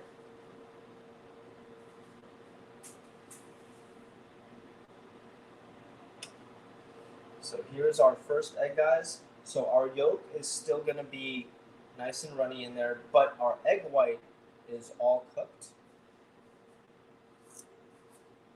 So make sure that you have the slotted spoon so you're not soaking your English muffin. And you can even grab a paper towel. And when you have your egg here, just put the bottom of the slotted spoon on the paper towel. Be careful, it's gonna be hot with the simmering water, just to take off any excess moisture. And we'll place that on top of one of our English muffins. Top of the bacon. Here's our second egg. I'm going to leave this one in here just for another 45 to 60 seconds. Not yet. How we doing, guys? We are great. We are great. How's it looking? All amazing. The comments are like, everyone's like, oh my God, he's poaching 2 eggs at once. This is amazing. And, hey, Brew, what's your time check just so we can get our next guests, whatever, time check ready? We are a couple minutes away from finishing this, maybe 5 minutes tops. Cool. I do want, it's just this egg's going to finish cooking, and then we just have to pour our hollandaise sauce over it and give it a tiny little garnish with a little hit of paprika. You got it. And I got to tell you, Bruno, the post, as you keep plating, you can keep going. I'll just read you some of the posts. I know you can't see them. So Larry Burpon says, hey, Larry, by the way, says, nice job. Everyone's like, wow, Sarah's like, we have to rewatch this. Everything looks delicious. We have, so it's like, this is making me hungry. Someone's question saying that you should sing while you cook. Everyone's impressed that you are poaching 2 eggs at the same time. B, I know I'm hungry too. I'm like regretting I'm sitting here with like a cold pressed juice. I'm like, why am I drinking juice watching Bruno make amazing hollandaise sauce and bacon? So, Bruno, what's the rule of thumb for how long you keep the egg boiling to poach it? Like, it really depends on so the temperature of the water is going to fluctuate. The steam is going to happen at about 180 degrees, and then it's going to come up to a full boil at 212 degrees. You'll be anywhere between that. So it really depends. You have to use your sight and your touch, but they'll firm up once the whites are cooked. But you want to have still the yolk be runny, so that way you have that beautiful runny yolk permeating through your English muffin. So guys, we have both of our poached eggs here on top of our Benedicts. We are almost finished. Just gonna grab another spoon here. And for this step, you want to try to get as big of a spoon as possible. And we're gonna take our hollandaise sauce, give it a quick little stir. And take a nice big, let me get it over here. Take a nice big spoonful of it and lay 1 swoosh of hollandaise sauce over each egg. And you want to use the big spoon so you have a nice consistent sauce on top of there. That's perfect. And the last little thing, just for artistic sake,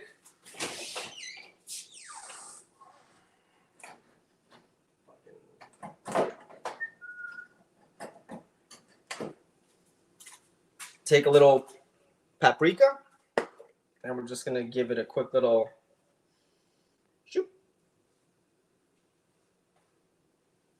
Just little hit of paprika on there. And there you have it, guys, Eggs Benedict.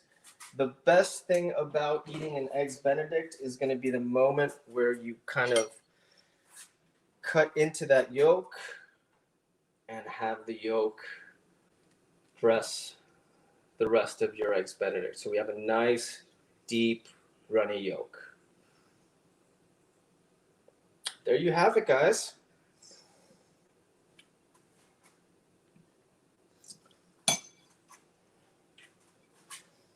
Okay, so Yeah, can I'm just gonna. I want to eat the eggs. So our friend Ross is saying this is his favorite performance on the live stream yet. Thank you, Ross. And you say it's absolute perfection. I am so hungry. You should have heard the sounds we were making when you cut into that. So hungry. So Bruno, oh my gosh. So can we see? Can you hold the plate up to one of your cameras so we can take a look? Nice. guys. I can't see it. Right. I'll get it up here then. I know. Yes. Oh. Oh. Guys, this is amazing right now. I get my face in it. I love the fact, Bruno, that looks so good, man. So Thank did you garnish it? You have to garnish it, right? Or did you garnish it? Yeah, I put the garnish is gonna be this little bit of paprika on. And guys, look, this eggs Benedict is so good. My dog Charlie Sheen came out for it. His dog's name is Charlie Sheen, just so everyone knows. It's clear. I haven't seen him in a while. I know. Huh? Bro, that is so super delicious. And honest, I just told Ohm and Jason, I'm like, we should try to recreate this and watch the video and do it ourselves and see how we do. So I am like super impressed. And I really honestly like kind of just wish that I could chat with you now and hang out, but I have to get on to this next segment that we have. And I want to play your video of you and Rachel singing. Awesome. So can you just tell us a little bit about just quickly, Rachel, did you guys introduce yourself in the video? We do, yeah. We briefly do as well. But yeah, Rachel, she is a professional makeup artist. She does wedding makeup, and she works at the Ritz-Carlton here in LA in Marina Del Rey at the Spa as their makeup artist. She also does wedding makeup for her own business, and she also recently started doing epoxy resin art that is ocean themed, and she's been doing amazing things with that. God, her stuff is so pretty, man. And I watched her do the live video of making it. It's so that's if you guys are interested in seeing what that looks like. Her Instagram and Facebook and everything is called Crafted by Rachel. And if you guys are interested in seeing any more of my cooking, all of my tags are Chef Bruno Wu. That's all one word, Bruno Wu, W-U. No W-O-O, W-U. Yeah, and I Chef Wu. And I gotta say, Brew, I like wish so much that I could just, as I said, hang out and chat with you right now. We'll make time for that somehow. Absolutely. You guys got your home stretch here. But we are going to share your video in 1 second. But Brew, I gotta tell you that food looks good. You should see the comments. Everyone is like, perfection. This is amazing. I love it. I know me. You're like, I'm a foodie. This was amazing. Like, you know, I think it's so wonderful. What you said and what Jillian said are both so in line, really, with each other. Mark said the same thing. Like, how to take your craft and how to take something you're passionate about and really, I'm in the wrong, and how to take something you're passionate about and actually really change it if you need to in order to stay driven, in order to stay motivated. Absolutely. And for this is anyone tuning in, this is my best friend from college, Bruno Wu. He has been my best friend since I was 18, and he was live streaming in with us from LA, cooking breakfast for us. And he is an executive chef, a personal chef, and an amazing human being, and a wonderful artist, and a very talented fellow. What time is it over there, Bruno? It is right now 6:42 a.m. So You're waking up so early. Like, I gotta tell you how grateful I am. Seriously, man. I love you so much. You are such a wonderful, important person to me, and you've done a huge favor to me and to everyone here to give us a cool thing to watch in the morning. It's my pleasure, guys. Thank you for cooking that. I'm sorry to feel like I'm rushing you, but I guess I fine. You're too good. much started because I love you. So you got a schedule to keep too. And we're gonna hear you sing now. Yes. So I love you. Everyone give Bruno some love. Love you guys. Birthday love. And I will Thanks, give guys. Thank you so much for having me. I love you, Brew. oh All man, right. that was amazing. And good news is that Bruno has talked about maybe on our All Arts Camp Week doing a bit of a culinary arts segment on some of the days of our All Arts Camp Week. So it's really cool. Good morning, Zeppelin. So without further ado, you want to hear someone who can cook like that and sing with his wife? Let's hear it. I think this is going to be pretty exciting. Yeah, I'm stoked. All right, let's see the makeup artist, Let's right? do it. Oh, here they are. Rachel. They're in their car. They were on a camper. They were driving across the country, and they recorded this, I believe, in the camper. Or you said the camper. Or the Hey, what's up, guys? Chef Bruno here again. I hope you guys really enjoyed that cooking demo. I'm here with my beautiful, talented wife, Rachel. We both went to Muhlenberg College. I've known Christine since the first day of my freshman year of college. So big shout out to Barclay Performing Arts and Barclay Beyond Boca. We're going to do a little song here for you guys, and we hope you enjoy it. Thank you so much.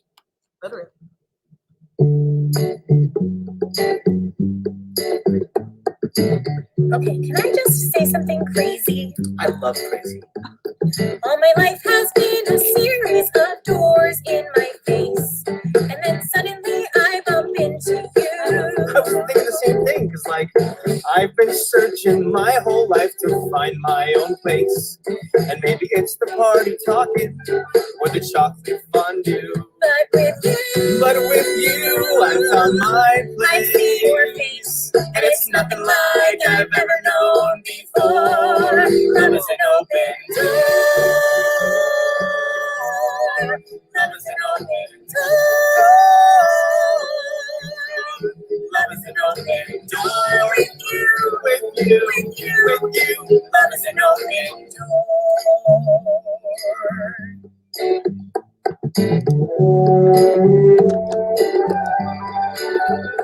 I mean, it's crazy. We finish each other's sandwiches. That's what I was gonna say. I never met someone who thinks so much like me. Jinx, jinx again. Our mental synchronization can't have but one explanation. You and I were just meant to be. Say goodbye. Say goodbye to the pain of the past.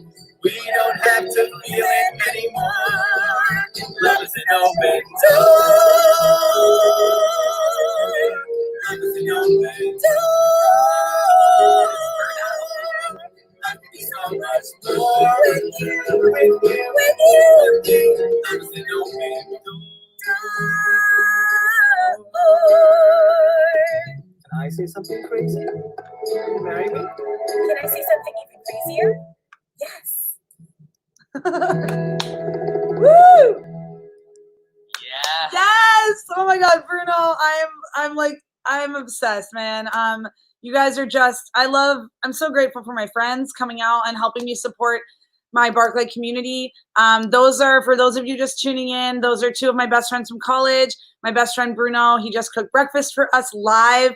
And his wife Rachel, who I also went to college with, who's a phenomenal makeup artist. If you want to learn more about them, hashtag Chef Bruno Woo, and Crafted by Rachel. They are phenomenal people, phenomenal artists, and they deserve to get our support from them because they gave it to us. Guys, go follow So them. thank you. Go follow them on them. Instagram and drop a comment saying Barclay love to them, please. Thank okay? you. So now we're gonna wheel in someone that we love. Yes, yeah, Bruno has a fierce tenor. Gio, you are absolutely correct. Good morning, Gio. We're gonna wheel in someone that we all know and love who gave an absolutely incredible performance last night in our recital. And she is going to Oh, good morning, Ashley. How you doing, babe? Good, how are you? I'm good, man. How are you feeling today after your amazing performance last night? I'm feeling good. Feeling good? Are you tired? Getting yourself? Yeah, I bet. You're just ready for more, right, Ashley? You're addicted to the Starlight. That's what it is. So Ashley is actually here, and I know you have to be somewhere by 10, so we got to move you along, right? So we got to get you out of here. So I'm not going to chat too much with you. I'm just going to introduce what you're doing. Ashley, this is the start of our Barclay Kid Stars, where we're letting some of the kids who play principal roles in some of our shows either talk about it or perform some of those songs. And so this is Ashley. She played Miss Honey in Matilda. We chatted about that last night, and she is going to sing to help us this morning, kind of nicely welcome our morning back to Boca after being in LA for the last hour where we were with Bruno. She's going to sing My House for us. So Ash, are you just ready to go, sister? So you can just make it to your, I think your graduation or something you have at 10? Yeah. So she's like, yeah, I'm gonna sing and go to my graduation. So Ashley, this is Ashley Newstein ringing in our morning as Miss Honey singing My House. This is gonna be beautiful. Ashley.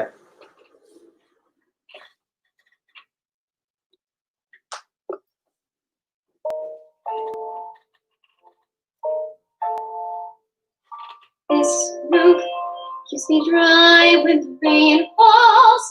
This door helps to keep the cold at bay. On this floor I can stand on 2 feet.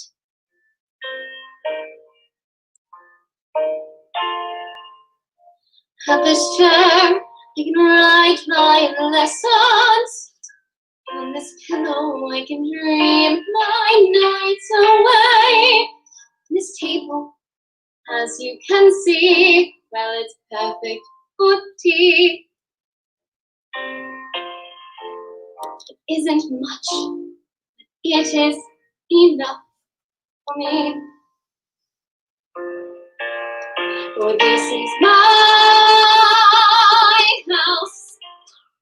This is my house. It isn't much, but it is enough for me.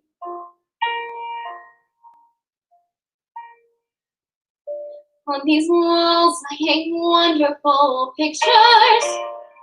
Through this window I can watch the seasons change. At this lamp I can read. And I am set free. When it's cold outside, I feel no fear.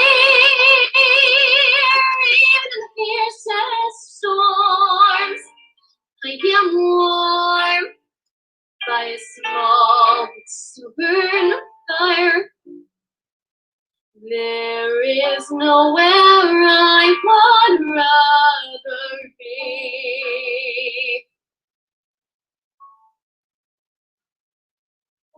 Isn't much, it is enough for me. Isn't much, but it is enough for me.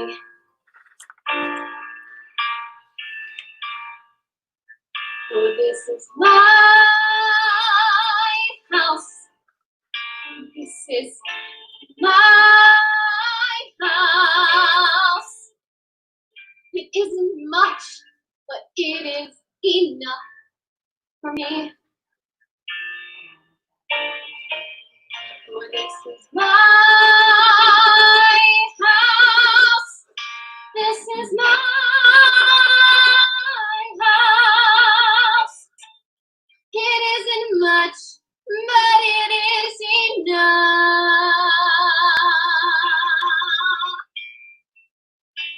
When it's cold and bleak, I feel no fear. Even in the fiercest storms, I am warmed by a small stubborn fire. Even when outside it's freezing, I don't pay much heed. I know that everything I need is here. Isn't much, it is enough for me. Isn't much, it is enough.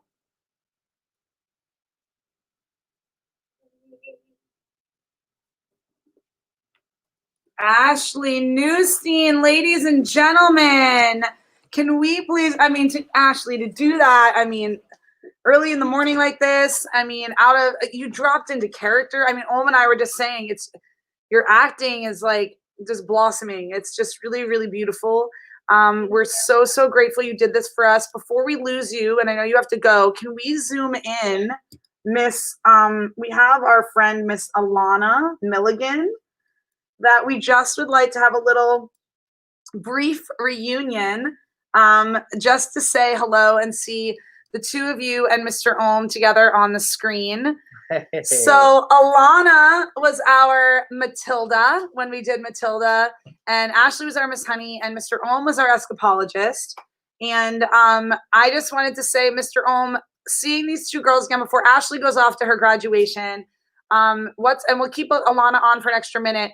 What's something you'd like to say, just looking at these two beautiful faces in retrospect, since this was an important moment for you as a teacher on stage with them?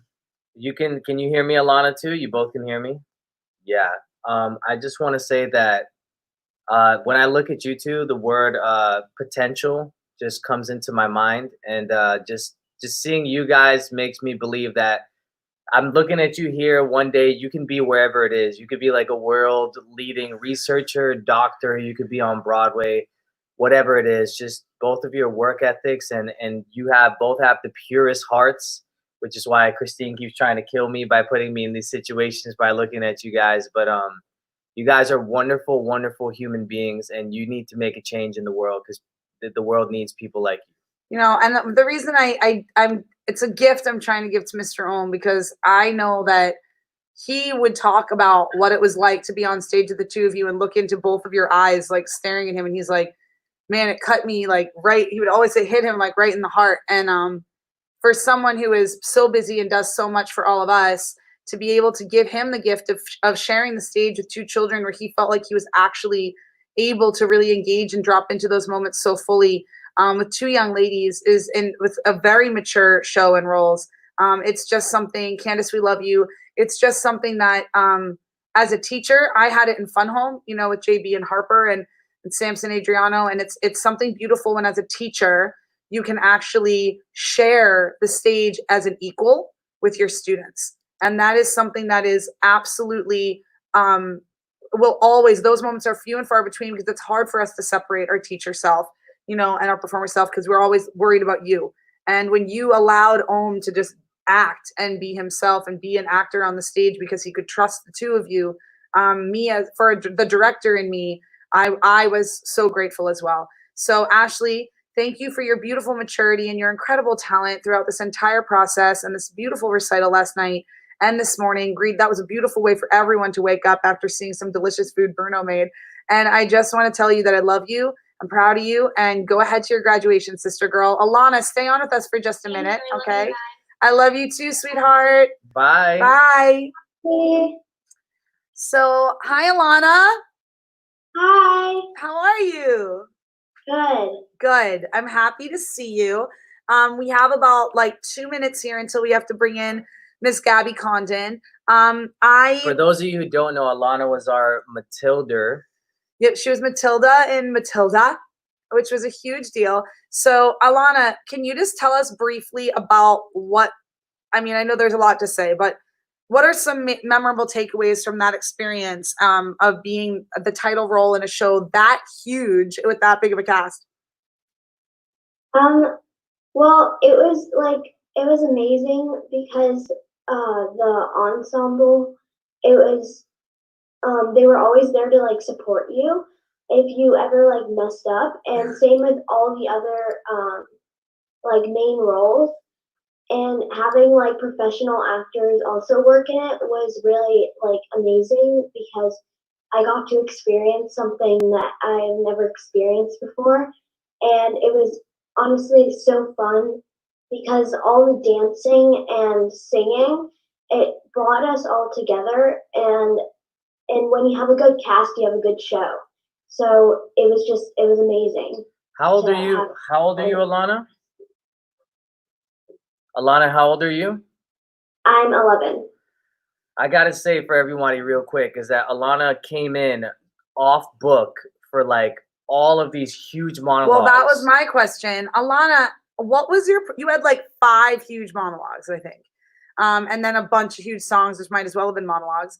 What was your process like getting off book for those? And also with your accent, which is what I was gonna say next. Yeah. Like your accent, like as someone who like teaches dialects, like that, it was really spot on. That Was. impressed me by far more than anything else. What was your process of learning those lines, Alana?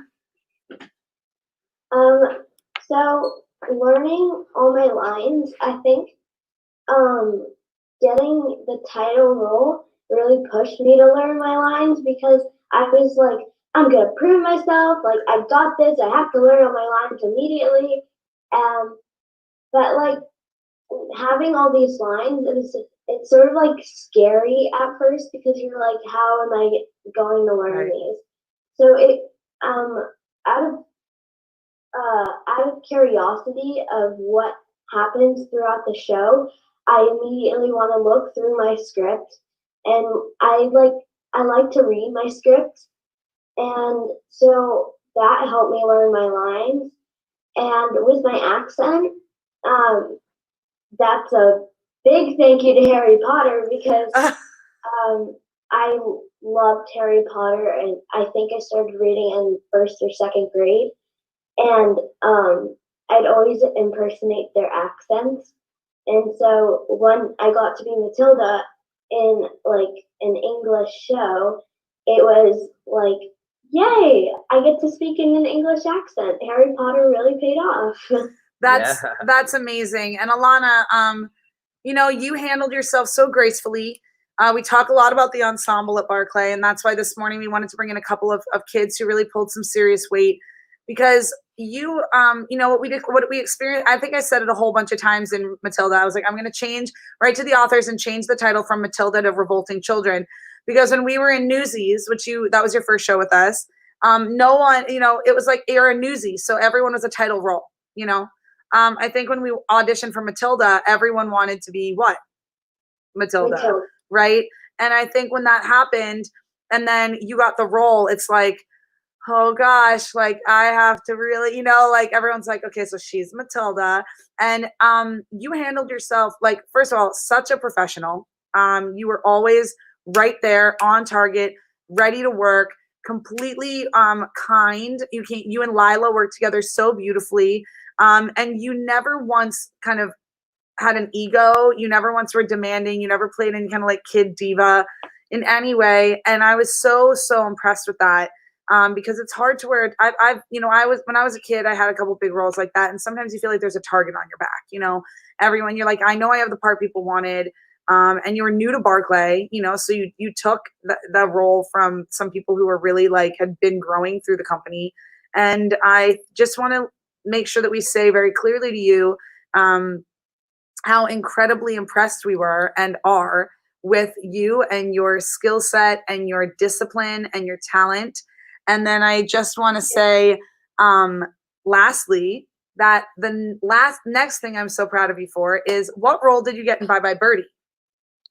I'm playing May Peterson, or Mama, Albert's mother. Oh, yeah. So, Alana, is May Peterson a similar role to Matilda? No, not at all. Not at all, right?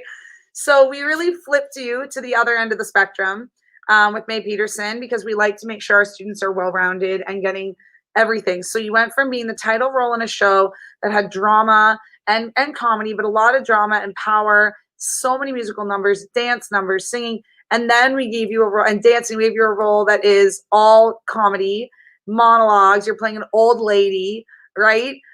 So could you do me one favor before you go? Could you first of all pick a line or say something in a British accent for us? Sometimes you have to be a little bit naughty. Yes. And now could you say one of your May Peterson lines for us in your May voice? Sure. Taxi, what do I need with taxis? I'll leave the taxis for my successful son. A mother can ride crowded in a dirty subway full of people who wouldn't give you a seat if your life depended on it. But what's the difference?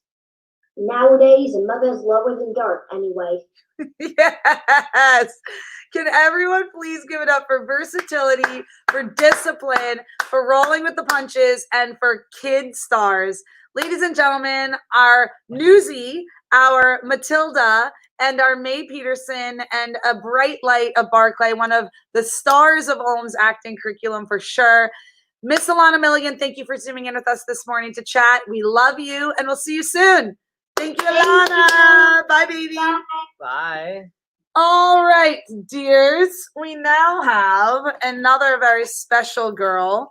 I want to make sure, who am I supposed to go with first, Mr. Jason? Okay, so we have two ladies in here, but we are going to bring in, so Gabby Condon, you just sit tight in there, girlfriend. We're going to bring in a friend of ours named Gracia. Can Gracia Ortiz please come on to the camera?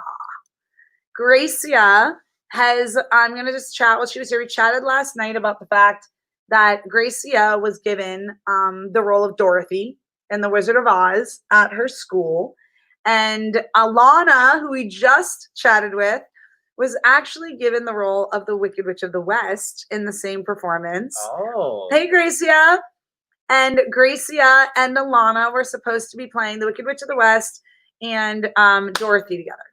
And when I heard that their school had to sort of cancel that show and let that go, my heart kind of broke for both of them, but definitely for Gracia, because she's worked so hard to be able to really rise up and capture a principal character. She's done so much training, and for it to be taken away, like obviously no one meant to. Miss Sarah Perry, our choreographer, was your director, and we love her and she loves you. The virus has done a lot, and so I wanted to give Gracia a chance to sing Somewhere Over the Rainbow. Who wants to hear Gracia sing Somewhere Over the Rainbow? I know I do. So let's give some beautiful love. And Gracia, we have a very important guest coming on at 10:30, so we have to make sure we stay on time, so I can't chat with you too much.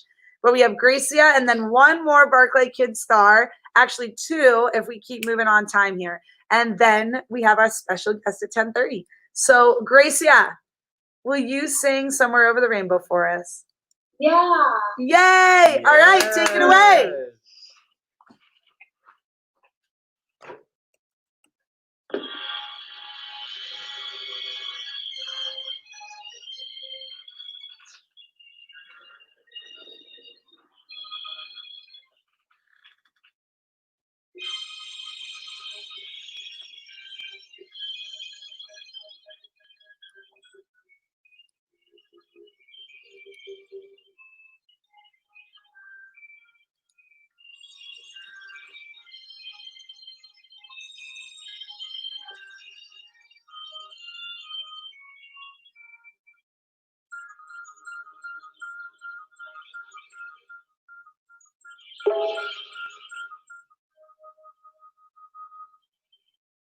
Somewhere over the rainbow, way up high, there's a land that heard of once in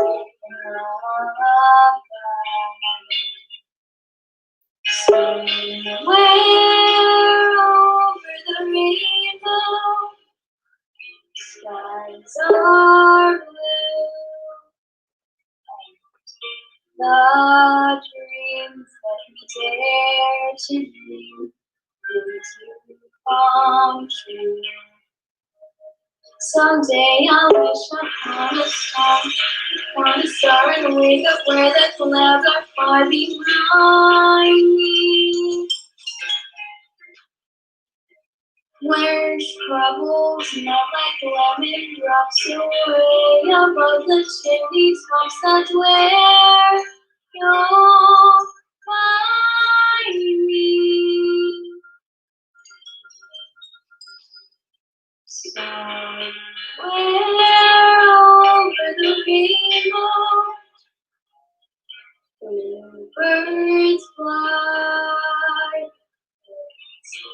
Fly over the rainbow line, the white man's eye.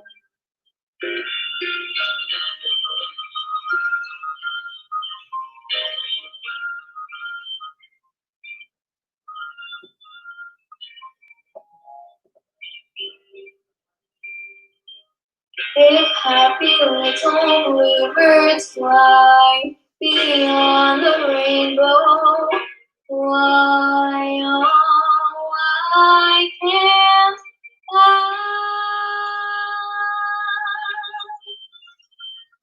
Yes! Gracia! Baby girl, can you tell everyone again how old you are? I'm 11. 11.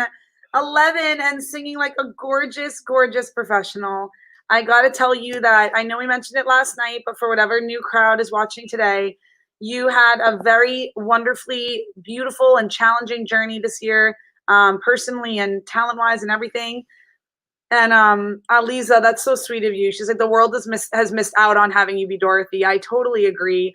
And I just want to tell you that the amount of love coming from your friends, you so deserve. You've worked so hard to be the best version of yourself and the best performer that you can. And I'm so sorry that this kind of exciting dream got taken from you, but I am so glad that the world got to hear you sing this song. And I heard you sing it when we kind of practiced it for your birthday. And I'm really glad that we got to put it on our broadcast today. So I wish we could chat more, but I got to let Gabby in. But I just want to thank you for zooming in with us this morning. And I want to tell everyone how unbelievably impressive it is that like Ashley and Gracia and Gabby are singing like this early in the morning. This is not like the normal time of day that they're used to singing or performing. And so for their voices and the way they warm up, for you to sound that good is like something pretty wacky. And Gracia, I do want to tell you that when I heard you sing this at your party for everyone, and how you were like hesitant to do it, and then how you sounded then, and now you're singing it in front of like 20 times more people, full confidence, full voice. Like it's amazing how much you've grown in that time. It's just wow. We love you, sweetheart, and I hope that you have a great end to your year, and we will, I'm sure, be seeing you this summer. You look like a Dorothy. She is a Dorothy. You look like a Dorothy. All right, let's welcome Gabby Condon. Gabby. So let me start explaining. We chatted a little bit with Gabby about this last night. Gabby was our Yona in, hey girl, how you doing? Hi. So Gabby, are you still flying high from your great performances last night? Feeling good? Yeah. You should. You gave a gorgeous performance. I think you almost killed on with Kindergarten Boyfriend there. So Gabby, we don't have too much time to chat because I have to be on time for my guest at 10:30. Then we chatted a lot last night, but I want you to just, we were saying we want to give some of the kids, not everyone certainly, some of our kids a really good chance to just enjoy or relive their moment of playing one of their favorite roles. And your kind of favorite role you played with us so far was Yona in Children of Eden. And I think the entire world could use you singing the song Stranger to the Rain one more time for funsies. So, ladies and gentlemen, this is Gabby Condon reprising her role of Yona, Children of Eden, singing Stranger to the Rain to get you started beautifully with your day. Gabby, whenever you're ready, sweetheart. Yes. Yona laid the table.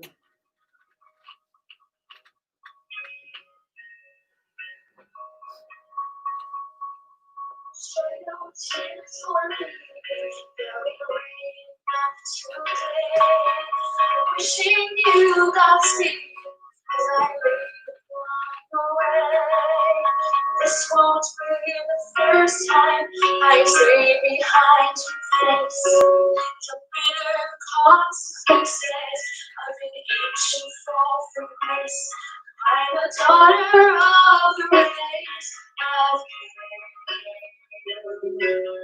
I am not a stranger to the rain.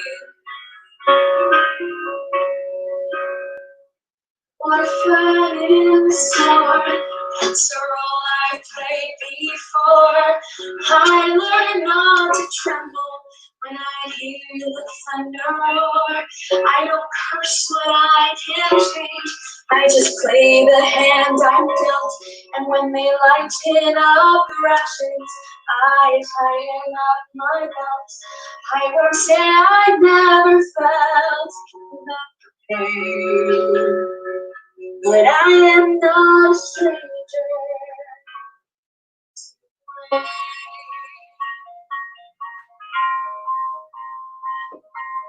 for the boy who's given me the sweetest love I know, I wish for him another love so he won't feel alone.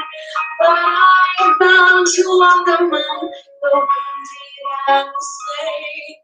And when the storm comes crashing on the plain, I will dance before the lightning to music sacred and profane.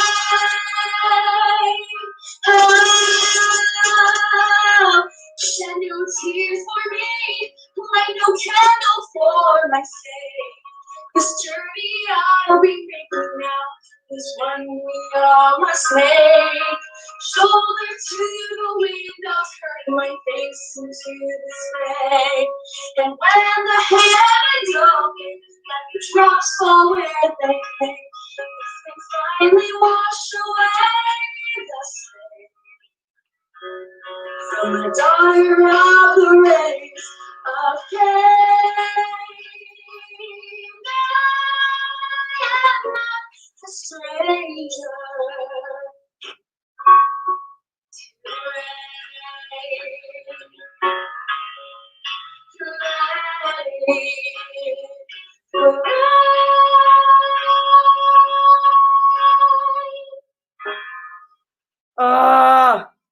Gabby, what are you doing to me? How are you even singing that well like that at this like 10 o'clock in the morning, yo? Like you're like, I don't know. It's just, I know. Well, you know what, Gabby? I've said to you, while we've been going through this quarantine time, that if you keep yourself up, right, lifted, like feeling good, getting yourself moving, you're gonna feel better all around, And I think what you did last night is you had such an unbelievably gorgeous series of performances, and you felt, I mean, I was like going delirious, like the amount of love that I was feeling last night through the camera and the lens. Like I started like laughing. I don't even know. It was all the feels. And I think that when you felt that, it kind of filled you up. And sometimes you just need to you need your cup filled up every once in a while. Everybody does. I mean, it's one of the things Mr. Jason and Mr. Ohm do for me all the time is keep me focused on all the wonderful things that are going on, even when we get overwhelmed or we get stressed. And I just want to tell you that you just sang, for anyone who didn't hear Gabby last night, she sang Kindergarten Boyfriend from Heathers. She sang In His Eyes from Jekyll and Hyde. And she just sang Stranger to the Rain from Children of Eden. And I just want to say that all three of those songs are unbelievably difficult. You basically just went through the vocal Olympics for us. And you're 13. And I mean, what am I? 14. Just turned 14, right? And I'm literally like, I don't even know. I mean, I can't. Can we just all imagine what Gabby's senior recital is going to be like? I mean, holy smokes. So, Gabs, I love you so, so much. And I would love to, I'll be talking to you, but I would love to keep you on. But we actually have a good friend of yours that's going to Zoom in right now. Mr. Giorgio Garcia is going to Zoom in and sing for us. So I have to say goodbye to you. I hope you have a phenomenal rest of your day. Ladies and gentlemen, let's give it up for Gabby Condon. Hey! He was commenting. He was like, my daughter. Gio played Noah in Stranger to the Rain, in Children of Eden. And so, yes, he played Gabby's father in that production. And so it's nice to have you guys reunited. So it's nice to see each other, right? So, Gabs, I love you, sweetheart. I hope you have a great rest of your day. I think there's probably no better way to start your day than this. So, I'll see you soon. Love you. Bye. Gio, we meet again. How you feeling this morning, G? Oh, give me. Oh, hi. How do you feel today? I'm good. Are you? I'll give it to you. So let me explain, everybody. Gio has basically been running this with us. Gio started singing zoomed in to chat with us at the Fun Home Reunion at 2:30 yesterday. He was on with us for an hour.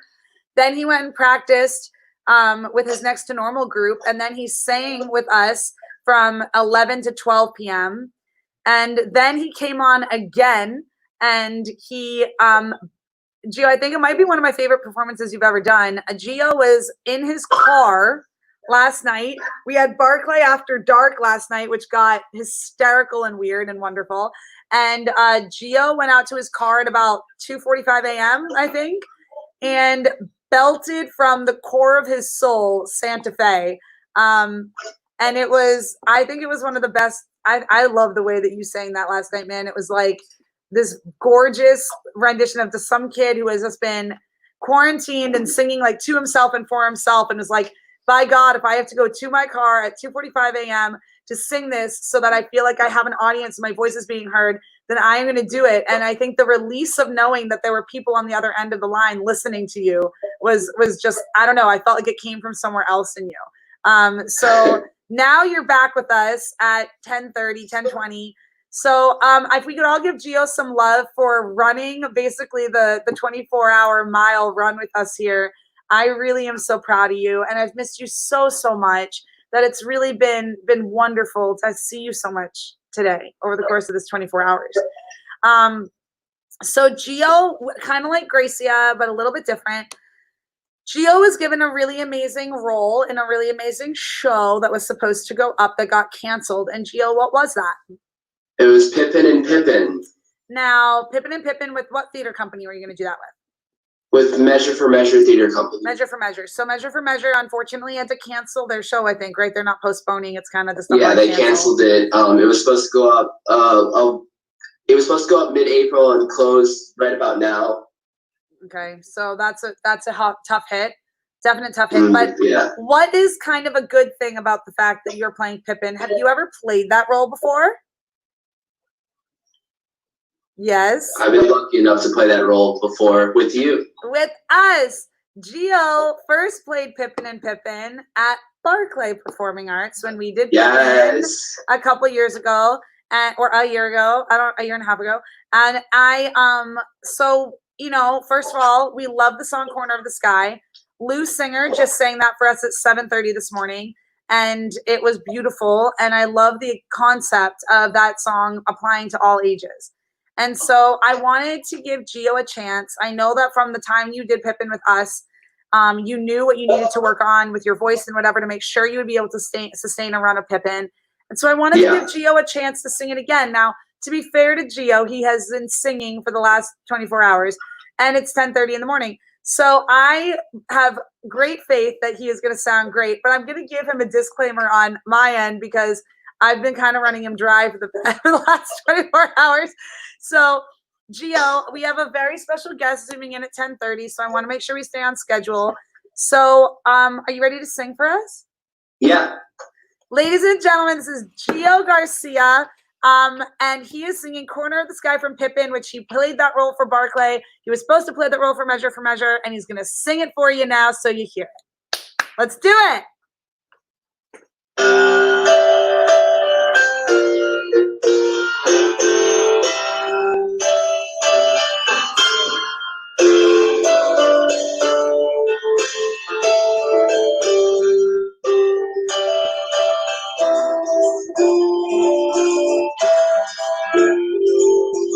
Everything has its season, everything has its time. Show me a reason and I'll soon show you right. Cats stay on the windowsill, children fit in the snow. So why do I feel I don't fit in anywhere I go? Rivers belong where they can ramble. Eagles belong where they can fly. I've got to be where my spirits can run free. Gotta find my corner of the sky. Every man has his dreams, every man has his goals. People like the way dreams have us sticking to the soul. Thunderclouds have their lightning, and nightingales have their songs. Don't you see, I want my life to be something more than wrong. Rivers belong where they can ramble. Eagles Eagles belong where they can fly. I've got to be where my spirits can run free. Gotta find my corner of the sky. Whoa, so many men seem destined to settle for something small, but I will rest until I know I have it all. So don't ask where I'm going, just listen when I'm gone. Far away you'll hear me softly to the top. Rivers belong where they can ramble. Eagles belong where they can fly. Got to be where my spirits can run free. Gotta find my corner of the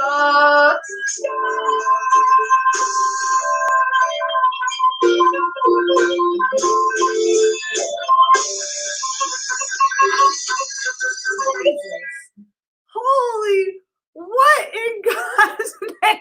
Jill, what is that? What the? Holy God, man. I was looking at old behind the TV the whole time. I was like, what is going on? That was like when Blade and Sophia were singing last night.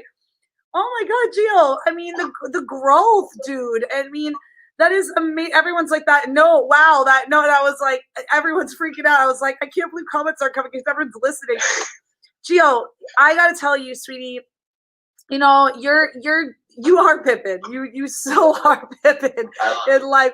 And I cannot believe, I mean, I've watched your journey since you joined us in Spring Awakening, and we'll talk about that a little more. You're gonna actually be seen again, but not live, in a little bit here in the documentary. But I honestly gotta tell you, dude, your growth in your vocal and is so beautiful. You sounded great when you were Pippin for us. You did. You sounded wonderful, and I cast you, so obviously. But the fact that you knew when you had another opportunity to be able to play Pippin, the fact that you were like, okay, I did this once. I've done that once before, and I know where the things were in that show. That show is the singing. For anyone who doesn't know, Pippin, the role of Pippin in Pippin is like, it's inhumane. Like, it really is inhumane. Every single time you think you got through the hardest song in the show, they give you another one. And then at the end of Act 1, they hit you with Morning Glow. So everyone thinks Corner of the Sky is the hardest song. It's not. Morning Glow is like... It's not. It just gets harder and harder as the show goes on. And then they hit you with Extraordinary in the middle of Act 2, which just goes on for like 15 minutes. And you're like prancing around. It's crazy. And I think what you learned, G, just quickly tell us, like, what specifically were you trying to open up in a different way? Was it more diaphragmatic support? Is it just staying hydrated? Like, what were you doing to keep growing your vocal forward to be able to play this part again? The biggest thing for me was honestly working on my breath support, because when I was belting, it was like everything was very raspy and like nothing was like as smooth as I wanted it to be, and I knew it was from my breath support. So that's something like I've been like really working on, is like, and I'm still not perfect whatsoever, but like that's the thing I'm trying to like knock down, is breath support, and like properly knowing when to breathe. And yeah, you know, Gio, I'm so glad you said that, because we've talked a lot about vocal health with a lot of our students over the course of the recital. And I know that's Mr. Ohm does a lot of work, and when Jason steps in as well, Mr. Ohm does a lot of private work called like breath and body, which is just literally like, and we're kind of starting that with voice lessons. It's like, can you go to Mr. Ohm first and get connected to the breath directly to the body before we throw you over to me to get on the keys and intonation and phrasing.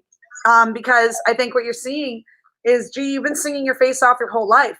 But like, if you kept singing that way, yeah, you sounded great, but how long? How long would you be able to sing like that for? So we're going for longevity. And I think that I'm so proud of you, because working on breath support isn't always the most fun, you know? You want to just be singing, yeah, of course. You know? And so for you to take the time to really rein it in and pull it back and go back to the foundational aspect is so inspiring, really. And Gio, how old are you now? I'm 20, turning 21 in 6 months. Wow. So Gio is 20 years old. We've been hanging out since you were like 17 or 18, I think. Yeah, that's when when, like, I was getting ready to turn 18 since before. That's when I met you. And over the course of the night that we were watching footage, we were watching Jesus Christ Superstar. And I literally was one of my favorite shows we've done. And I told Jason, I'm like, we're going to have to turn this off because I'm distracted watching it, even on our live stream, because the amount of, it was the vocal of Rocco and Gino. I was like, man, they're so impressive. And then you'd come in with this like it was like every single thing. Yeah, it was like listening to you sing every time we watch a show. You improve and you get better and better. But more than that, you know how to use your voice to adapt to a character. So like when you were Annis, you really had like a very kind of edgy rock sound, but here was very smooth musical theater. So I just want to tell you how proud of you I am. How sorry I am, man, that you worked really hard to get this vocal prowess back and then to have that taken away. So everything happens for a reason, one way or the other. And I just want to let you know how much I've appreciated your incredible dedication to us over these 24 hours. And I love you. And I can't wait to get to see you again in person. And we'll talk to you soon. All right. Yes. Everyone. Thank you for having me again. Of You're the course. best. Of course. We love you, Gio. Thank you. Bye, Gio. Love you. So, all right, everybody. It is now 10:28. We are right on the money here for our very special guest. Yes. So before I let him in, I just want to kind of prep everyone.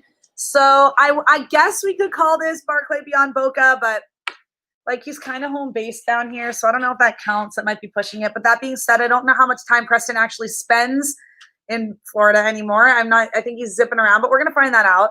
So we have a very, very cool special guest that's signing in with us. His name is Preston C. Howell.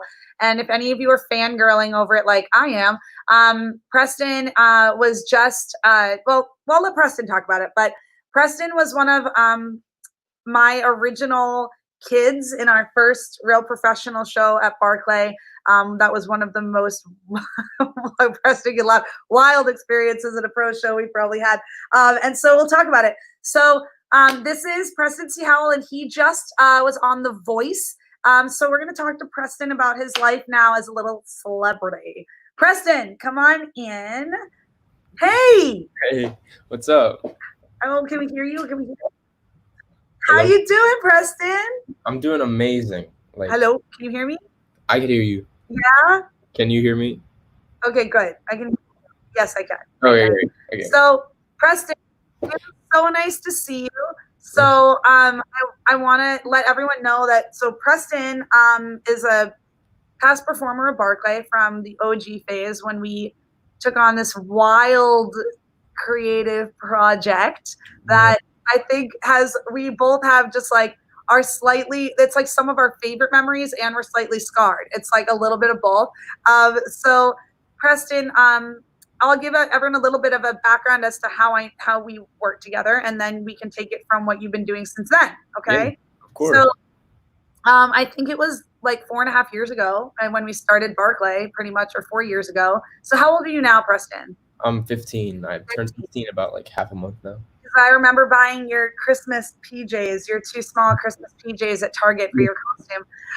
So Preston was 11, 12 when we were given the opportunity at Barclay. My uncle is an Emmy Award winning writer for a lot of soaps, Days of Our Lives and things like that. And he also is best friends with a guy named Gerard Alessandrini.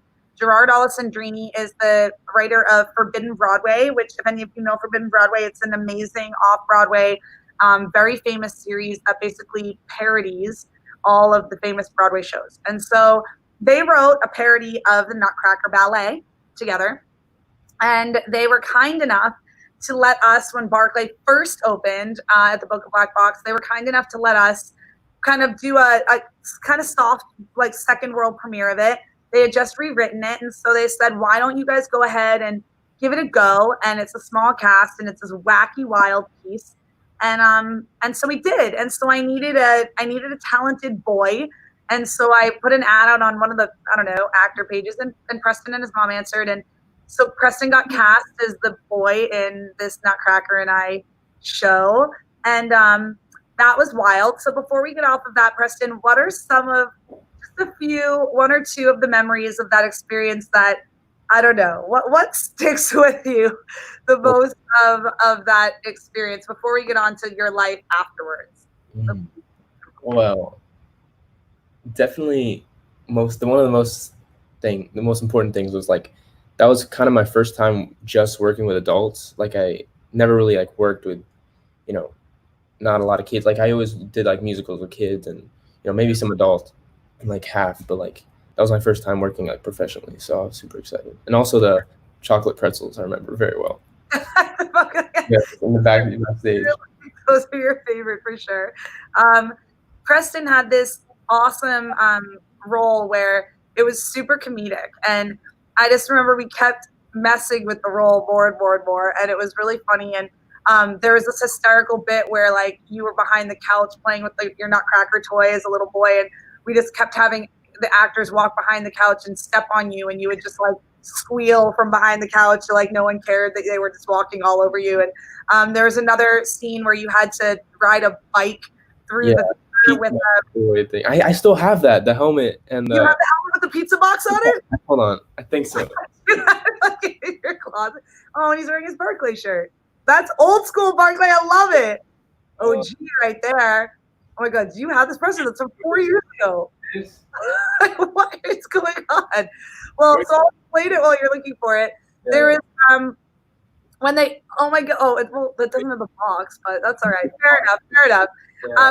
There is I appreciate the fact that you kept the souvenir for this long with it. So there's a scene where Preston had to just wear a bike helmet. I respect. Preston had to ride his bike through the theater and had to be a pizza delivery boy in New York City. So we strapped a pizza box to his helmet, and he was biking up, and Mr. Randy Singer really loved how we had you. We bike right up on a ramp onto the stage. That was his favorite. That was amazing though. And actually, Preston, I think I passed this along to you or to your mom, but when you came to visit us, but my uncle actually, when he saw the show, there are a lot of other stories we could tell about that show, but good and indifferent. But the way that you did that role actually, when my uncle came to see it, he actually rewrote the role to fit the way that you actually interpreted the character. He said after that version that he never really found the right style for the little boy. He never really found exactly how the little boy fit in the world. And so after he saw the show, he was like, you know what? That kid actually got it. And he has modeled, everyone who's done it since, he's kind of modeled it after your interpretation of that character. So you really, you did a lot of good for us. You also were super adorable. You were a pleasure to work with. And I remember having a couple really nice conversations with you about how to work with professionals and how to be prepared. And we had a great relationship. And I think that's why you're willing to hang out with me right now, even though you're kind of a big deal. So Preston, talk to me about what has happened to you and your life. Not like directly after Nutcracker and I, but over the course of time, what has gone on with you and where have you been? Well, really where everything started to take off was at the end of 2018, which was when I was like 14, and I had just been cast for Acapop, the acapella group, which is run by, the main guy of Pentatonic, Scott Hoying. And I got started with that, and we did a bunch of music videos. We started filming stuff. And then a few months after that, I got cast in The Voice, which was like the craziest thing ever. Like, I really did not expect that, because I'd watched The Voice when I was like 9 and 10, being like, oh my gosh, that stage seems so cool. And this is like The Voice, not like The Voice Florida. Like we're talking like the real The Voice, right? Like on TV, like what you all watch. So if all of you are like, wait, do you look familiar? Yes, like he does look familiar. So keep talking, Preston. It was the craziest. It was, I remember just when I got there, I do not remember a thing. Like, it was all autopilot, and I was all in the clouds, and it was just the best experience ever. And then after that, like a week after I got eliminated, which is in the knockout round, we started releasing the Acapop stuff, and that. What team were you on, Preston? Was it John Legend? I was on John Legend's team, and was that like? I mean, that had to be crazy for you. It was super hard to choose between him and Gwen, and because two turn. I got a four chair turn. That's what I thought. That's what I thought. You got a 4 chair, so Yeah. you didn't care about the other 2. So No, you're that was the thing, because I went in like John Legend, and then when I got in there, Gwen really stood out to me. The talking was because like John was like tell me all this good stuff too, but like Gwen was singing. She sang to me, so I was like, she was reading you, dude. I had to I had to like eliminate. So okay, Blake, maybe not. Yeah. Kelly, okay, no, I have to like focus, and then Gwen or John. And I was like, I have to pick John. So when you picked John and you worked with him, which was amazing, and Yeah. Gwen Stefani is who we're talking about, right? Gwen Gwen Stefani, John Legend. So now, yeah, so you got to the knockout round, which is amazing that you got that Yeah. far. And yeah, then what happened? So a week after I got eliminated, we started releasing the Acapop stuff, and that went, pretty good. We were just on the Kelly Clarkson show, so I was backstage and I walked by her and I was like, and she was like, "What the hey?" Because she didn't know that I was gonna be there. She just knew that Acapop Kids was gonna be there. So yeah, and we've been doing some Acapop stuff, but most recently, I'm about to release my first single. That I'm is super excited for. That is amazing. So first of all, Preston, let's just Pentatonics, for everyone who knows, is an amazing, super big deal, famous a cappella group, right? So that's Pentatonics, and so Acapop is like the kids. Yeah, so Scott had this idea of creating like a kids version of exactly what they were. So they went kids, like teens almost. And so he started that group with Ben Bram and Shams Ahmed, which are producers. And yeah, he just wanted to do that idea.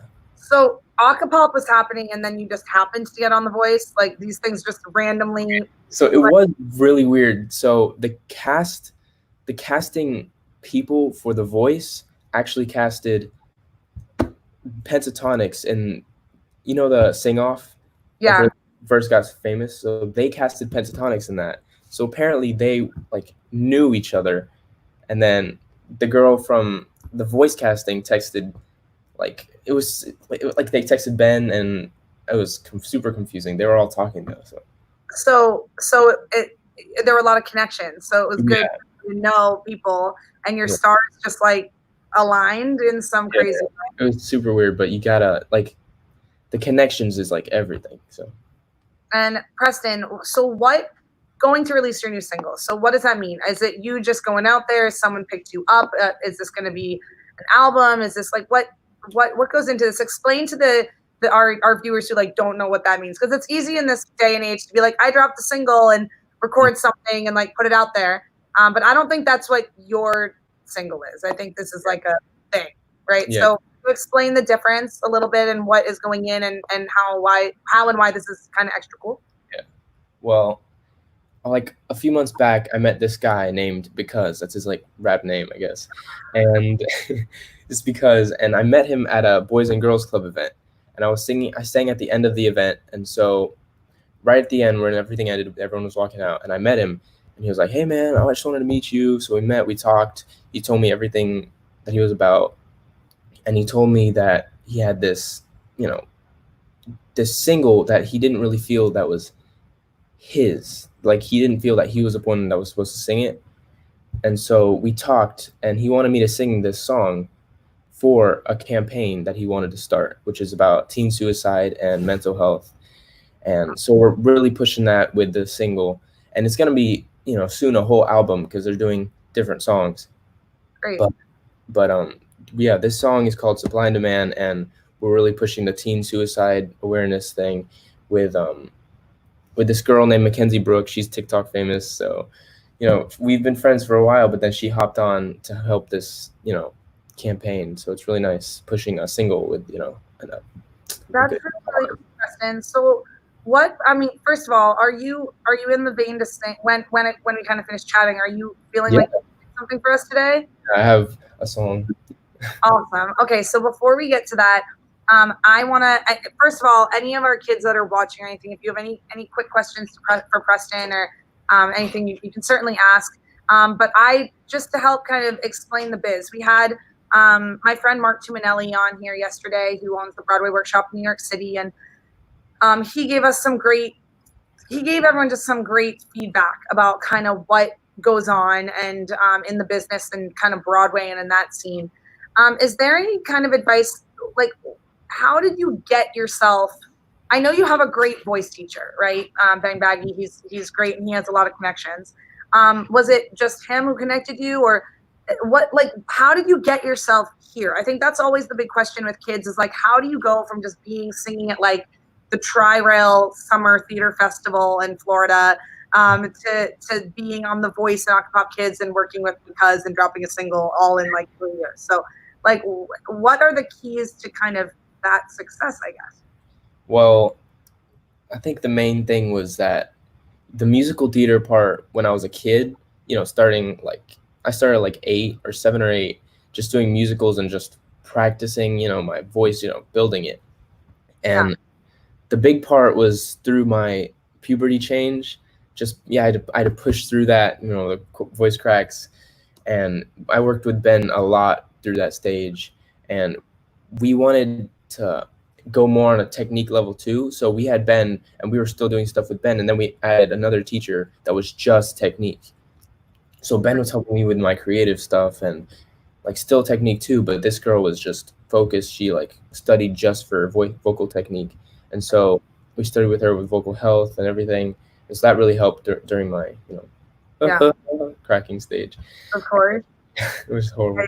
And then, so I pushed through that and it really helped a lot building my voice. And for a while, like 7th and 8th grade, it was just like studying that vocal health because I couldn't really do much with my singing. I was still singing, but like it was pretty hard. So I had to like a little break and then finally popped off that freshman year of high school. It's crazy. Awesome. So you're really doing kind of attesting a lot of this to just really carrying through your vocal training. Yeah, training was a lot of help.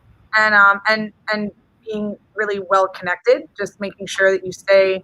And what is that, Preston? Is that just like making sure that you're doing everything you can do, putting yourself out there as much as you can? Is that, you know, trying to audition for things? Like what was the main vein that you took to get yourself onto like the Octopop Kids or to Voice? Well, right before I got cast in Octopop, it was just a lot of auditioning for everything I can. Everything that was on Backstage or Actors Access, whatever. It was just auditioning for everything. And a lot of that stuff I did not get. And, you know, when I did finally get that Octopop thing, it was like, oh, wow. So I got to focus on this one thing. And also just like knowing that you're going to get a lot of no's, you know. So I had to like push through that because like at the first time I was like, wow, geez, nobody wants me. I don't want to do this anymore. But then I had to push through that. And my mom helped me a lot. So you have an awesome mom. I love Pam. I've loved her since, I mean, you guys drove like almost an hour to rehearsal every night. And then she like hung around. I just remember seeing her like walking up and down the boardwalk, going in at Dunkin' Donuts, waiting for us to be done with rehearsal. Preston, what I love hearing you say is, you know, you are doing a lot of vocal stuff and a lot of kind of pop stuff, you know, and I'm sure you still are interested in musical theater and stuff like that. It's just not what is happening right now for you. And I am so grateful that we've had 2 amazing guests, Mark Tuminelli from the Broadway Workshop yesterday and you, Preston, and you're both saying the same thing ultimately. And it's about auditioning for everything as much, how to be successful, right? Auditioning for everything as much as you possibly can and expecting no's. Mark said the same thing. He's like, if you're not going to be okay with getting rejected, then go into another career because you have to develop the thick skin. And that's really what you just said too. But also, you know, the focus on training. Both of you have said the same thing. You took time off of performing and just figured out like how to use your voice.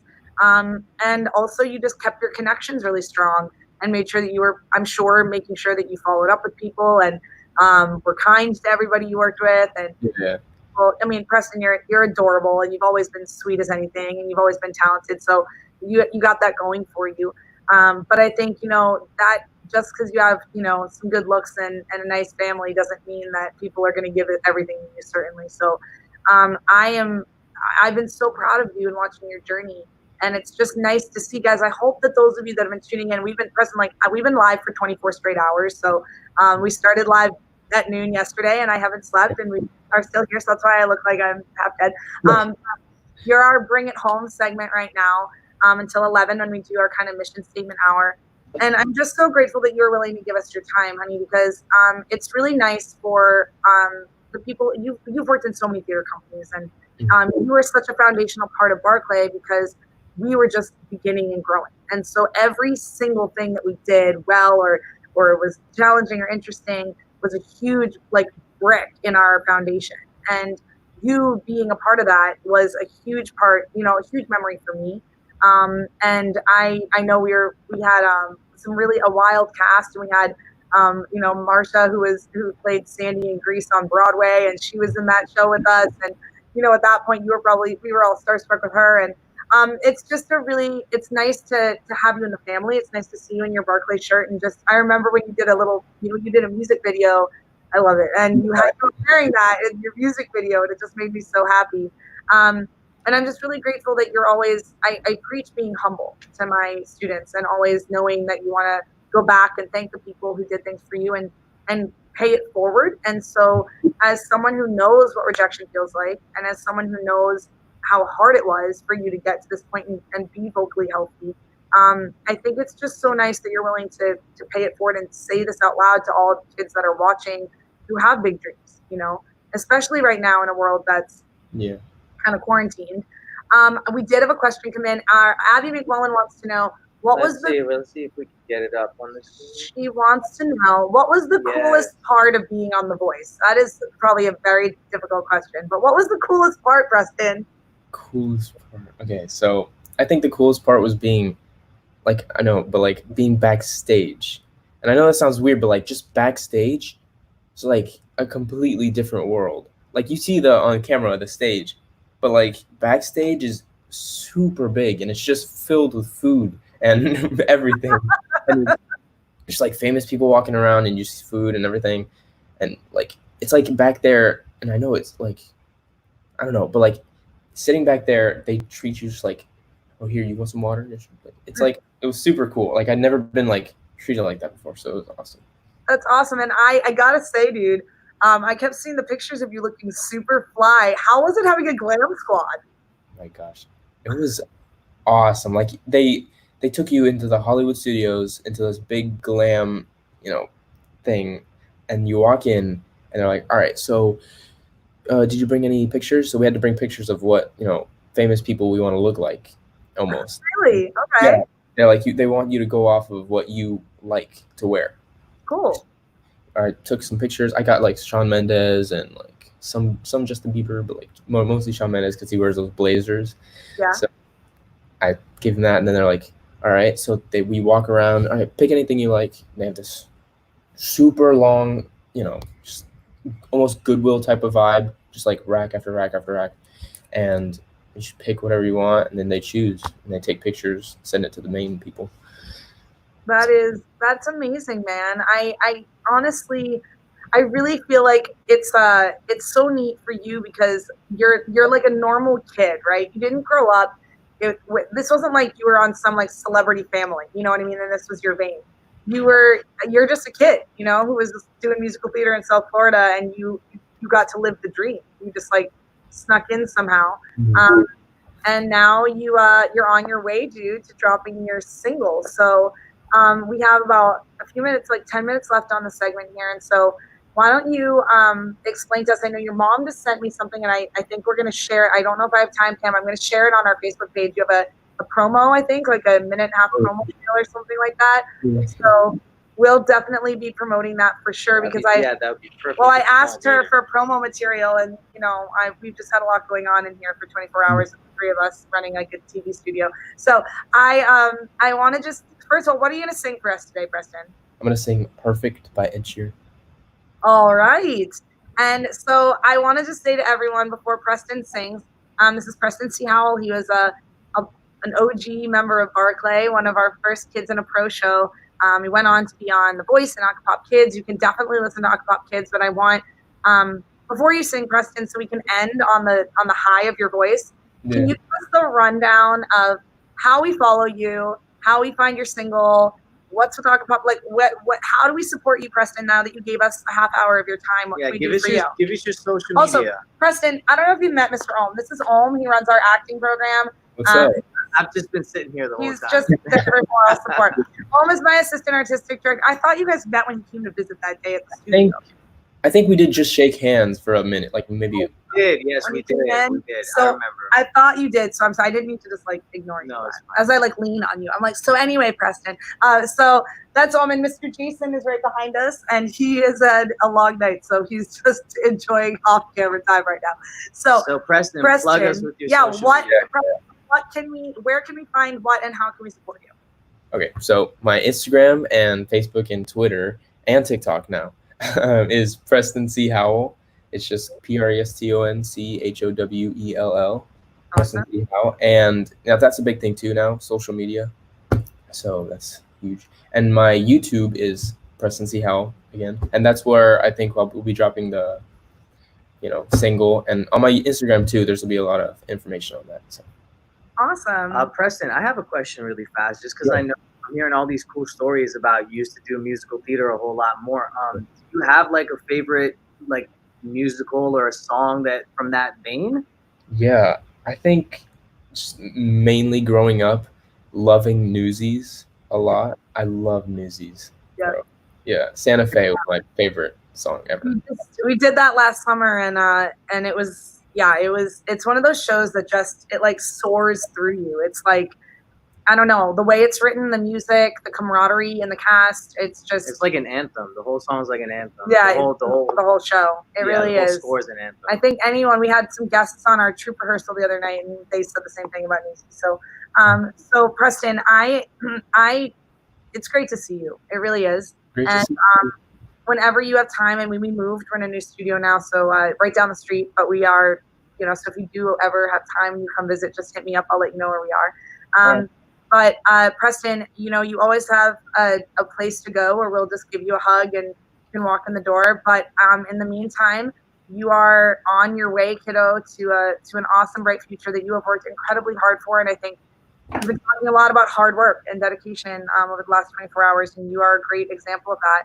So you are our last kids performance of the day, live performance of the 24-hour segment before we go into closing it with our final hour of all sorts of squishy feels. And so to bring it home with our live Barclay Kids Stars performance, if I dare call you a Barclay kid, Barclay young man, it's Preston C. Howell, and he is going to wow us with some wonderful vocals. So Preston, take it away.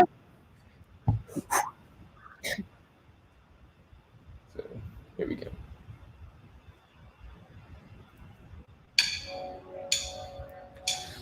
I found a love for me. Darling, just dive right in and follow my lead. Well, I found a girl, beautiful and sweet. I never knew you were the someone waiting for me. 'Cause we were just kids when we fell in love, not knowing what it was. I will not give you up this time. Darling, just kiss me slow.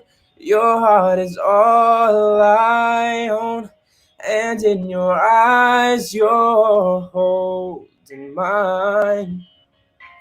Baby, I'm dancing in the dark with you between my arms, barefoot on the grass, listening to our favorite song. When you said you looked a mess, I whispered underneath my breath, you heard it. Darling, you look perfect tonight.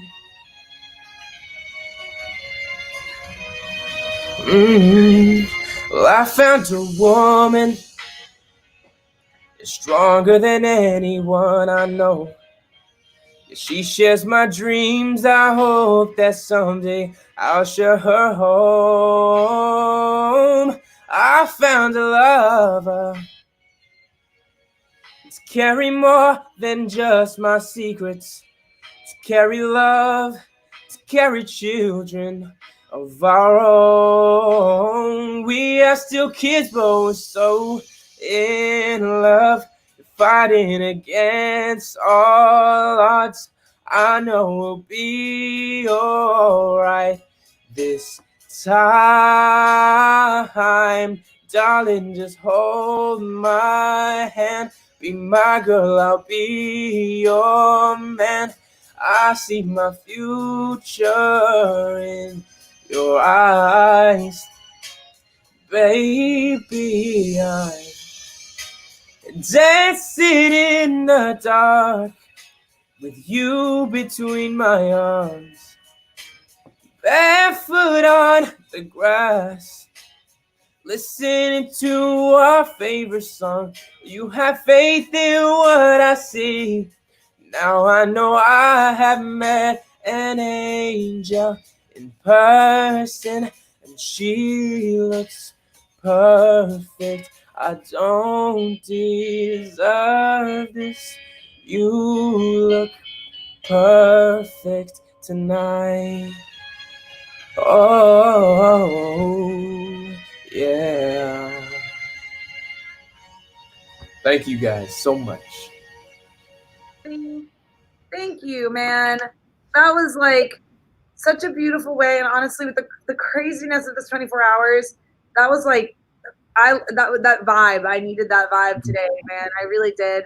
It was nice to also hear something that wasn't what we've been hearing the whole time. It was nice to hear a little bit of a R&B-ish vibe, so that was really nice. Yeah, man. And Preston, I just, I really do want to thank you.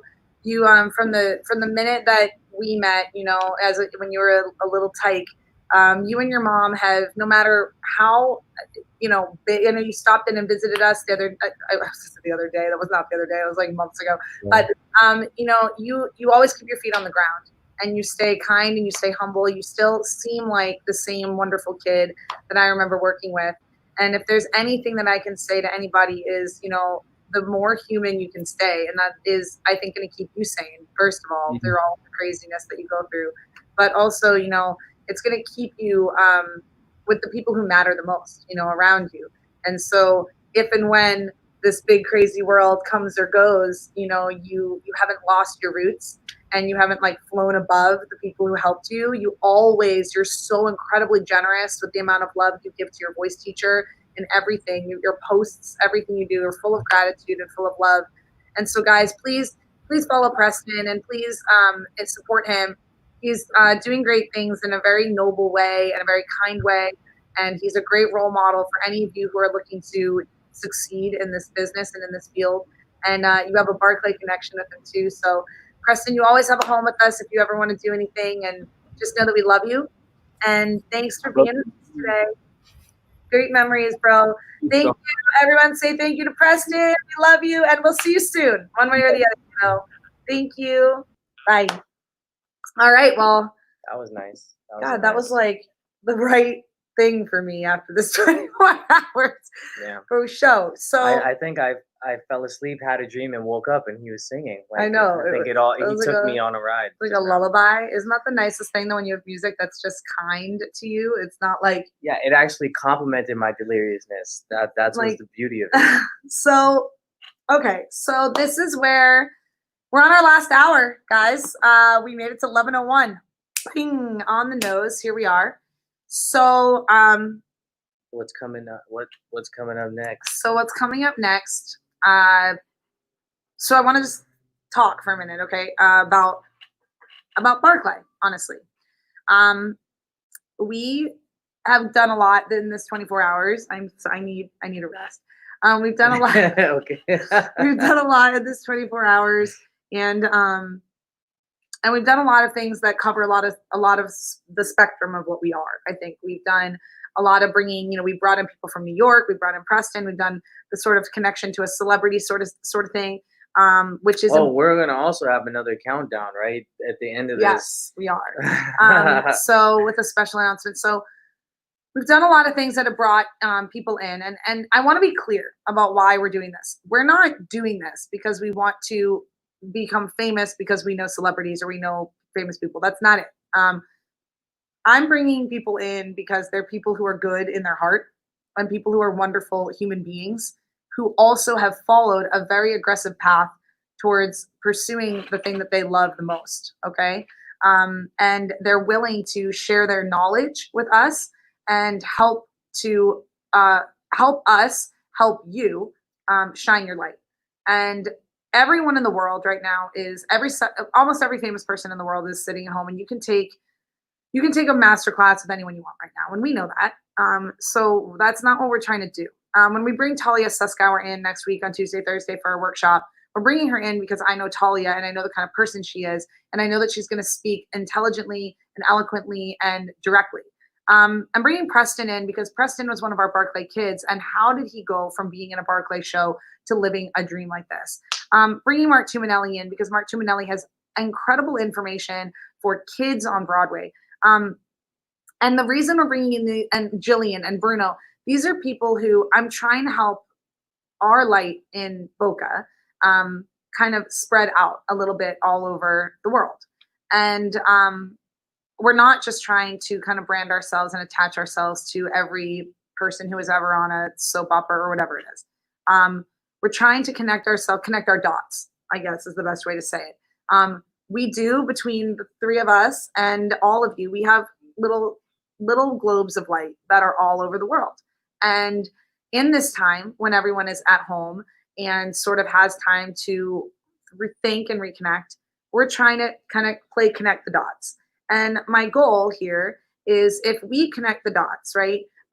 Because we're a ball of light too, guys. And they, like Mark Tuminelli and Jillian, and every time we get off a call with someone, they're like, thank you. Like, this was good for me. It felt good for me too, because, you know, we're Barclay and we're giving too. So my goal is, like, while we have people in this quarantine state and people who who love me, but wouldn't normally have the time to like just cook us breakfast or something like that, I'm trying to capitalize on that so that we can start connecting our little balls of light. And eventually maybe those balls of light will get close enough that they'll connect to each other. And like all of a sudden we will have started this very cool sphere of like Find Your Voice, Barclay, Glow. And little by little, if we do that, I feel like it is possible to make this world a better place a little bit. And one of the reasons that I feel so strongly about this is because, you know, I've always believed that I become the best version of myself when I'm surrounded by people who make me feel like the best version of me. There is a quote, stay close to the people who make you feel like sunshine. And I know that when I'm with Mr. Ohm, I'm with Mr. Jason, you know, when I'm with certain, you know, family members, certain people, it brings out the best in me. And so by connecting us to people who I think have found their inner glow, I think that they're like Mark Tuminelli, like Bruno, like Jillian, like us guys. I think if we connect our glows to each other, people are like, oh, you want to make a difference, you want to change the world. Well, as we were talking about a quote from Willy Wonka, like, want to be a dreamer, be one. Any, you know, if you want to see paradise, simply look around and view it. Anything you want to, do it. Want to change the world, there's nothing to it. I think it is possible. I think it is possible for us to make a difference. And people might look at me and be like, okay, you're a kids theater company in Boca, like, calm down. That's fine. That's fine if you feel that way. First of all, we're not a kids theater company. We're a theater company with an academy. But that's fine if anyone feels that way. And if anyone says that to you, any of you, I love theater, I love what I do, and you just feel like someone's like, okay, well, that's nice that you like to sing and dance. They don't get it, and that's okay. But there are plenty of people out there who do. And the reason I bring it up is because in our last hour, we're revving up to a really cool collaborative project that I think is going to contribute to this mission. And there was a thing that happened in our community. And so this thing happened in our community a couple of years ago. We have a documentary that was made about us that we're going to pull up here. And I think, Mr. Jason, Mr. Ohm, I think if you want to help me with that. There was an event that occurred that we all know about. It happened in Parkland. It happened on Valentine's Day. And I was indirectly connected to it. And I was indirectly connected to it. I was not in the school. I'm not trying to take any credit. This is not my tragedy. Okay. But I was affected. I was really strongly affected by it. And the reason I was affected by it is because I had a lot of students who were in my show, Mr. Ed. We had a lot of kids who were directly affected by it, who were currently in Barclay shows. They were currently in Jesus Christ Superstar. They were currently in Spring Awakening, and they were currently in Legally Blonde. And also, we're like 8 miles away from where it happened.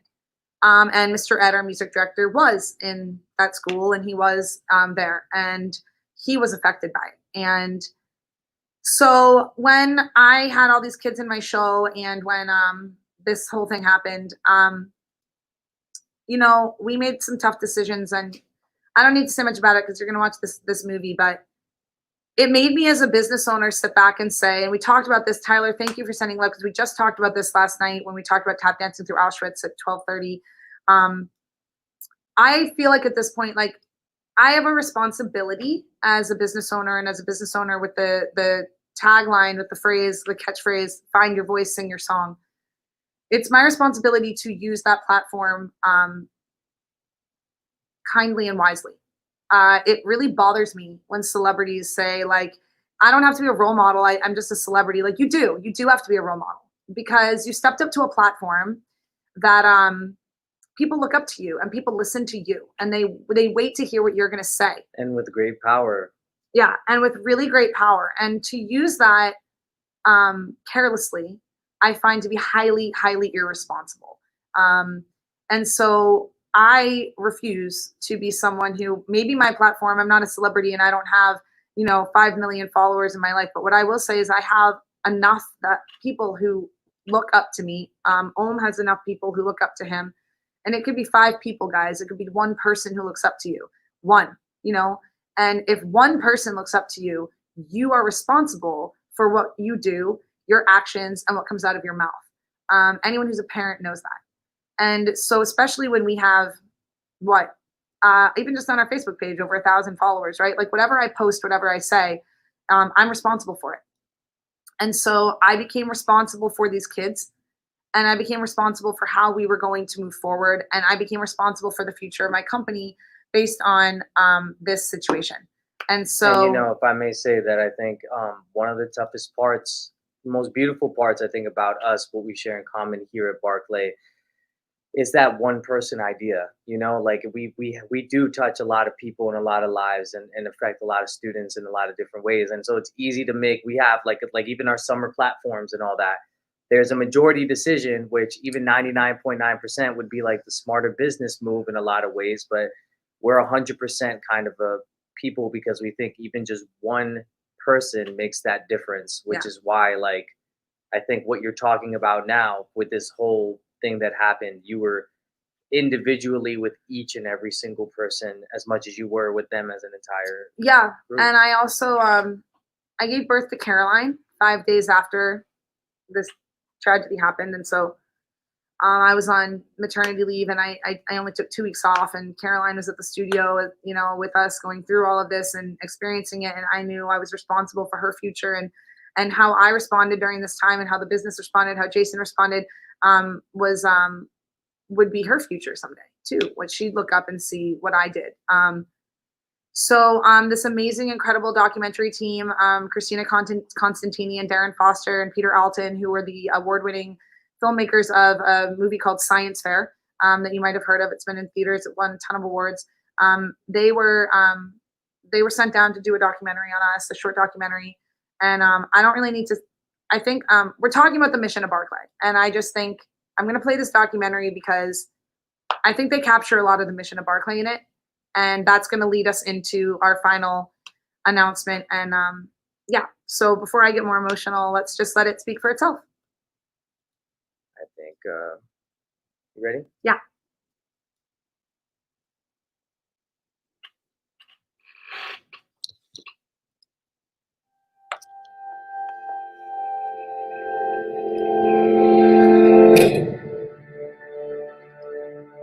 we're just normal theater kids, and we've always been normal theater kids.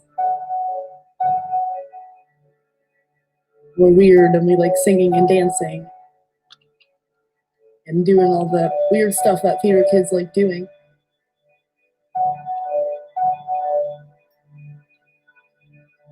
A part of me like wants to go back to being a normal teenager again. But I just feel like, how can you go back when all of this is happening?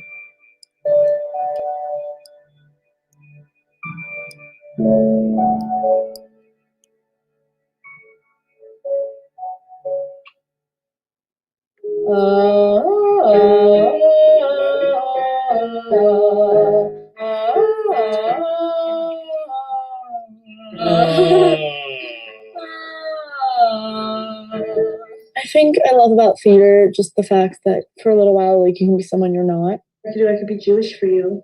I've been saying this one forever. Can I act it for you? Yes, You want act to it show? all buddy. Very good. I'll admit it's a little bit out of the blue, but I might as well try. I think I could be Jewish for you. I'll stop baking gingerbread, start baking challah. I've been in over 20 shows. I usually do like 4 shows a year because I would do 1 show in the spring, 1 show in the fall, and then 2 over the summer. And I've been doing that for a while. Will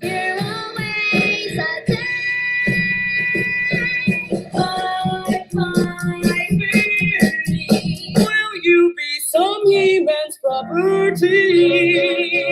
We really wanted Sora to be an athlete, and we knew that we had an issue because every time she'd hit the ball and go run to first base, she would blow kisses and wave to everyone in the bleachers. There was a lot of spinning involved. Yeah. For sports. All right, let's start. From the beginning of Act 1. Yes. Place it. I think it was like late December, early January. I learned that a local theater company was putting on Spring Awakening. It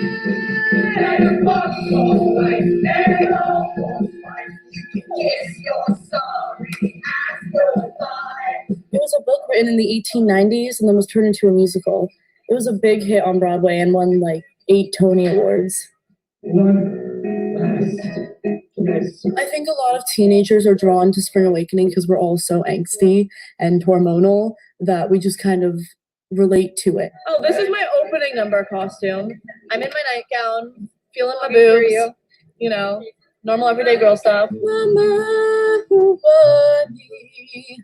Mama gave me no way to handle things. Who made me so sad? In January, I cast Cameron and Sawyer and all of these students of Marjorie Stoneman Douglas in these leading roles. Sawyer, you have buttons up the back of your dress. I do indeed. Great. Okay. Me and Cameron and Ethan and Kirsten, like we all decided to do it. There's only powdered left. Solar. They're the worst kind. And then Alex joined in later on. I'm playing the role of Venla, and Cameron is playing Melchior. I'm also not taking an AP review, so I can come in at 9 a.m. Okay, 11:30 to 11. Because I'm not a good student. Yeah. When I met Cameron, he was just this kid who had a lot in him. You know, I describe him as like an overly corked champagne bottle that was just waiting for its opportunity. Cameron, I want you to look Jason dead in the eyes, like you would say 5,000 things, but you're just not going to yet. Do I kiss him? No. After the show. And then just calmly sit down, go back into the scene. Once Cameron is set, then start. Do you have any idea of what you're saying, If you please. Pardon me. If you please, Herr Sonnenstich. The boy has made an error. Yes, sir, but an understandable error. You know, Spring Awakening is a lot about young people paying for the negligence and dishonesty of their elders. Err Gabor, do I make myself clear? When we started rehearsing, we had no idea how much it would connect with what we were about to go through.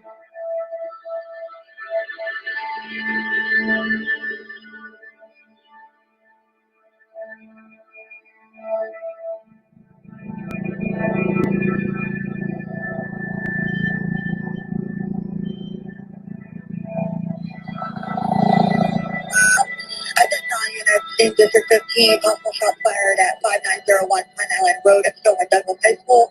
Multiple shots fired at Stillman Douglas High School. At Park Hill 23,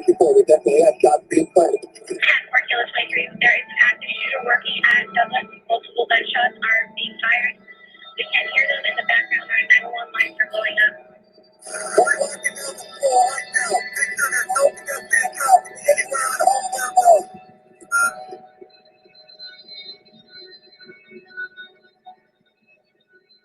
We're around the Walmart area. Yeah. It's very hard to retrace the day.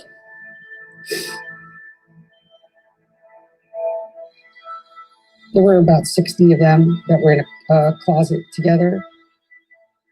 We're texting her, just pretend you're dead. Just pretend.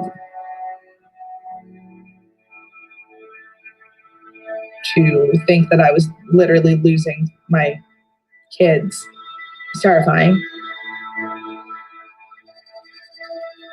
Parkland consistently voted one of the safest communities in America until today. 17 people are now confirmed dead. We know at least 3 people still in critical condition. It was just such a dark time, and it seemed like how we ever going to move forward from this? Like there's no way to go forward.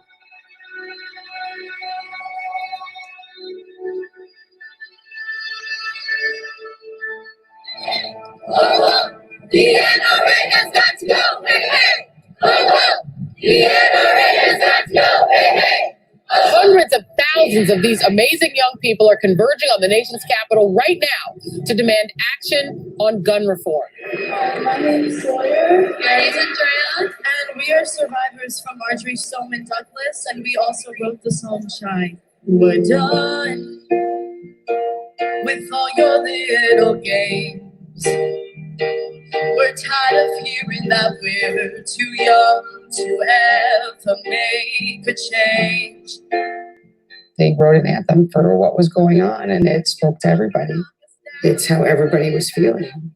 Like, yeah, we're pissed, but we're going to prove you wrong, and we are going to make changes, and you can't stop us. We're not gonna let you in. We're putting up a fight. It's hard because I want to help in every way I can, but I'm still a teenager. I still go to school. I just want to be like a normal kid and just living my normal life. But we have to talk about it. Like, it's something we can't ignore because it happened. Someone who isn't even allowed to buy alcohol legally is allowed to buy a war weapon? Like, where does that make sense? This is the only country where this kind of thing happens. This is something that can be stopped. This is something that will be stopped. Theater kids have always been taught to express their voice, take the message that they have inside and exude it to everybody else. Senator Rubio, can you tell me right now that you will not accept a single donation from the NRA?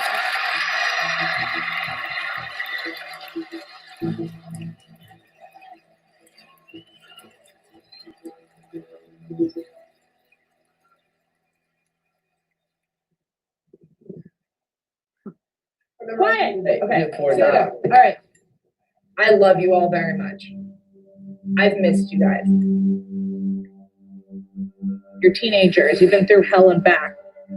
Whether it's because you were, went through it at the school, or you've been through it holding down the fort, or you're going through normal teenage shit. It has nothing to do with what happened in February. I understand. We got back after everything happened. It was about 2 weeks later, and we were just all thinking, like, are we even going to do this show anymore? Like, should we do the show? Can we even do the show? It's good to be back in the room with all of you.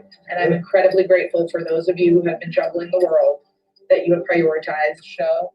But I think we all unanimously felt like, yeah, we have to do the show because we need this show now more than ever. For the last time, get you right next. Yes! Yeah, your thoughts all right. And of course, I say sorry. I stood by. It's angry bouncing. It's not I'm dancing right now. You're fucking down. Big ass lie. Every person that's ever pissed you off is right there, right now. For them to all just quit. when we all agreed to continue doing the show, that's the moment that I was most proud of the kids, frankly, because they knew they were going to be tackling something that was so close to home. Put your hand like on her grave, right? And just be like holding it like you're holding her. She's down there. Unfortunately, I don't need to direct you through this moment too much. There's one scene in a graveyard, and we're all mourning the loss of our friend.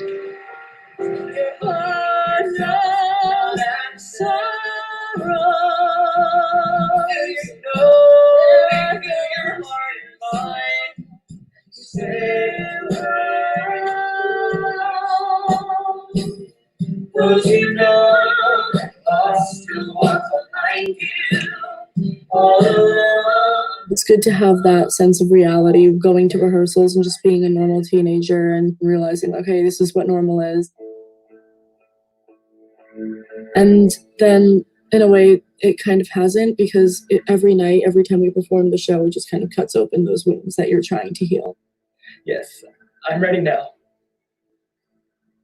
I'll be an angel. So dark. So dark. Okay. At that point, you're going to take the gun, you'll put it into your mouth with your eyes just straight out at the audience, okay? And you'll pull the image of pulling the trigger. We are negotiating use of a gunshot or not, okay? No decision has been officially made. It's been hard to watch them give up their innocence.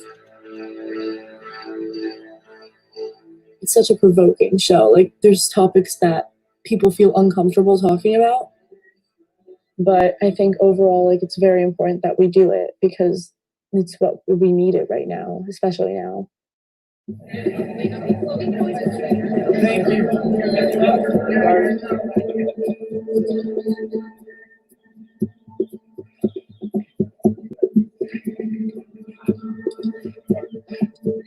This is Kevin. This is Kirsten. A lot of energy.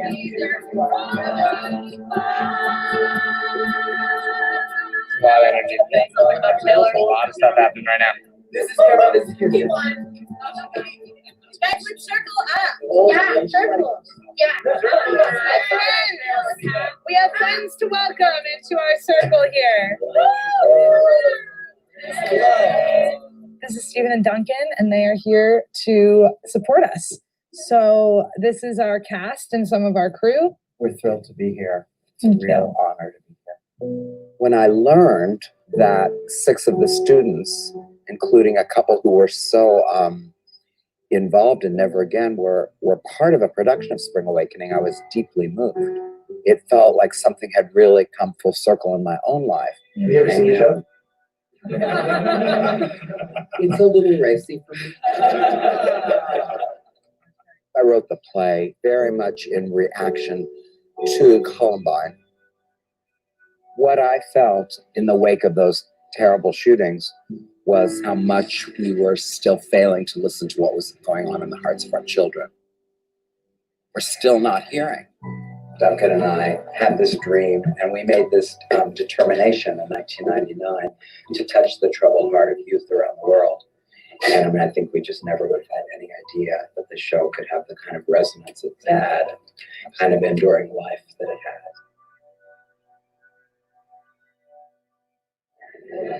Duncan. It's so nice to meet you.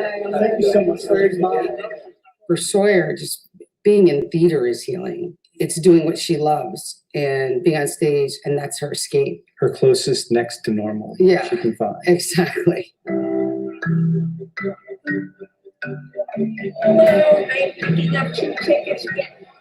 Our phones are ringing off the hook. We sold out the first show very quickly. The second show sold out. We had to add a third, and that sold out in one day. And we just put a 4th show on. It has made this community come together and show their support. My name is Christine Barker, and I'm the owner and artistic director of Barclay Performing Arts.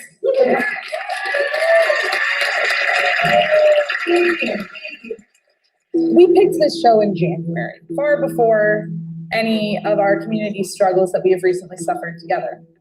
The incredible bravery of the students and the cast members and my company members that has gone into producing and making sure that this show happened tonight is something astounding. That being said, there were some disclaimers that were posted that there would be a gunshot in the show. And I am here to tell you that as a creative team, we have decided that there will not be a gunshot in the show. Ladies and gentlemen, I present to you Spring Awakening.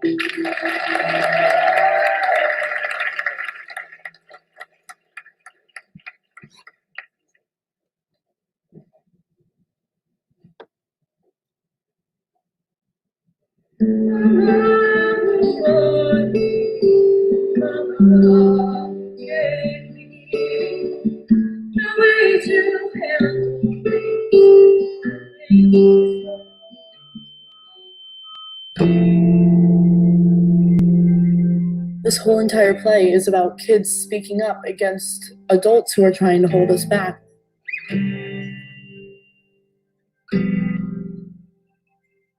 There's so many adults telling us that we're not going to make a change because we're teenagers. The reality is that we are what is going to make the world different.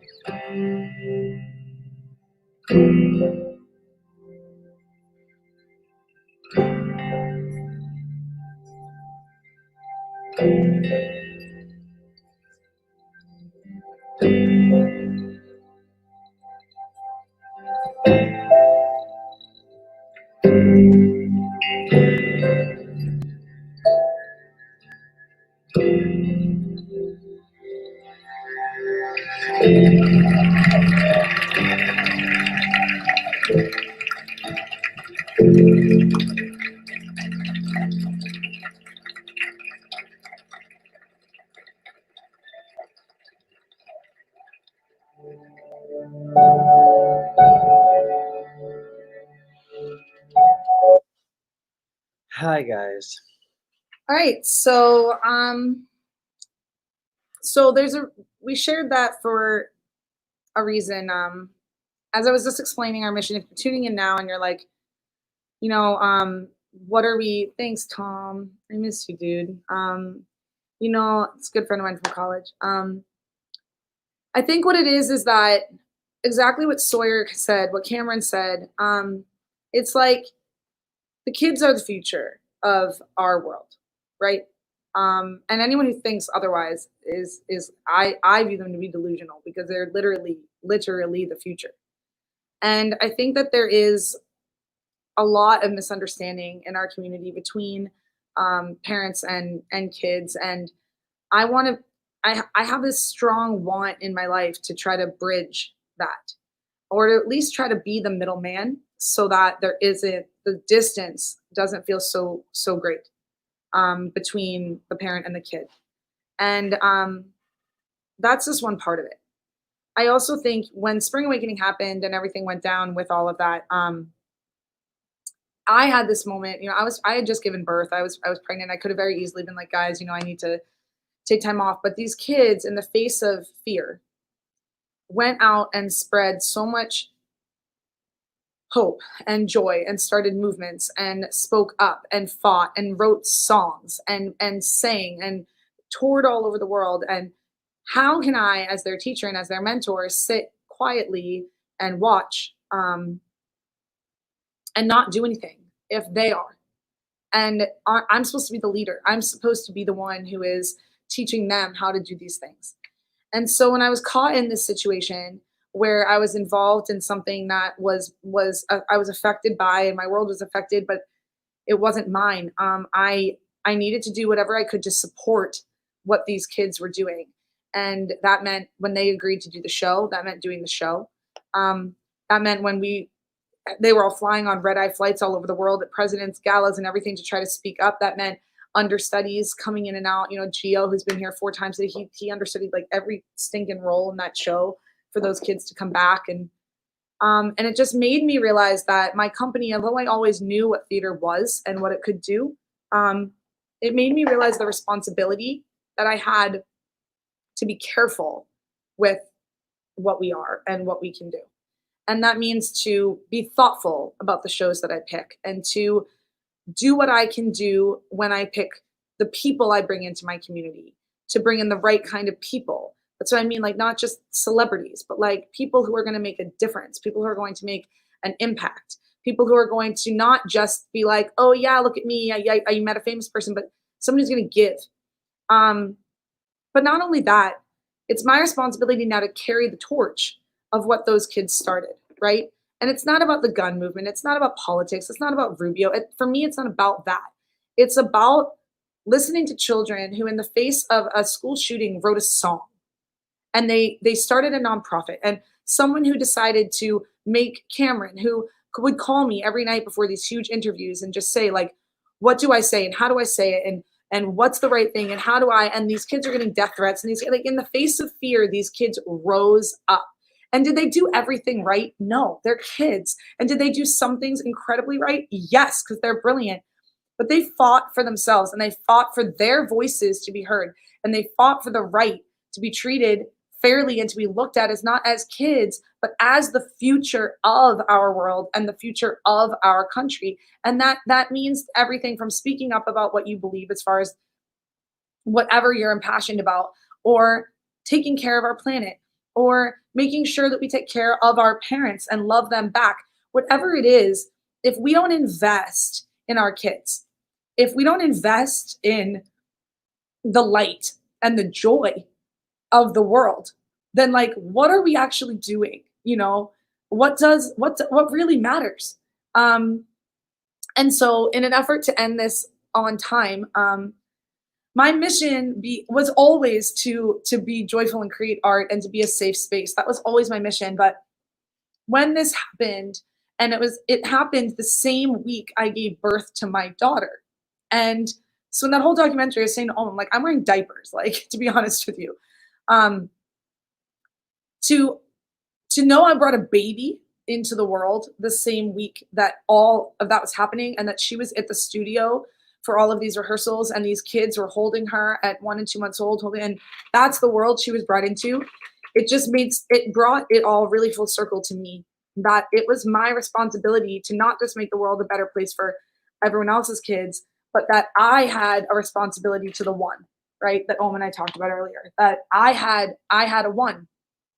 And so it made it clear to me that I needed to take my platform and I needed to carry the light and carry the movement and carry the creative art and carry the impassioned speech and carry it on for them, because they're still doing it. Cameron is still touring all over. Sawyer is still sending her light, singing at all of these kids. They'll never, ever, ever be able to go back to life and relive high school. And they'll never be able to not be the kids on the cover of Time magazine. They'll never be able to just, as Sawyer said. And so I had a responsibility as a leader in that movement. And Jason and Ohm, who was still in school and coming and supporting us whenever he could, and Mr. Ed, I had a responsibility to continue to lift them up and support them from the bottom, okay? And not to pull them because they were already leading. So what I did, I know, Alex, it's like, I know, and you were on Spotlight spotting that whole show, and you had been in the school, and I know.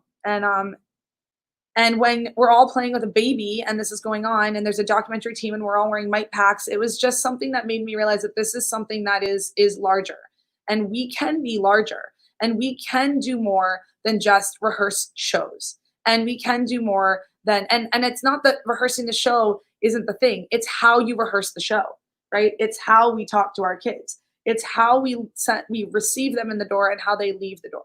And what happens between those moments is educational and is fun and is loving. But when Ohm and I were talking about why he is in the position he's in now, and why Jason has been with me and stuck with me this entire time through this, is because we know that if we can take the children and the families of our community and we can sort of couch them a little bit and make things a little less rough and shine a little more light and take a little of the, sand it down a little bit and try to make everything have a different perspective.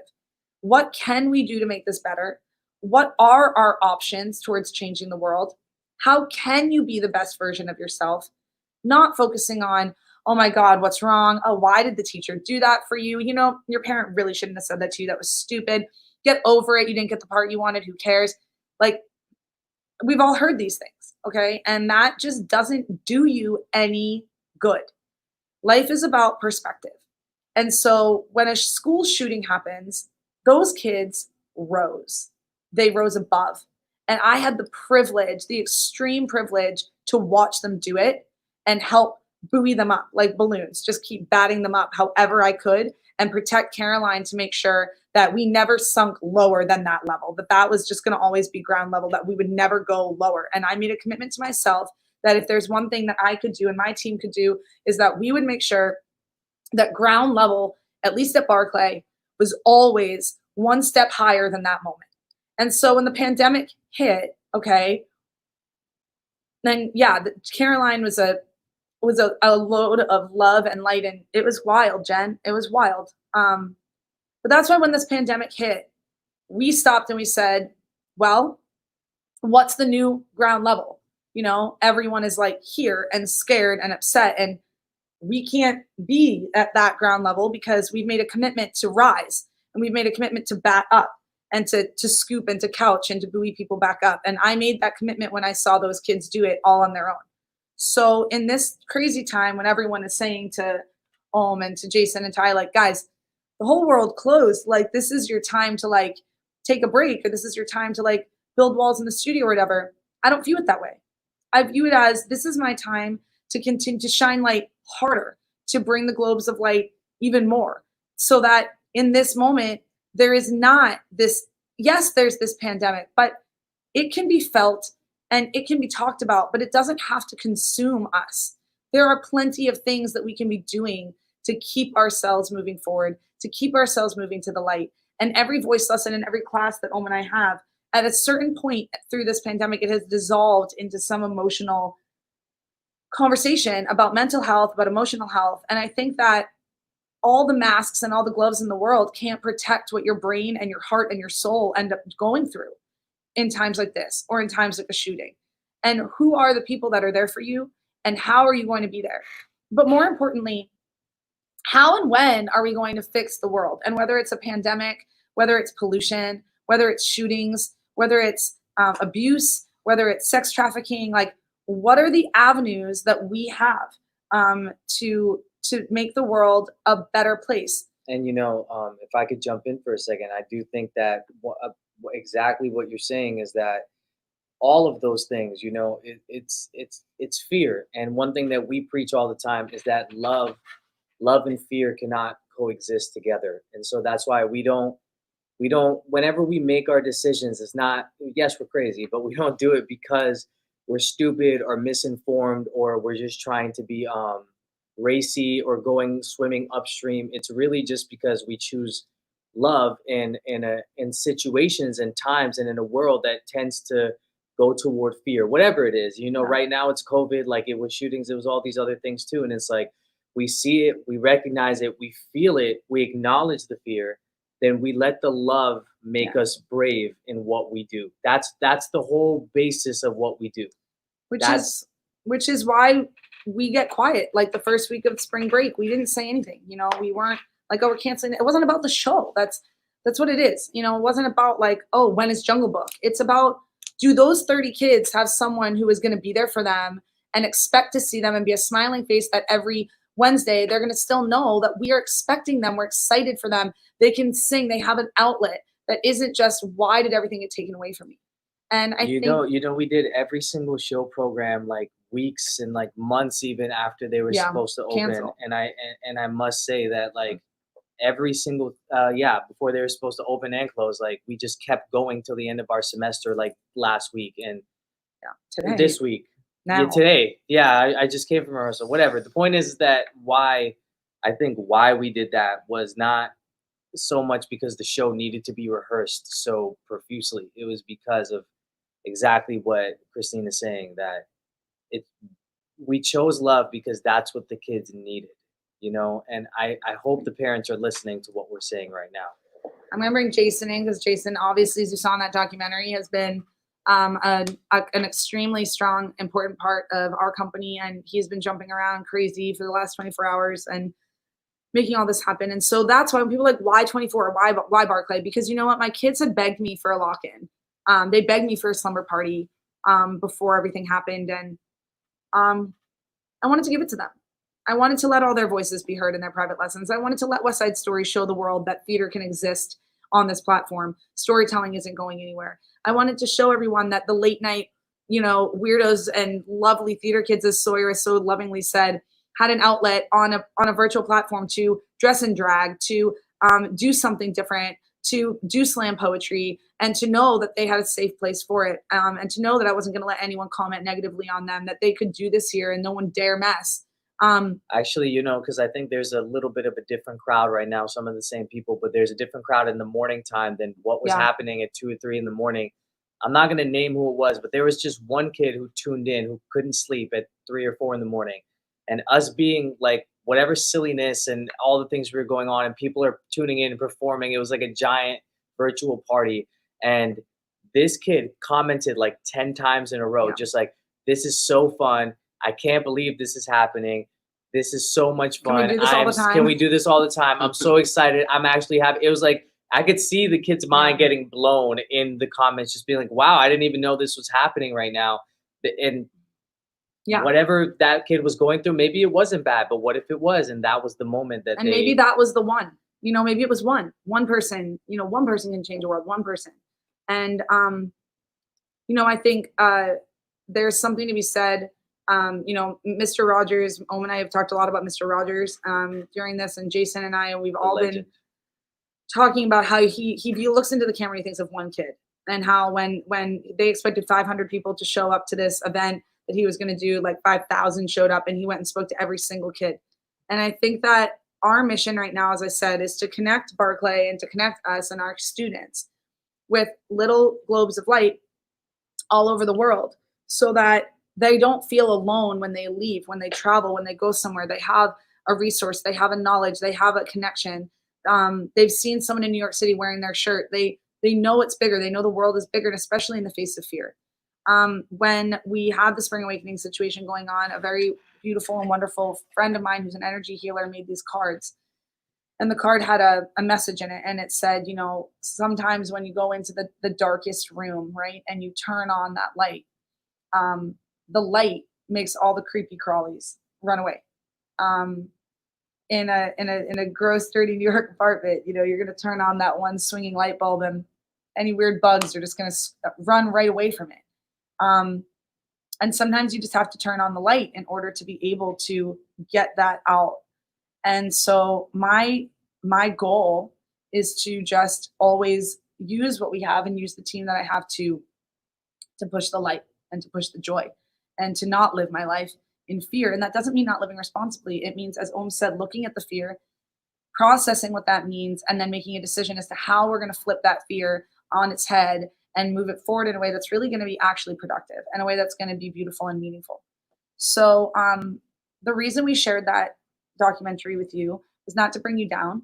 It's to kind of bring you down so you understand the foundation of which we've been building, and why we're doing this 24-hour live stream. Because we're trying to show everyone that for 24 straight hours, there are people who will show up, who will sing, who will create, who will build.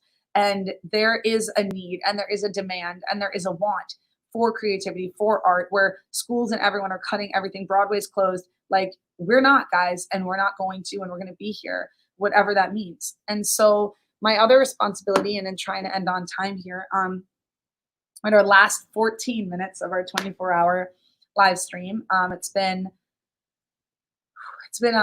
everything. It's been all the feels. And so I'm really honored to announce this final amazing, beautiful, wonderful project and collaboration. So I talk a lot about my dad, and there's an unbelievably wonderful, incredible program in Weston, Massachusetts, where I grew up. It's called the Weston Drama Workshop. I'm gonna cry. The Weston Drama Workshop has been around this would have been its 58th season. I think I'm right in saying that. Chris Brindley, it's 58 years. My family, it was a very, very big part of the foundation building of that. It's an amazing program. They do so many incredible shows. I've met some of the best friends of my life doing this program. I grew through performing in this program. I learned how to direct. I learned how to stage manage. I worked in the night shows. I worked with kids. I assistant choreographed shows with 75 kids. I stage managed shows. It's just the most amazing, beautiful program. And I've taken a lot of what the Western Drama Workshop has to offer and modeled Barclay after that. And the program has only grown and grown and grown. And my father, as I said, my family has been, my mom, my dad were both presidents of this company, and my brothers, and everyone has performed. And it literally is my heart. It's how I was raised. And they're only around for the summer. And this is the first summer in 58 years that they had to cancel their summer programming. And it really it breaks my heart. And because this is a community that they only get to come together for the summer. They don't get like Barclay. They don't get to be together all year. They wait all year to see each other, to be together, and to be able to do what they can do. And so the minute that I heard that they closed for the summer, and all my friends still run that program and work up there, my friends who I grew up with, I had to do something. Like, I had to take the fear that I knew and the sadness that I felt from my home community, and I had to do something. I was like, what can I do? And so what I have, and I've been saying this since what makes Barclay different, and different through this pandemic, is that I have these guys, and a lot of people don't have a Jason and an Om, and a lot of people don't have people who are willing to, in the face of fear, rise. And a lot of people who could say, I'm not going to come to work because this is my opportunity to just take a break and have a vacation, and who are like, no, we're going to do the hard thing. We're going to really, really do the hard thing here, and we're going to push forward, and we're going to do something bigger and better, and we're going to transition. We're going to use our platform. So we flipped our whole business model onto this virtual platform that I think by this 24-hour live stream is the cherry on top. I think we can officially say with 24 hours of consistent programming and live streaming that we have succeeded. So a virtual platform doesn't just have to be in Boca. So that's the dawn of the Barclay Beyond Boca. So we are going to open up our virtual platform to anyone in the world who wants to be a part of it, anyone who needs us. And we're starting with the Western Drama Workshop. So I met with my friends Chris Halonia and Chris Brindley, who have been running that program for a long time. And Chris Brindley is the executive producer, and Chris Halonia, he music directed. And the three of us all grew up doing shows together at Western Drama Workshop. And the last 2 years that I was at the Western Drama Workshop, when I was performing before I went on with my life and moved to New York and opened Barclay, we did 2 shows, and my dad directed both of them. My father directed me in both of them, and I'll explain those 2 in one second. But we looked back. I talked to them. I said, "What can we do?" Right? And I started listening to this music from one of the shows, and I played it for Om and Jason. I stopped us in the middle of the work, and I was like, "You guys need to listen to this song right now, and I need you to listen to it. And this is what we're doing. I don't know what we're doing, but this is what we're doing." So then I presented it to Chris and Chris at Western Drama Workshop all the way up in Boston. And I said, we did this show. It was a long time ago, and no one does this show ever. Like, no one does it ever, ever, ever. And it's perfect for right now. Especially, the whole show is perfect, but especially one of the songs, the title song. So I had a idea. And since I had the idea, it's gotten bigger. So in our last 10 minutes of this live stream, I'm going to tell you what our project is, and you can be included, and anyone you know can be included. And I hope that you share this. So there is this cool thing going on right now, where music collaborations, right? Where people all sing over one track, and we add it onto one pile up of music, and it makes this big, beautiful project, and everyone shares it, and that's great. But we're going to do something a little bit different. And so what we did is we've reached out. Hi, Chris, you're here. You just got back. Perfect timing. So we wanted to have this glossy, beautiful musical theater. Chris actually helped me with all the music and finding the music for it. We wanted to have this glossy musical theater package all wrapped up in a bow and to present to you right now. And then I was like, that's not really actually Barclay. We are someone that starts a movement. And that's why our tagline has been join the movement through all of this. So I reached out to Chris Brindley and I reached out to all of my friends who, well, most of our friends, Chris Alonia and Chris Brindley helped me with this, and reached out to a group of people from my childhood who know me, know what I'm doing, and are from Western Drama Workshop and want that theater company to succeed, and who I believe are beautiful, beautiful people. And what we decided to do is a music collaboration, but we're going to make it rolling. And we're not just going to make it some beautiful glossy project where we sing perfectly. We're going to make it a project where anyone, whether you sing beautifully, whether you don't, I don't really care. You can be included in this. And what we do is we have a guide as to how you can record your vocal part. We have the musical accompaniment that Chris Alonia, who's here right now, recorded for us. We have vocal parts. My friend Elizabeth is here, who's in this. We have the vocal parts that another one of my very dear friends, my friend Elizabeth from growing up, you'll see her singing in this, recorded vocal parts. And what I've done is I've made a packaged email that has everything you would need to be a part of this project. And I'm going to announce what the project is. And if you are so inspired, you could say 2 lines. You could just put your face in it and say, you know, a statement about it. I don't care. But we're going, or you could maybe do something. I could see Zach Andrews like going outside and like doing something that visually interprets this song. I want to make a montage of things that represent this song. And so there's a musical called Dear World. And it's by Jerry Herman. It's written by the music by Jerry Herman, and he passed away this year. And I ended up performing in this show with my dear friend Chris Alonia, with my best friend Elizabeth Sharpie. And what I did was we sent some of this music out to the Western Drama Workshop and to some of their students. And we got some videos back, preliminary videos back from a few of our friends from the Western Drama Workshop. I had our wonderful Barclay Traveling Troupe down in Boca recording pieces of this and starting to work on it. And instead of making a beautiful, hey, look how perfect we are, Dear World project, we are now launching officially Project Dear World. And Project Dear World is going to be an ongoing artistic collaboration where when you hear the music, when you see what's going on, you can submit any kind of footage or anything that you want, a statement, a vocal part, a dance piece, whatever it is. That sounds like it could be a hashtag. What is it again? Whatever it is, Project Dear World. So Barclay and the Weston Drama Workshop in Weston, Massachusetts, they're not going to be silenced in their 58th year being canceled. We are going to bring their voices with ours. And if you want to be part of Project Dear World, anywhere in the world that you are, if you want to listen to the cast recording and do an interpretive dance, if you want to recite the lyrics as a monologue, if you want to sing the vocal part, whatever it is that you want to do that is so inspired, if you want to go out to your garden and like make something beautiful or plant something while the song is playing, like you go do it, man, or submit it and say, this is for Project Dear World. This is to make my world a better place. This is to go into the Barclay montage of joy, of love, of music, of light.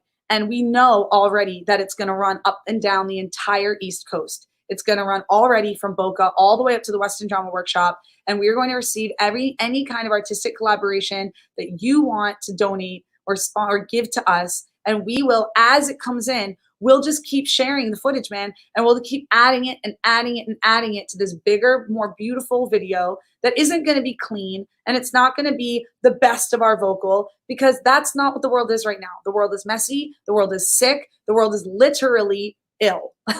It's literally ill. And I am going to do whatever I can to make sure that we rescue it. And I don't know that I can save the whole world, but no one can tell me I can't try. So with the help of the Weston Drama Workshop and my wonderful, incredible friends, who are unbelievable, powerful people and beautiful souls, Some of them you've met over the course of this. We're going to start Project Dear World, and anyone who wants to be a part of it, you can be a part of it. And all you have to do is message Barclay and say, send me the email with the info, with the packet, with the music, with the what I have to do, and we'll send it over to you. And then you send it back to us, and we share it, and we keep it going, and you send it to your cousin in Switzerland, and you say, yo, do something. And you send it to your friend in Australia, and you say, do something. And next thing you know, we are healing the world, and we're making our sick world not so sick, and we're going to fix it. And so what you're going to see here is a video collaboration to end our 24-hour live stream. And at the end of it, we will simply wave, and we'll leave this as your final sentiment. And we might go like 2 minutes over, and I'm sorry, so I'll stop talking. But what you're going to see is a little mashup of some of the submissions that we've received. Every other person, you're going to see a Barclay kid in a Barclay shirt, and then you're going to see someone maybe you don't recognize. And that person is someone from the Western Drama Workshop. That person is someone I grew up with. That person is someone from my family in Boston who is sponsoring and helping to put art together with us in Boca. And then it's going to end with a clip of when I was in Dear World at the Western Drama Workshop. And my dear friend Elizabeth Sharpie, who you will see singing, you're going to see Ashley Newstein, a familiar face, starting it off, followed by my beautiful friend Elizabeth Sharpie. And when we snap into the actual old school clip of me at like 16, 17 years old with all of my friends, the people who are helping launch this project, they're all in this clip, most of all of them. And you're going to see us at 16, 17 doing the finale, doing the title song from Dear World with my father directing. And you're going to see Elizabeth, who is singing right after Ashley Newstein, sing this song in character. And we're going to end this beautiful 24-hour live stream launching Project Dear World. And we are going to do our best to give the world the medicine it needs and not make it so sick. So I think these lyrics, I think this song, I think this show, I think this mission, I think the fact that my dad directed it, I think that the fact that the troupe was working on it, this is the perfect way for us to send us from fear and everything we're in right now into the future, into the joy, and as I said, to bounce us all up and to find the light. So ladies and gentlemen, thank you so much for tuning in for 24 hours straight with us. Thank you to Jason and Olm for agreeing to do this with me. And ladies and gentlemen, I'd like to now introduce the formal launch of Project Dear World. And if you want to be a part of it, you just let us know what you need. We'll send everything to you. Ladies and gentlemen, Project Dear World, thank you so much for joining us. Someone has wounded you, dear world. Someone has poisoned you, dear world. And those who love you defiantly insist that you get off that critical list and make your recovery quick. World, we're sick of having a sick world. We want you dancing tomorrow afternoon, so be a dear world. Rip the bandage out, dear world. Take the stitches out, dear world. And get well soon. Please take your medicine, dear world. Please make your fever break, dear world. Your vim and vigor are very surely missed. Help us declare you patient dismissed. And stand on your crutches with pride, world.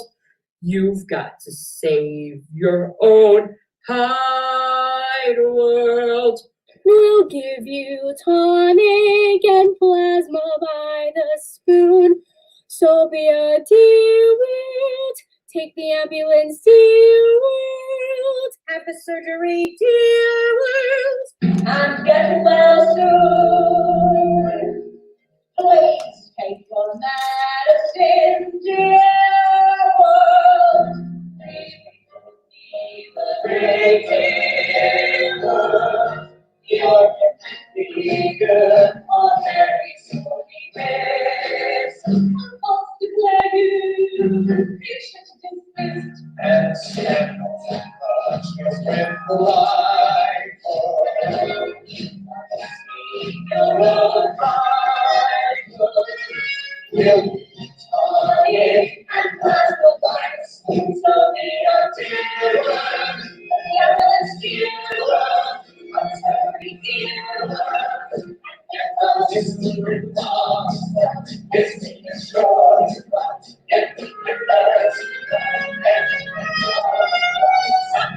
be to you, dear one.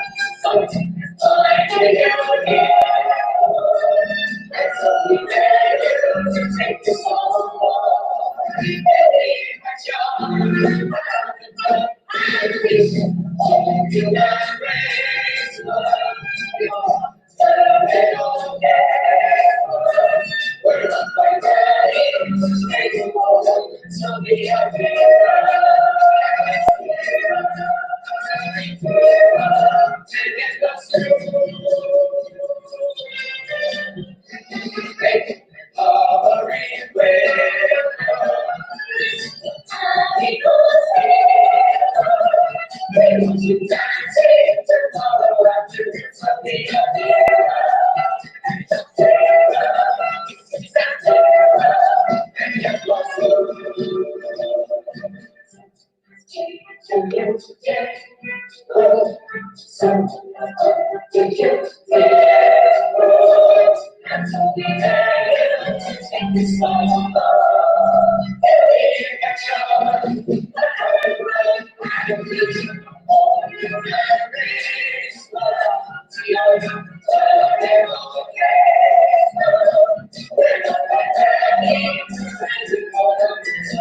Yeah.